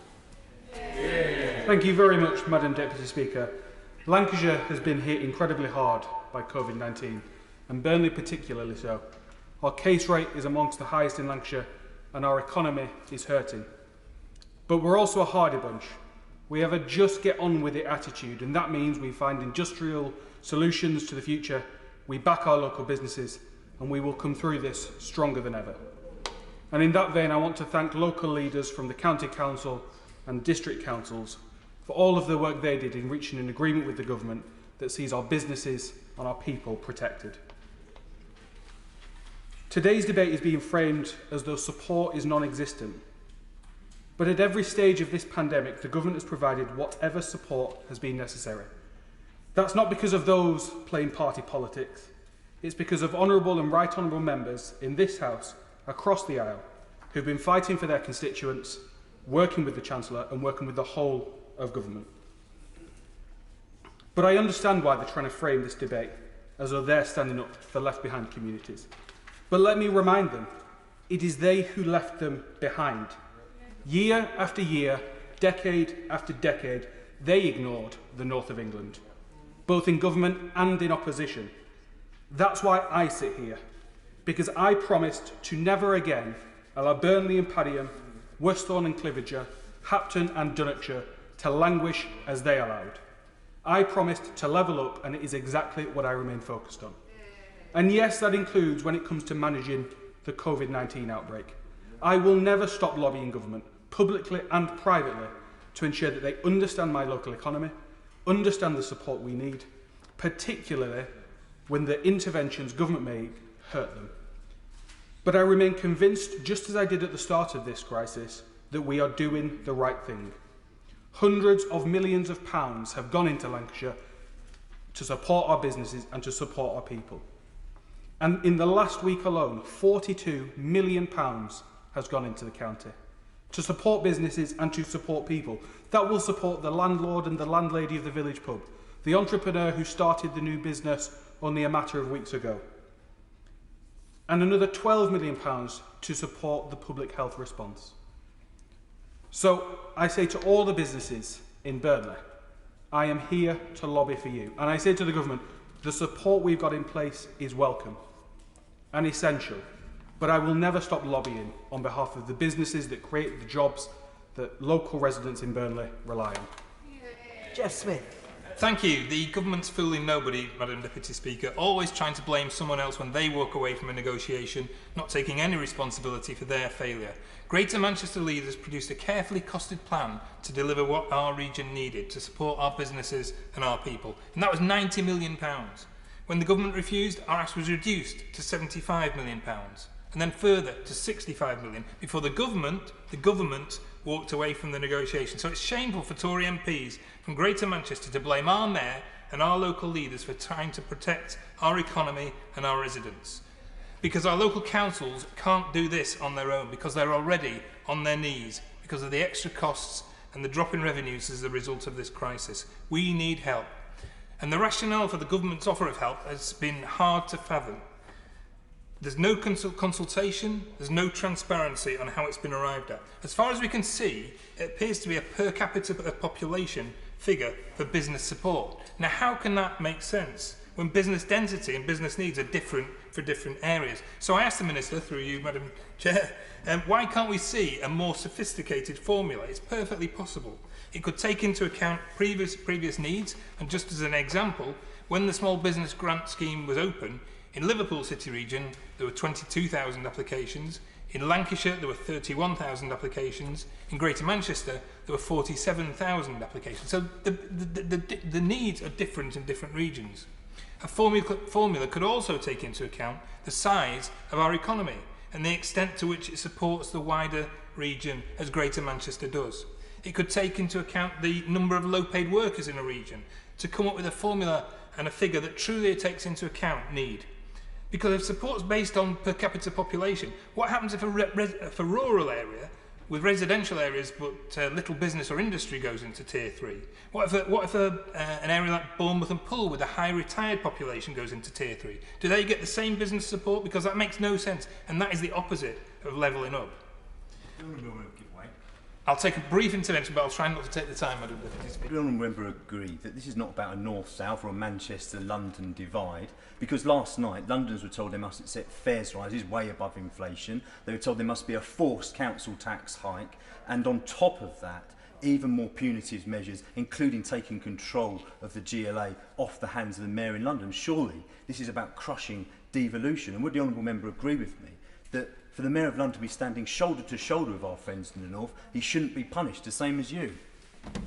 Absolutely right. It's about individuals standing up for their area, and the Mayor of London is doing so, and the Mayor of Greater Manchester is doing so as well. We keep being told, Madam Deputy Speaker, that the government says that the £60 million is still on the table for Greater Manchester. It seems now that it's only on the table for individual councils, unless, it seems, our Mayor will simply accept the government's take-it-or-leave-it offer. And it's clear from the Secretary of State's answers in the Chamber last night that the government now only want to deal with individual councils. Isn't it true, Madam Deputy Speaker, that the government's policy towards Greater Manchester is no longer we're all in this together, it's divide and rule? And that's not a way a responsible government should be behaving at a time of crisis. Alexander Stafford. Thank you, Madam Deputy Speaker. And obviously I rise today with the news that South Yorkshire, of which Rother Valley is a key part of, has now entered into Tier 3. This is not a decision which, frankly, any of us want or any of us thought was going to happen, but in order to save lives, that is what we've had to do. And that is what this is all about. This debate is actually about. It's about saving lives, and that's what we shouldn't get away from. And while I'd like to thank the cross-working, the cross-party working across South Yorkshire for what we've done, I want to thank especially the honourable members for Rotherham and Wentworth and Dearne, my fellow Rotherham Council, Rotherham area MPs, as well as the council leader, Chris Reid, working with the mayor together to cross-party support. Because that is how we've got £41 million extra invested in our area to protect jobs and to protect lives. And that is one thing that through our negotiations we've never done, and that is put the lives of our residents at risk. Because we understand that getting this virus under control is what's important. It is not what's been going on in Manchester, which is grandstanding. And I honestly think it's a disgrace the Mayor of Manchester is playing fast and loose with this virus when it comes to people's lives. Because every day, Madam Deputy Speaker, every minute that goes past without Manchester going into a proper lockdown, more people will get infected. And more people, ultimately, may suffer the worst fate ever. And I think that is a disgrace, that Manchester is being sold out by their political leadership, their so-called political leadership, rather than taking the hard decision and actually trying to save lives. Because this government is trying to save lives. If Lancashire can work together to save lives, if Liverpool can work together to save lives, if South Yorkshire can work together to save lives, why can't Manchester work together? Why are we doing this? Why do we see in the news that the Mayor of Manchester claims that he's only told halfway through a phone interview about this deal? But in fact, he was told before. It is just grandstanding. That's playing politics with people's lives, and this is a disgrace which brings shame on everyone. We should not be playing politics with people's lives. We should be helping businesses. Basically, businesses do need support, and I have great concerns about businesses in my constituency, as I'm sure all members do, whether it's pubs, whether it's restaurants, whether it's coach services in my constituency. There are concerns. But ultimately, we must work together to save lives. And nobody, Madam Deputy Speaker, and nobody benefits for the Mayor of Manchester playing politics with people's lives. And that's what it is. Because by not implementing procedures to save lives, the virus will run amok. And nothing, no sort of phone negotiations will blow back the fact that lives are put at risk by a Mayor of Manchester who clearly wants to make a political point rather than look after his people. And I, for one, in South Yorkshire, will never stand by and put my residents' lives, my residents' health at risk for anything. Regardless of parties, regardless of anything, lives must come first. And I'm pleased that so many people across this House have done that, but a shame not in Manchester. Shabana Mahmood. Thank you very much, Madam Deputy Speaker. I just have to say to the Honourable Member, I find it so profoundly depressing, the approach that he has taken in the remarks that he has just made, but also the approach that the whole government is taking to this virus. In case he hasn't got the memo, or in case anybody hasn't got the memo, the virus has already started to run amok in our country. The government has already lost control of this virus. And at a time when we all need to pull together in the context of a global emergency, the government is pursuing rhetoric and a narrative that is all about dividing communities from one another, sowing division as if our country after the last few years needs any more division, as if we haven't already had quite enough of that. Why pit mayor against mayor? Why pit region against region? The virus does not care for geographical boundaries, and it does not care for which local official or national official is ultimately responsible for any of our policies. The virus is running wild through our country, and we all need to pull together, and the government therefore needs to behave as a government of a united kingdom and pursue a national strategy that is comprehensible and understandable to the vast majority of us, that is rational, and that doesn't mean that they career from one type of measure to another, do complete 180s from one day to the next. We need some rationality and a clear national strategy from this government. I think, Mr. Deputy Speaker, the virus has shown the absolute mess that English devolution is in under this government, because it is not true devolution. It's actually just devolution of blame and responsibility for decisions that local people are not involved in. And I do say to the government, they are going to have to change course, because everything that we know about strategies that work to get the virus under control requires local expertise and locally led decision making. And we also, Mr. Deputy Speaker, need a package of support that can protect jobs and businesses. Nothing that the government has done so far since the tiers were introduced, particularly for an area like mine, which is in Tier 2 restrictions, is going to go far enough to protect jobs, livelihoods and businesses that will be absolutely crucial to how we recover in terms of our economy when we are through the worst of this crisis. The cost of borrowing is low at this point, and I do say to all of those who behave as if this one change on measures to support businesses and jobs is somehow going to destroy our economy. We are in unprecedented times.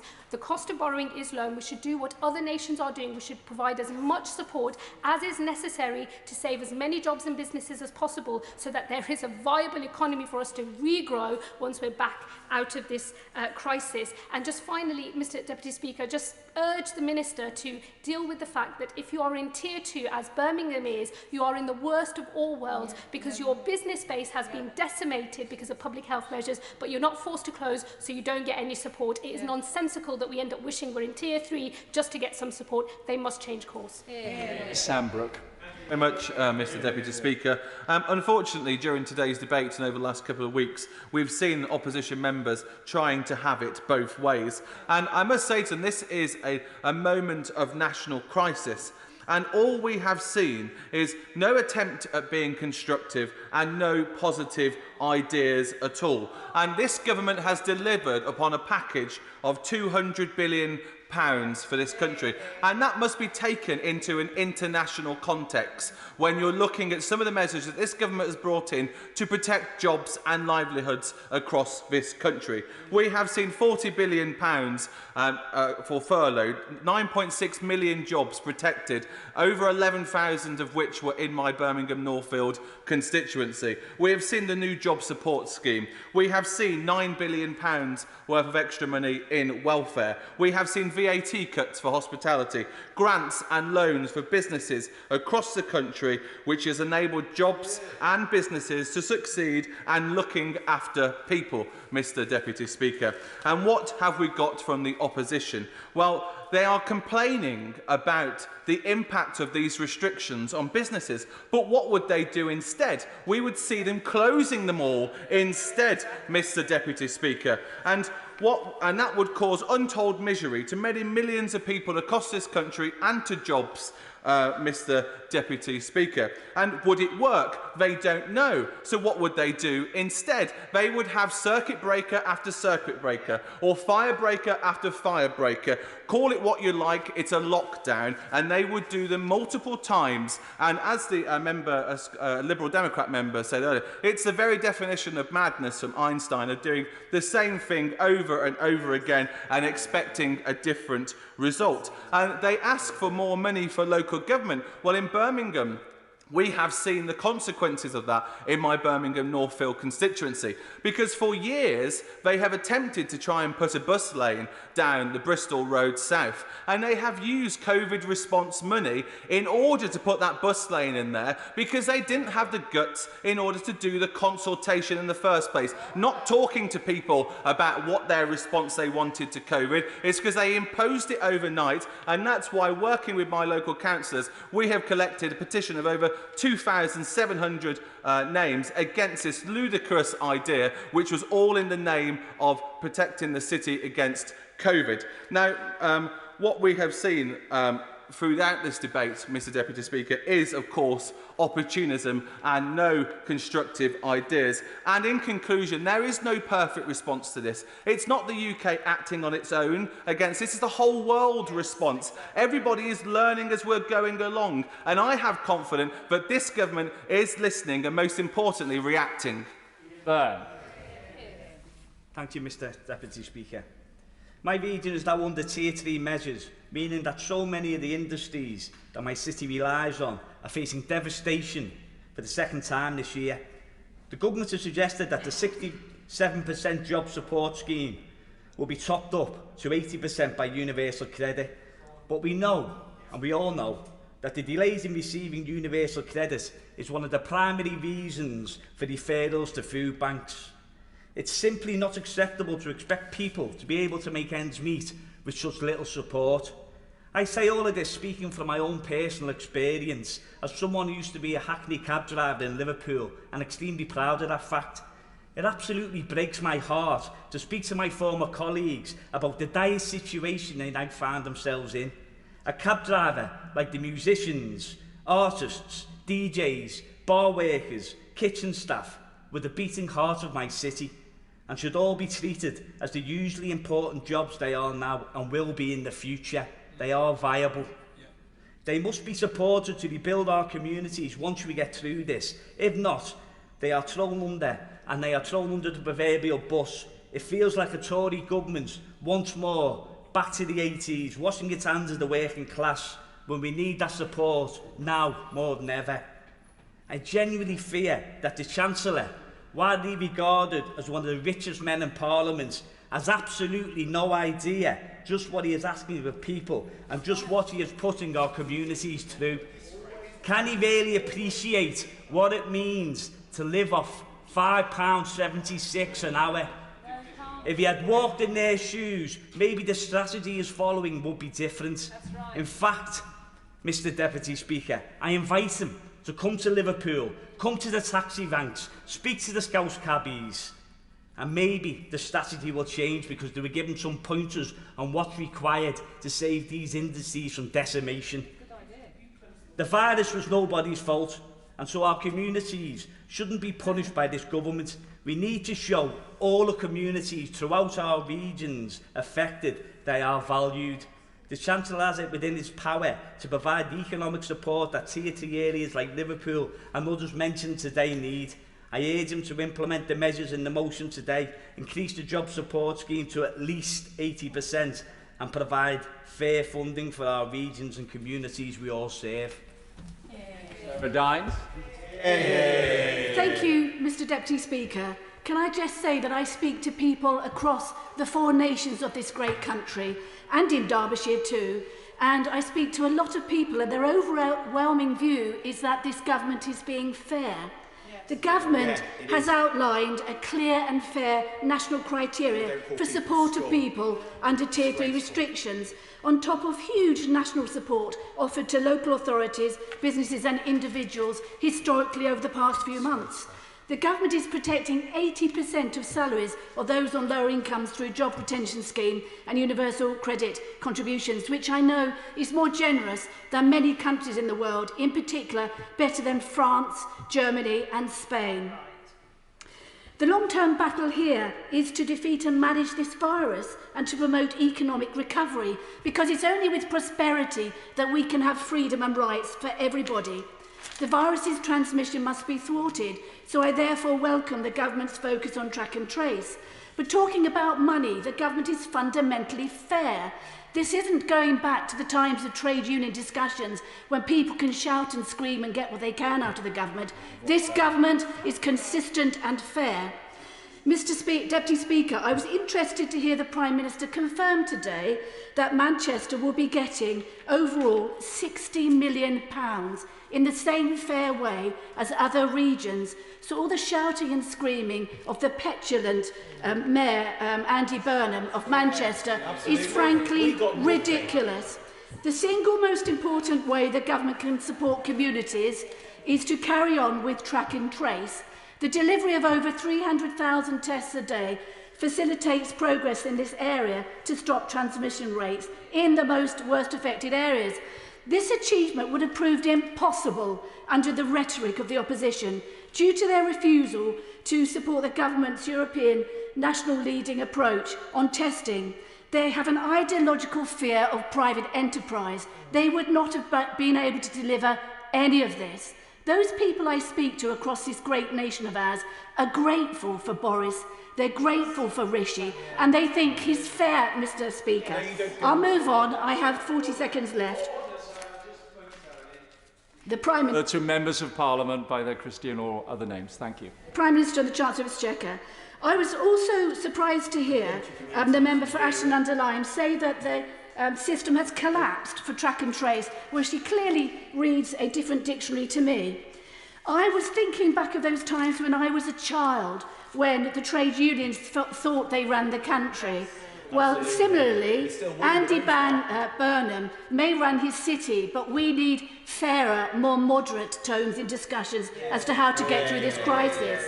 In conclusion, this is not too good a crisis to go to waste. We will work together and receive... Thank you, Mr. Deputy Speaker. If I may take a moment to also add my condolences to my good friend on the front bench and her family at the loss of her aunt. It's been a tumultuous time for communities in the north and West Yorkshire, and of course we know the sacrifices that people have made, losing loved ones, jobs, homes and futures.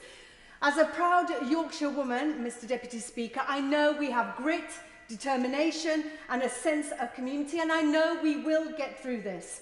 But I make a request to the Minister that if West Yorkshire goes into the same restrictions as Greater Manchester and South Yorkshire, government will not abandon my community in the same disregard for the impact on the poorest in the same way they seem to have abandoned the people of Greater Manchester. You cannot expect a family living on £300 a week to now be living on £200 a week not to go into poverty. You cannot expect those on minimum wage now to get 2/3 of those wages not to be living in poverty. And we know hundreds of thousands across this community, across the country, do not even have £100 savings. Added to this is the sheer arrogance of the government in the way they've dealt with the leadership of Greater Manchester, excluding MPs from briefings, trying to set one elected mayor against another, leaving the people of Greater Manchester anxious, concerned about how they will pay their bills, pitting one community against another, young against the old, vulnerable against healthy, rich against poor, city against town. And I'd like to put on record, Mr. Deputy Speaker, I stand shoulder to shoulder with the Mayor of Greater Manchester, and all he is doing, working with others to get the support of his community so that they have enough to live on. Let's not forget landlords, utility companies, they're not going to be interested in the argument that a worker is now getting only 2/3 of their current income. This government is happy to allocate billions for botched schemes, but it's begging bowls for the rest of us. We know 108 million to private companies to make PPE, they've never made it before. 12 billion for track and trace, that's a complete shambles. And yet £5 million was just a step too far to protect the livelihoods of the millions of citizens across Greater Manchester. So many people paying an unnecessarily high price for government chaos. Tomorrow, the Prime Minister will make a great fanfare of speaking about the Northern Powerhouse, when for so many of the people I represent, it's more like the Northern Poorhouse. And it's not just Labour leaders who are exasperated at the Prime Minister's disregard for the people of the North. Former Tory Minister Lord O'Neill writing in the Yorkshire Post today, and he is right. And with over 40 leaders across the north standing alongside Greater Manchester leaders, I add my voice to their ask of Parliament to enable to have us a vote on this motion. The wind-ups will begin sharp at 1 minute to 4. Andy Carter. Mr Deputy Speaker, much of the discussion over the last week has centred around support for packages in Greater Manchester, in Lancashire and the wider Merseyside region. 3 areas that border my constituency. And we sit in Warrington South at a tipping point, but still in Tier 2. I have to say it's a great shame that the political theatrics from the Mayor of Greater Manchester over the last 24 hours have been allowed to dominate the airwaves. This isn't a north-south debate. All our efforts from every member in this House should be focused on defeating the virus and protecting livelihoods. And I agree with my neighbour, the member for Halton, who said earlier in his speech, now is the time to pull together. This debate today is about economic support packages for areas with local restrictions. And given that Warrington remains an area with Tier 2 restrictions, I want to highlight some of the challenges businesses in my constituencies are telling me about. And at the same time, recognising some of the fantastic steps that have already been taken by this government. The approach that wherever you live, be that in the northwest or in the southeast, you get the same support. That's absolutely the right one nation approach to take. Compared to the rest of the world, we've seen the most comprehensive economic response here in this country, backed by over £200 billion to protect jobs, incomes and businesses throughout and beyond this pandemic. And as the pandemic evolves, so too must our policies. And I welcome steps to support businesses forced to close due to national or local restrictions, where they'll now receive £3,000 per month. And we're also providing a £500 payment to support those on low incomes who've been asked to self-isolate. But if I may, Mr Deputy Speaker, I want to give some feedback to the Minister from hospitality businesses in my constituency in Tier 2, where you can't mix socially with friends in a pub alongside a 10 p.m. closing time. And the impact has been far greater than many may have anticipated. Daniel Benson from the Hopco Bar in Warrington wrote to me, having spent thousands on creating a COVID-safe environment, he's now not able to operate sustainably due to the new restrictions. And I've also heard from Kerry Shadwell, the landlady at the Red Lion in Stockton Heath, a traditional pub in the heart of the community, with a rateable value slightly over £51,000.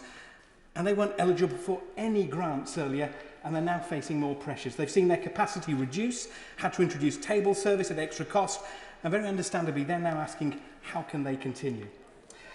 Earlier in the year, I argued for sector-specific support, and now is the time for hospitality sectors, in particular, in Tier 2, to get that sector-specific support. And I asked the Minister to take this back to my right honourable friend, the member for Richmond. Ryan Harris. Deputy Speaker, COVID restrictions in Tier 2 and 3 have put untold pressure on a wide range of businesses, and while some have been provided for, many have not.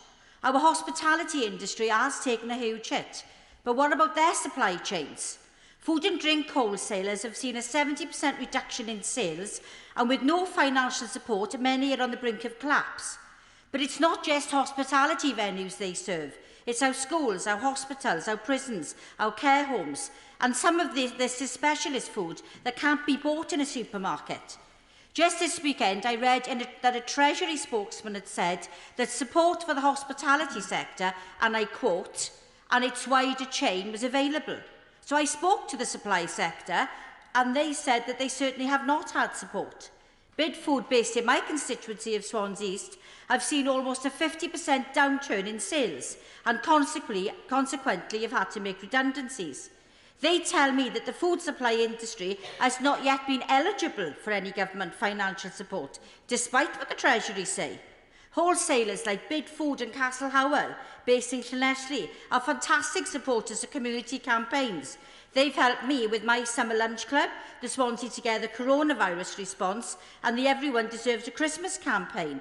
But now they need support to help them to survive. Food and drink wholesalers desperately need the furlough scheme to be extended, prolonged business rates relief and discretionary grants to enable them to survive the crisis. They don't know how long these certain times will last. We don't know. The Prime Minister and his government don't know. But what we do know is that these areas facing additional restrictions need additional support, and they need it now.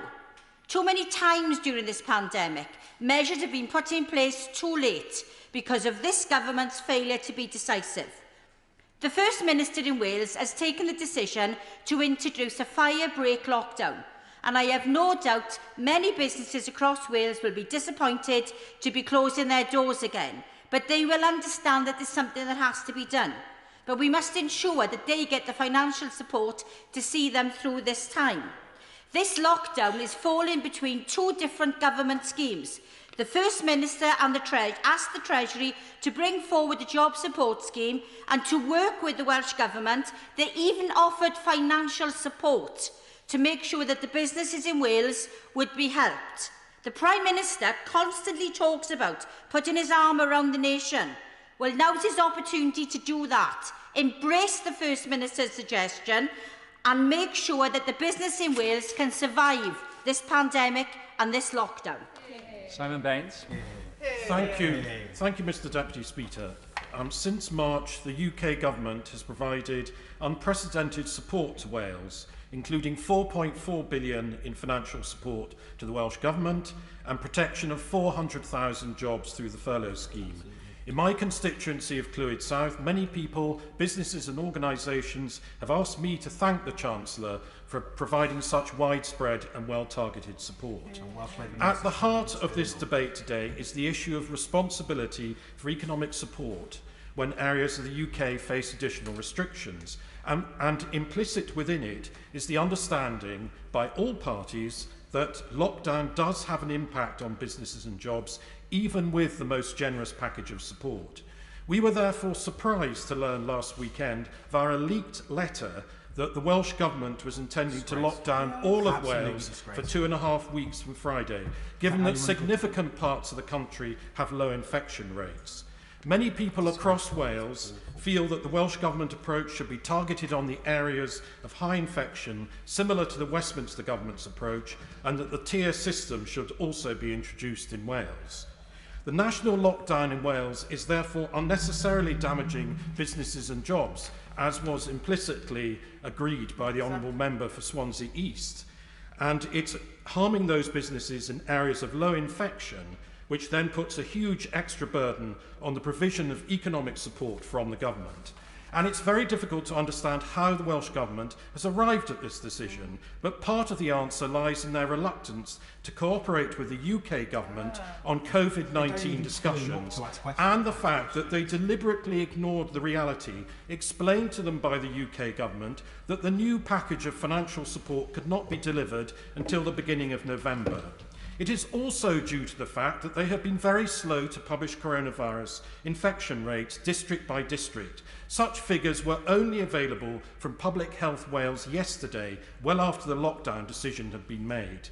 The other reason is a lack of scrutiny and accountability within the Senedd, where the national lockdown was not even debated before it was announced. A sharp contrast to this House, where the level of scrutiny of ministerial decisions is rightly much higher, as this debate and many others demonstrate.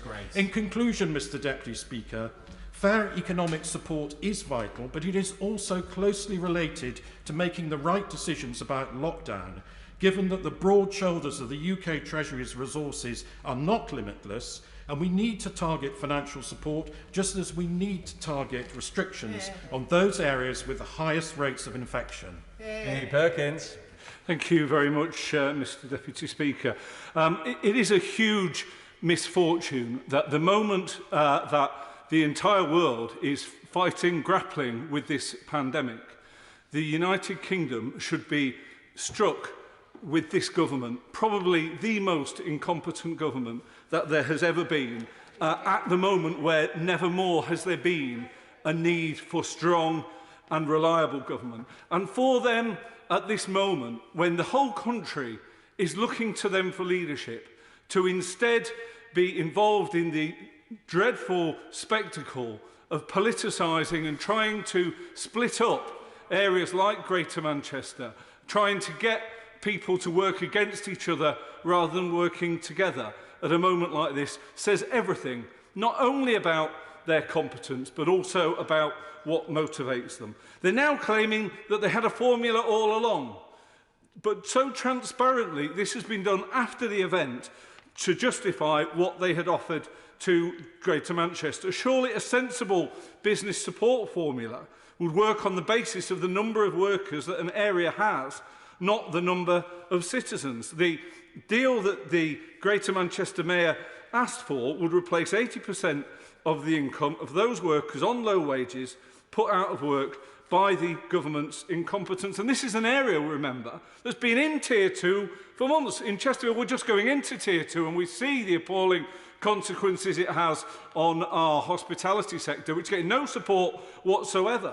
But all the way through, the government's eye has been on the political win rather than on the best interests of the people they're here to serve. If they had a formula all along, why were Manchester only getting 22 million at 3 o'clock and 60 million again by 7 o'clock? Why is Sheffield City Region getting 6 million less in business support than the formula say? Why was the initial offer to Manchester of 55 million 3 million less than what the government now say the formula is? So if there is actually a formula, it doesn't add up. They don't even lie well.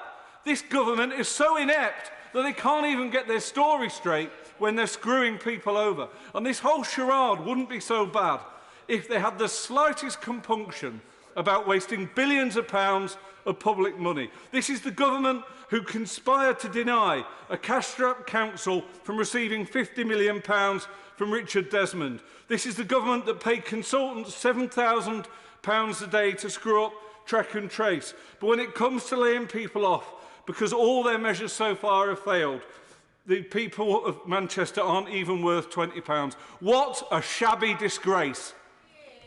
To resume her seat at 3:59, Suzanne Webb. Thank you, Mr Deputy Speaker.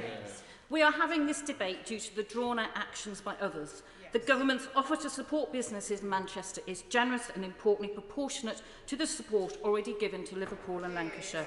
I am bitterly disappointed that after a long drawn-out negotiation that the offer of support was rejected. As the Prime Minister said yesterday, we have a better chance of defeating the virus if we work together. Compare this to what is happening in the West Midlands. I am thankful we have Andy Street as the Mayor of the West Midlands, a Mayor who has already said that he won't accept a public drawn-out negotiation with the government. He won't put lives at risk. Our Mayor's aim is to agree measures alongside other local leaders on a cross-party basis, well in advance of any move to a higher tier, so that we can protect businesses and livelihoods without delay. Mr Speaker, that is real leadership in the face of the biggest public health crisis we have faced in a generation. And finally, when the NHS is at risk, that is when we are at the moment of greatest danger. For those not willing to act collectively at a time of our country's greatest need puts the NHS and people's lives at risk. And the apologies to the 38 members who were not able to be called because of the constraints of time and the large number of members who wish to participate. Wind-ups, Annalise Dodds.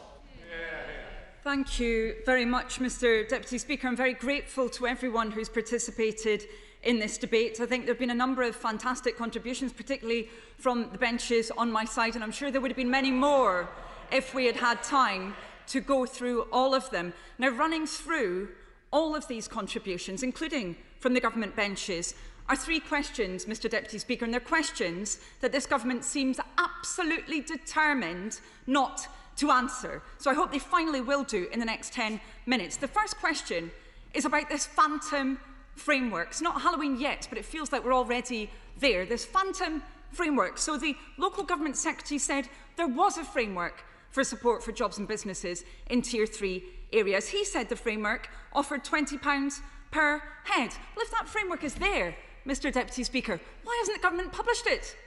Why won't they put it in front of us? Why won't they write it down anywhere so that we can see that framework? Why won't they let us vote on it? I know the reason why.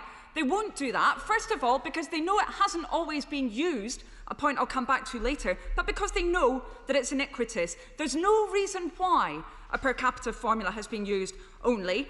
For example, we could be looking at the length of time that areas have been under restrictions. We could be looking at the number of businesses that are impacted, the number of workers that are impacted, the extent of deprivation, the extent of low pay. As my friend for Manchester Withington set out so ably, why is government so secretive about this phantom framework? And why are those in the opposite benches letting them get away with it? Now, Leicester, for example, was not covered by that phantom framework. It received less than half the business support that other areas have received. And here's the rub that we all know about, but the members in the opposite benches don't seem to be willing to stand up to. If that phantom framework was in place all the time, then why on earth have we had the spectacle of these one-sided negotiations, as my honourable friends for Chesterfield and for Ashton-under-Lyne have said, picking regions off one after the other? It's been an iniquitous mess over the last couple of weeks, and it's getting messier day by day. The Chief Secretary said today that Barnett consequentials will be used for this phantom formula. Are they? Again, is that written down anywhere? I can't see it. He made reference to funding announced by the Prime Minister, but we still have no detail on that funding for local government, no indication of how it will be allocated, no indication of when it will arrive. We still also know nothing about what's happened to that 1.3 billion underspend on the business grants programme. That could be used right now to support businesses that are struggling, but the government is refusing to do so. So the first question, I'd be really grateful if the government will finally answer this.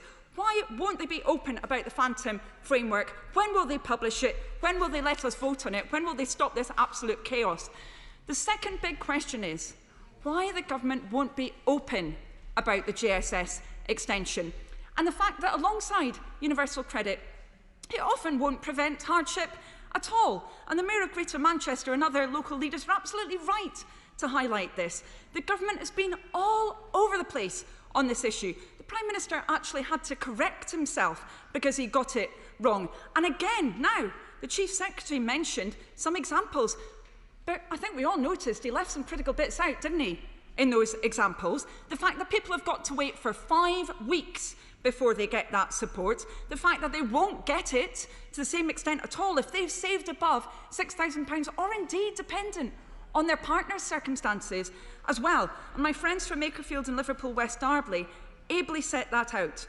Those exclusions can be fixed to make a reality of what government figures have said, rather than just the rhetoric. But the government is refusing to do this. They could switch the initial grant into a loan and universal credit. They could remove the savings threshold. They could push LHA up to median rents. Why won't they? Now, the third question that this government is running away from is why it already seems to accept the failure of JSS, not the JSS extension, JSS, even though it's not even started. I thought it was highly instructive that during this debate, when discussion about support for businesses in Tier 2 areas came up, the Chief Secretary, and indeed no one on the benches opposite, mentioned the JSS. It seems like the government's already factored into its plans the failure of that scheme. So my friends for Halton and for Birmingham Ladywood and indeed for Swansea East spelled out very clearly the implications of that failure and that of the new version of SEISS for their constituents. Now, while we've all been sitting in this chamber, we've received the news that the Chancellor is coming tomorrow. He's coming tomorrow to make an economic statement. Well, I say to him, seize this chance. Seize this chance to fix the JSS so it actually supports jobs rather than doing so little to stem the tide of unemployment. Seize this chance to support workers facing hardship under JSS plus the JSS extension and sort out this support for Tier 3 areas and end this appalling charade. And finally, in the time that I have left, the last thing the Chancellor needs to do tomorrow is he needs to get with the programme with what his Prime Minister has said, because the Prime Minister said that he didn't rule out a circuit breaker because he knows that the science supports it. And we all know, and we've heard it from the government benches time and time again today, we've heard it from them about how this system of rolling regional restrictions is hammering our country's economy, but it's not doing enough to get the virus down. We all know that. We know that in our heart of hearts. So what is the only alternative? It is that circuit breaker. And now research shows failing to implement a circuit break that fixes, test, trace and isolate could cost our economy £110 billion. Tomorrow the Chancellor's got to come here, he's got to act now, he's got to get a grip on this virus, save lives and livelihoods. Thank you. Minister. Thank you very much indeed, Mr Deputy Speaker. We've had a very lively, a very passionate and vigorous debate across the House today. We've heard a very wide range of arguments and a very considerable amount of passion. It is clear, however, even so, that actually, when you cut through that air being discharged on either side of the chamber, there is a great commonality of values across the House. In fact, this House is united on the most fundamental issues facing us all. And those are the need to combat this terrible COVID virus, the need to protect public health, the need to make every effort to prevent economic harm to our businesses and to jobs and to people, and the need to protect the very fabric of our society. We all share those ambitions. And in order to do that, we need to do what the Chancellor discussed and mentioned last week. That is to say, we need to achieve a balance. We are trying to walk, in the words of the Deputy Chief Medical Officer last night, we are trying to walk a very fine line between getting the virus under control in those areas where it is surging and incurring minimal damage at the same time to the daily lives and livelihoods of people across the country. And it was noticeable that the Deputy Chief Medical Officer also made explicit in terms that he did not support a national lockdown and that he backed a local approach. And it would not be appropriate to impose the strictest restrictions across the country. And I thought that was a very important and telling point made from an independent advisor. Let me just say this. It's clear that for the same reasons that no government would, in any normal circumstances, wish to impose the restrictions we are discussing today. All I can do is to express my thanks and my recognition to the people of Liverpool, Lancashire, Greater Manchester, South Yorkshire for the fortitude that they have demonstrated and in the past, and that they are demonstrating and will demonstrate at this time. However, the evidence shows that the most successful countries in combating COVID-19 are those that have adopted localized measures to protect their populations.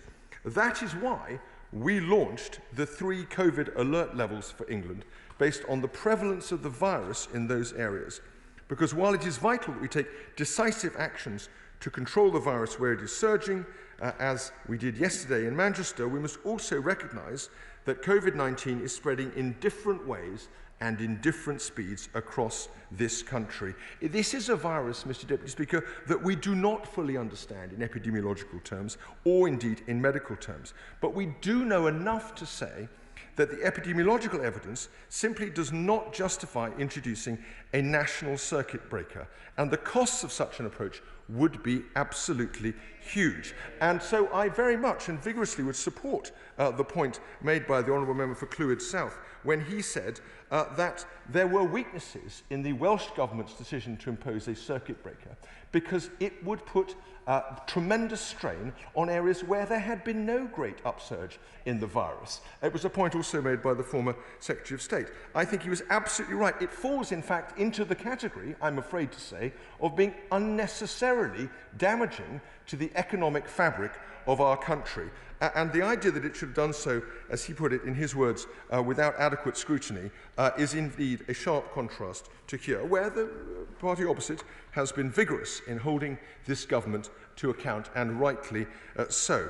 Having said that, I think it's also important to say, as my honourable friend the Chancellor said last week, that these costs are not virtual costs. Every day, a national lockdown is in place would bring costs, very real costs, in jobs lost, in businesses closed, in children's educations harmed. And they can be measured and weighed in permanent damage to the economy, which in turn undermines our ability to fund our public services.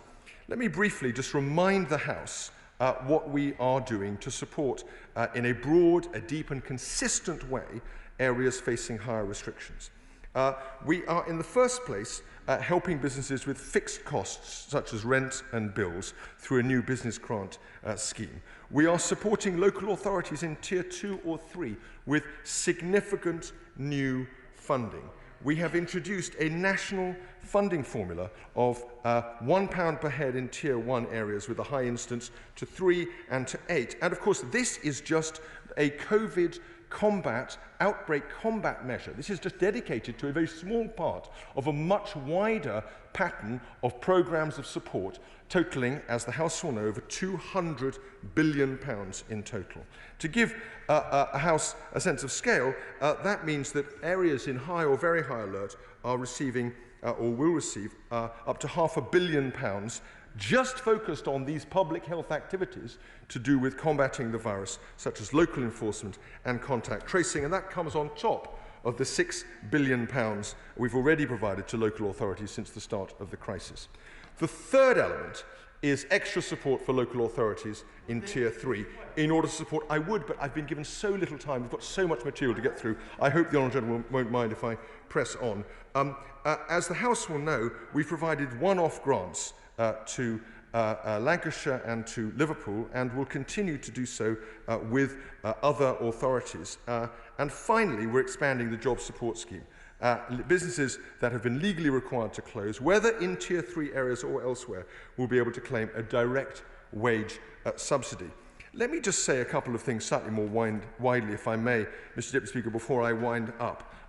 The Honourable Lady opposite quite rightly said at the outset of this pandemic that it would be, in her words, completely inappropriate to engage in party politics on these desperately important issues of human life and human well-being.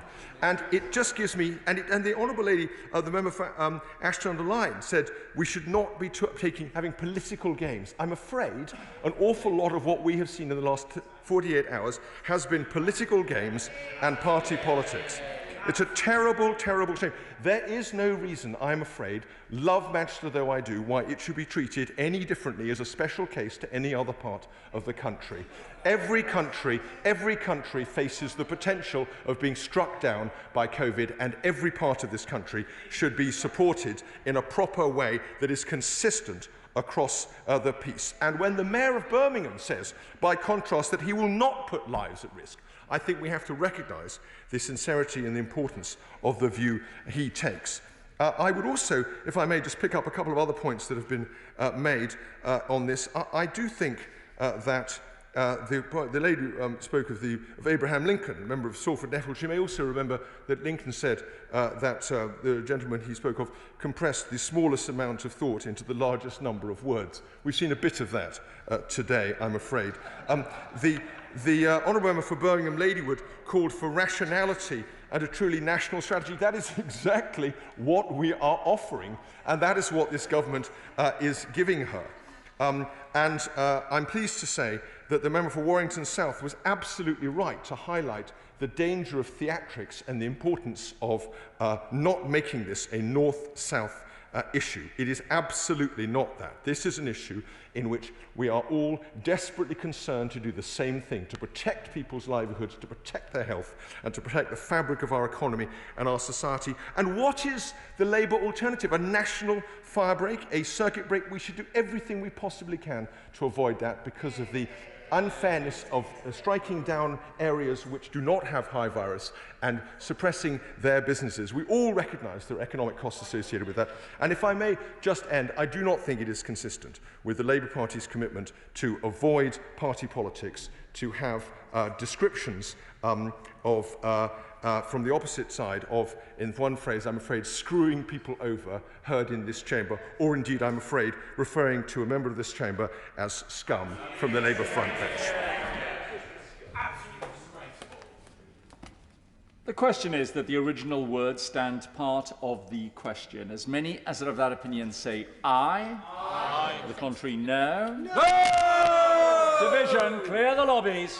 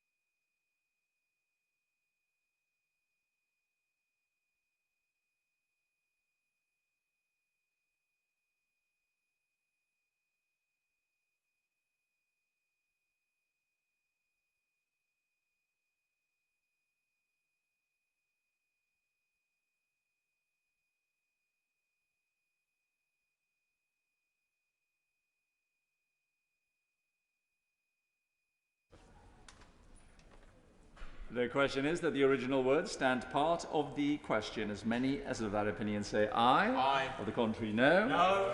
Tell us for the ayes, Jeff Smith and Bamba Sharanambas. Tell us for the noes, Leo Doherty and Tom Pursglove.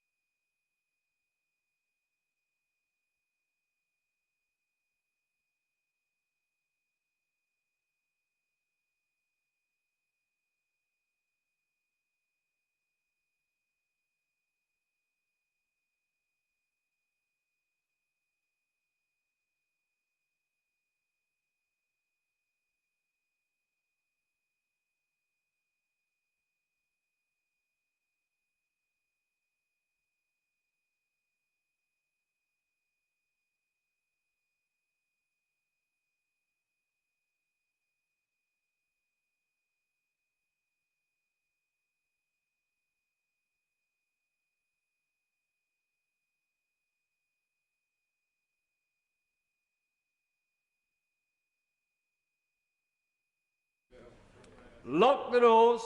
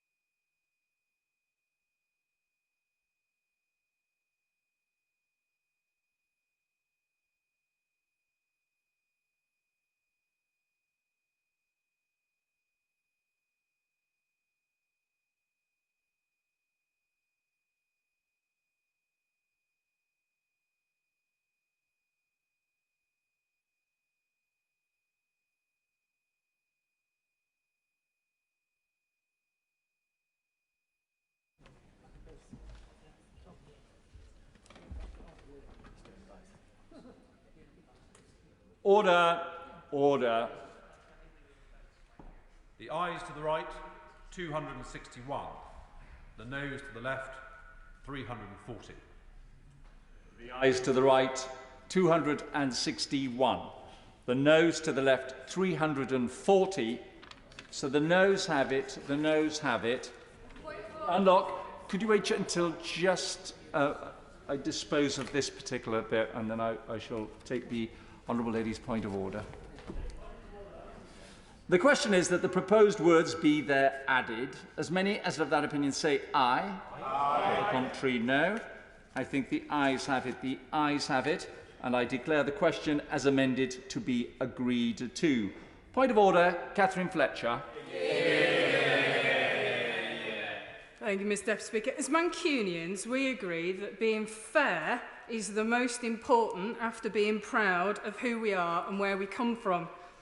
Is it in order, Mr. Deputy Speaker, for a senior member of the Labour front bench opposite, the Honourable Member for Ashton-under-Lyne, to call repeatedly out scum when my colleague was talking and then to fail to retract it or apologise? Today, she has shamed Manchester, shamed this House, and she should apologise. I'd like to thank the Honourable Lady for giving me notice of the point of order, and I understand that she had informed the office of Angela Rayner that she was making that point of order. That's always important, by the way. The Chairman of Ways and Means dealt with this matter when the exchange that she... Order. The Chairman of the Ways and Means dealt with this matter when the exchange that she refers to occurred, and I personally will not, therefore, revisit it. I would remind honourable members that they should use appropriate language in their contributions in the chamber and in any sedentary contributions. I'd also like to remind the House that, in the words in Erskine May, that good temper and moderation are characteristics of parliamentary language. And I was only in the chair for 45 minutes of the last debate, and I heard terminology and language which made me personally wince. I didn't intervene then, but I will next time. Order. I'm not going to suspend the House now because the dispatch boxes were sanitised during the last division. So to save time and in order that at least one more member will get in this debate, we'll move straight on to the next debate on free school meals. I inform the House that I've selected the amendment in the name of the Prime Minister. Kate Green to move. Thank Thank you very much, Mr Deputy Speaker, and I beg to move the motion on the order paper in the name of myself and my honourable and right honourable friends. And I'm very pleased to open today's debate on such an important motion on behalf of children across the country who are at risk of going hungry and all the families worried that their children will be hungry over the school holidays. But the truth is, Mr Deputy Speaker, we should not be having this debate at all. In summer, when this issue was debated, in this House, the government saw sense, did the right thing, and ensured no child would go hungry over the summer holidays. But this time, despite many families facing even more challenging circumstances now than they did 4 months ago, shamefully, the government's walking away from its obligation to hungry children. In their hearts, honourable members on the government benches who rightly supported the extension of free school meals over the summer holidays know that. And they will also know that the thousands of families who rely on free school meals to help them to make ends meet will watch their votes this evening with great interest. I'm aware that there are some honourable and right honourable members opposite who are indicating that they will vote in favour of this measure, and I commend them for setting party politics aside, and I hope by the end of this evening many more of their colleagues will join them. Mr Deputy Speaker, over 1.4 million children benefit from free school meals. Nearly 900,000 eligible children live in areas now subject to Tier 2 and Tier 3 COVID restrictions. Their families face an upcoming furlough cliff edge, an inadequate replacement system, and the deep fear of growing unemployment. So the question for honourable members opposite is simple. Are they absolutely confident that support is adequate and that no child in their constituencies will go hungry? I'll give way first to the honourable member and then to my honourable friend. I'm very grateful. When she's considering this measure, is she thinking of this as a temporary measure while the COVID crisis continues, or a permanent measure that would be on the statute book for indefinitely? I'm grateful to the honourable member, and I certainly initially would suggest that we urgently need a measure that will take us through this half-term and the remainder of this academic year. Of course, we understand that nobody can predict how this virus might progress over the coming months, but it is absolutely crystal clear that what we need to vote on tonight is an urgent emergency measure to protect children and families who are struggling. And I'll give way to my honourable friend. I thank my honourable friend for allowing me to intervene in the midst of her excellent oration. 3,891 children in Slough are known to require free school meals.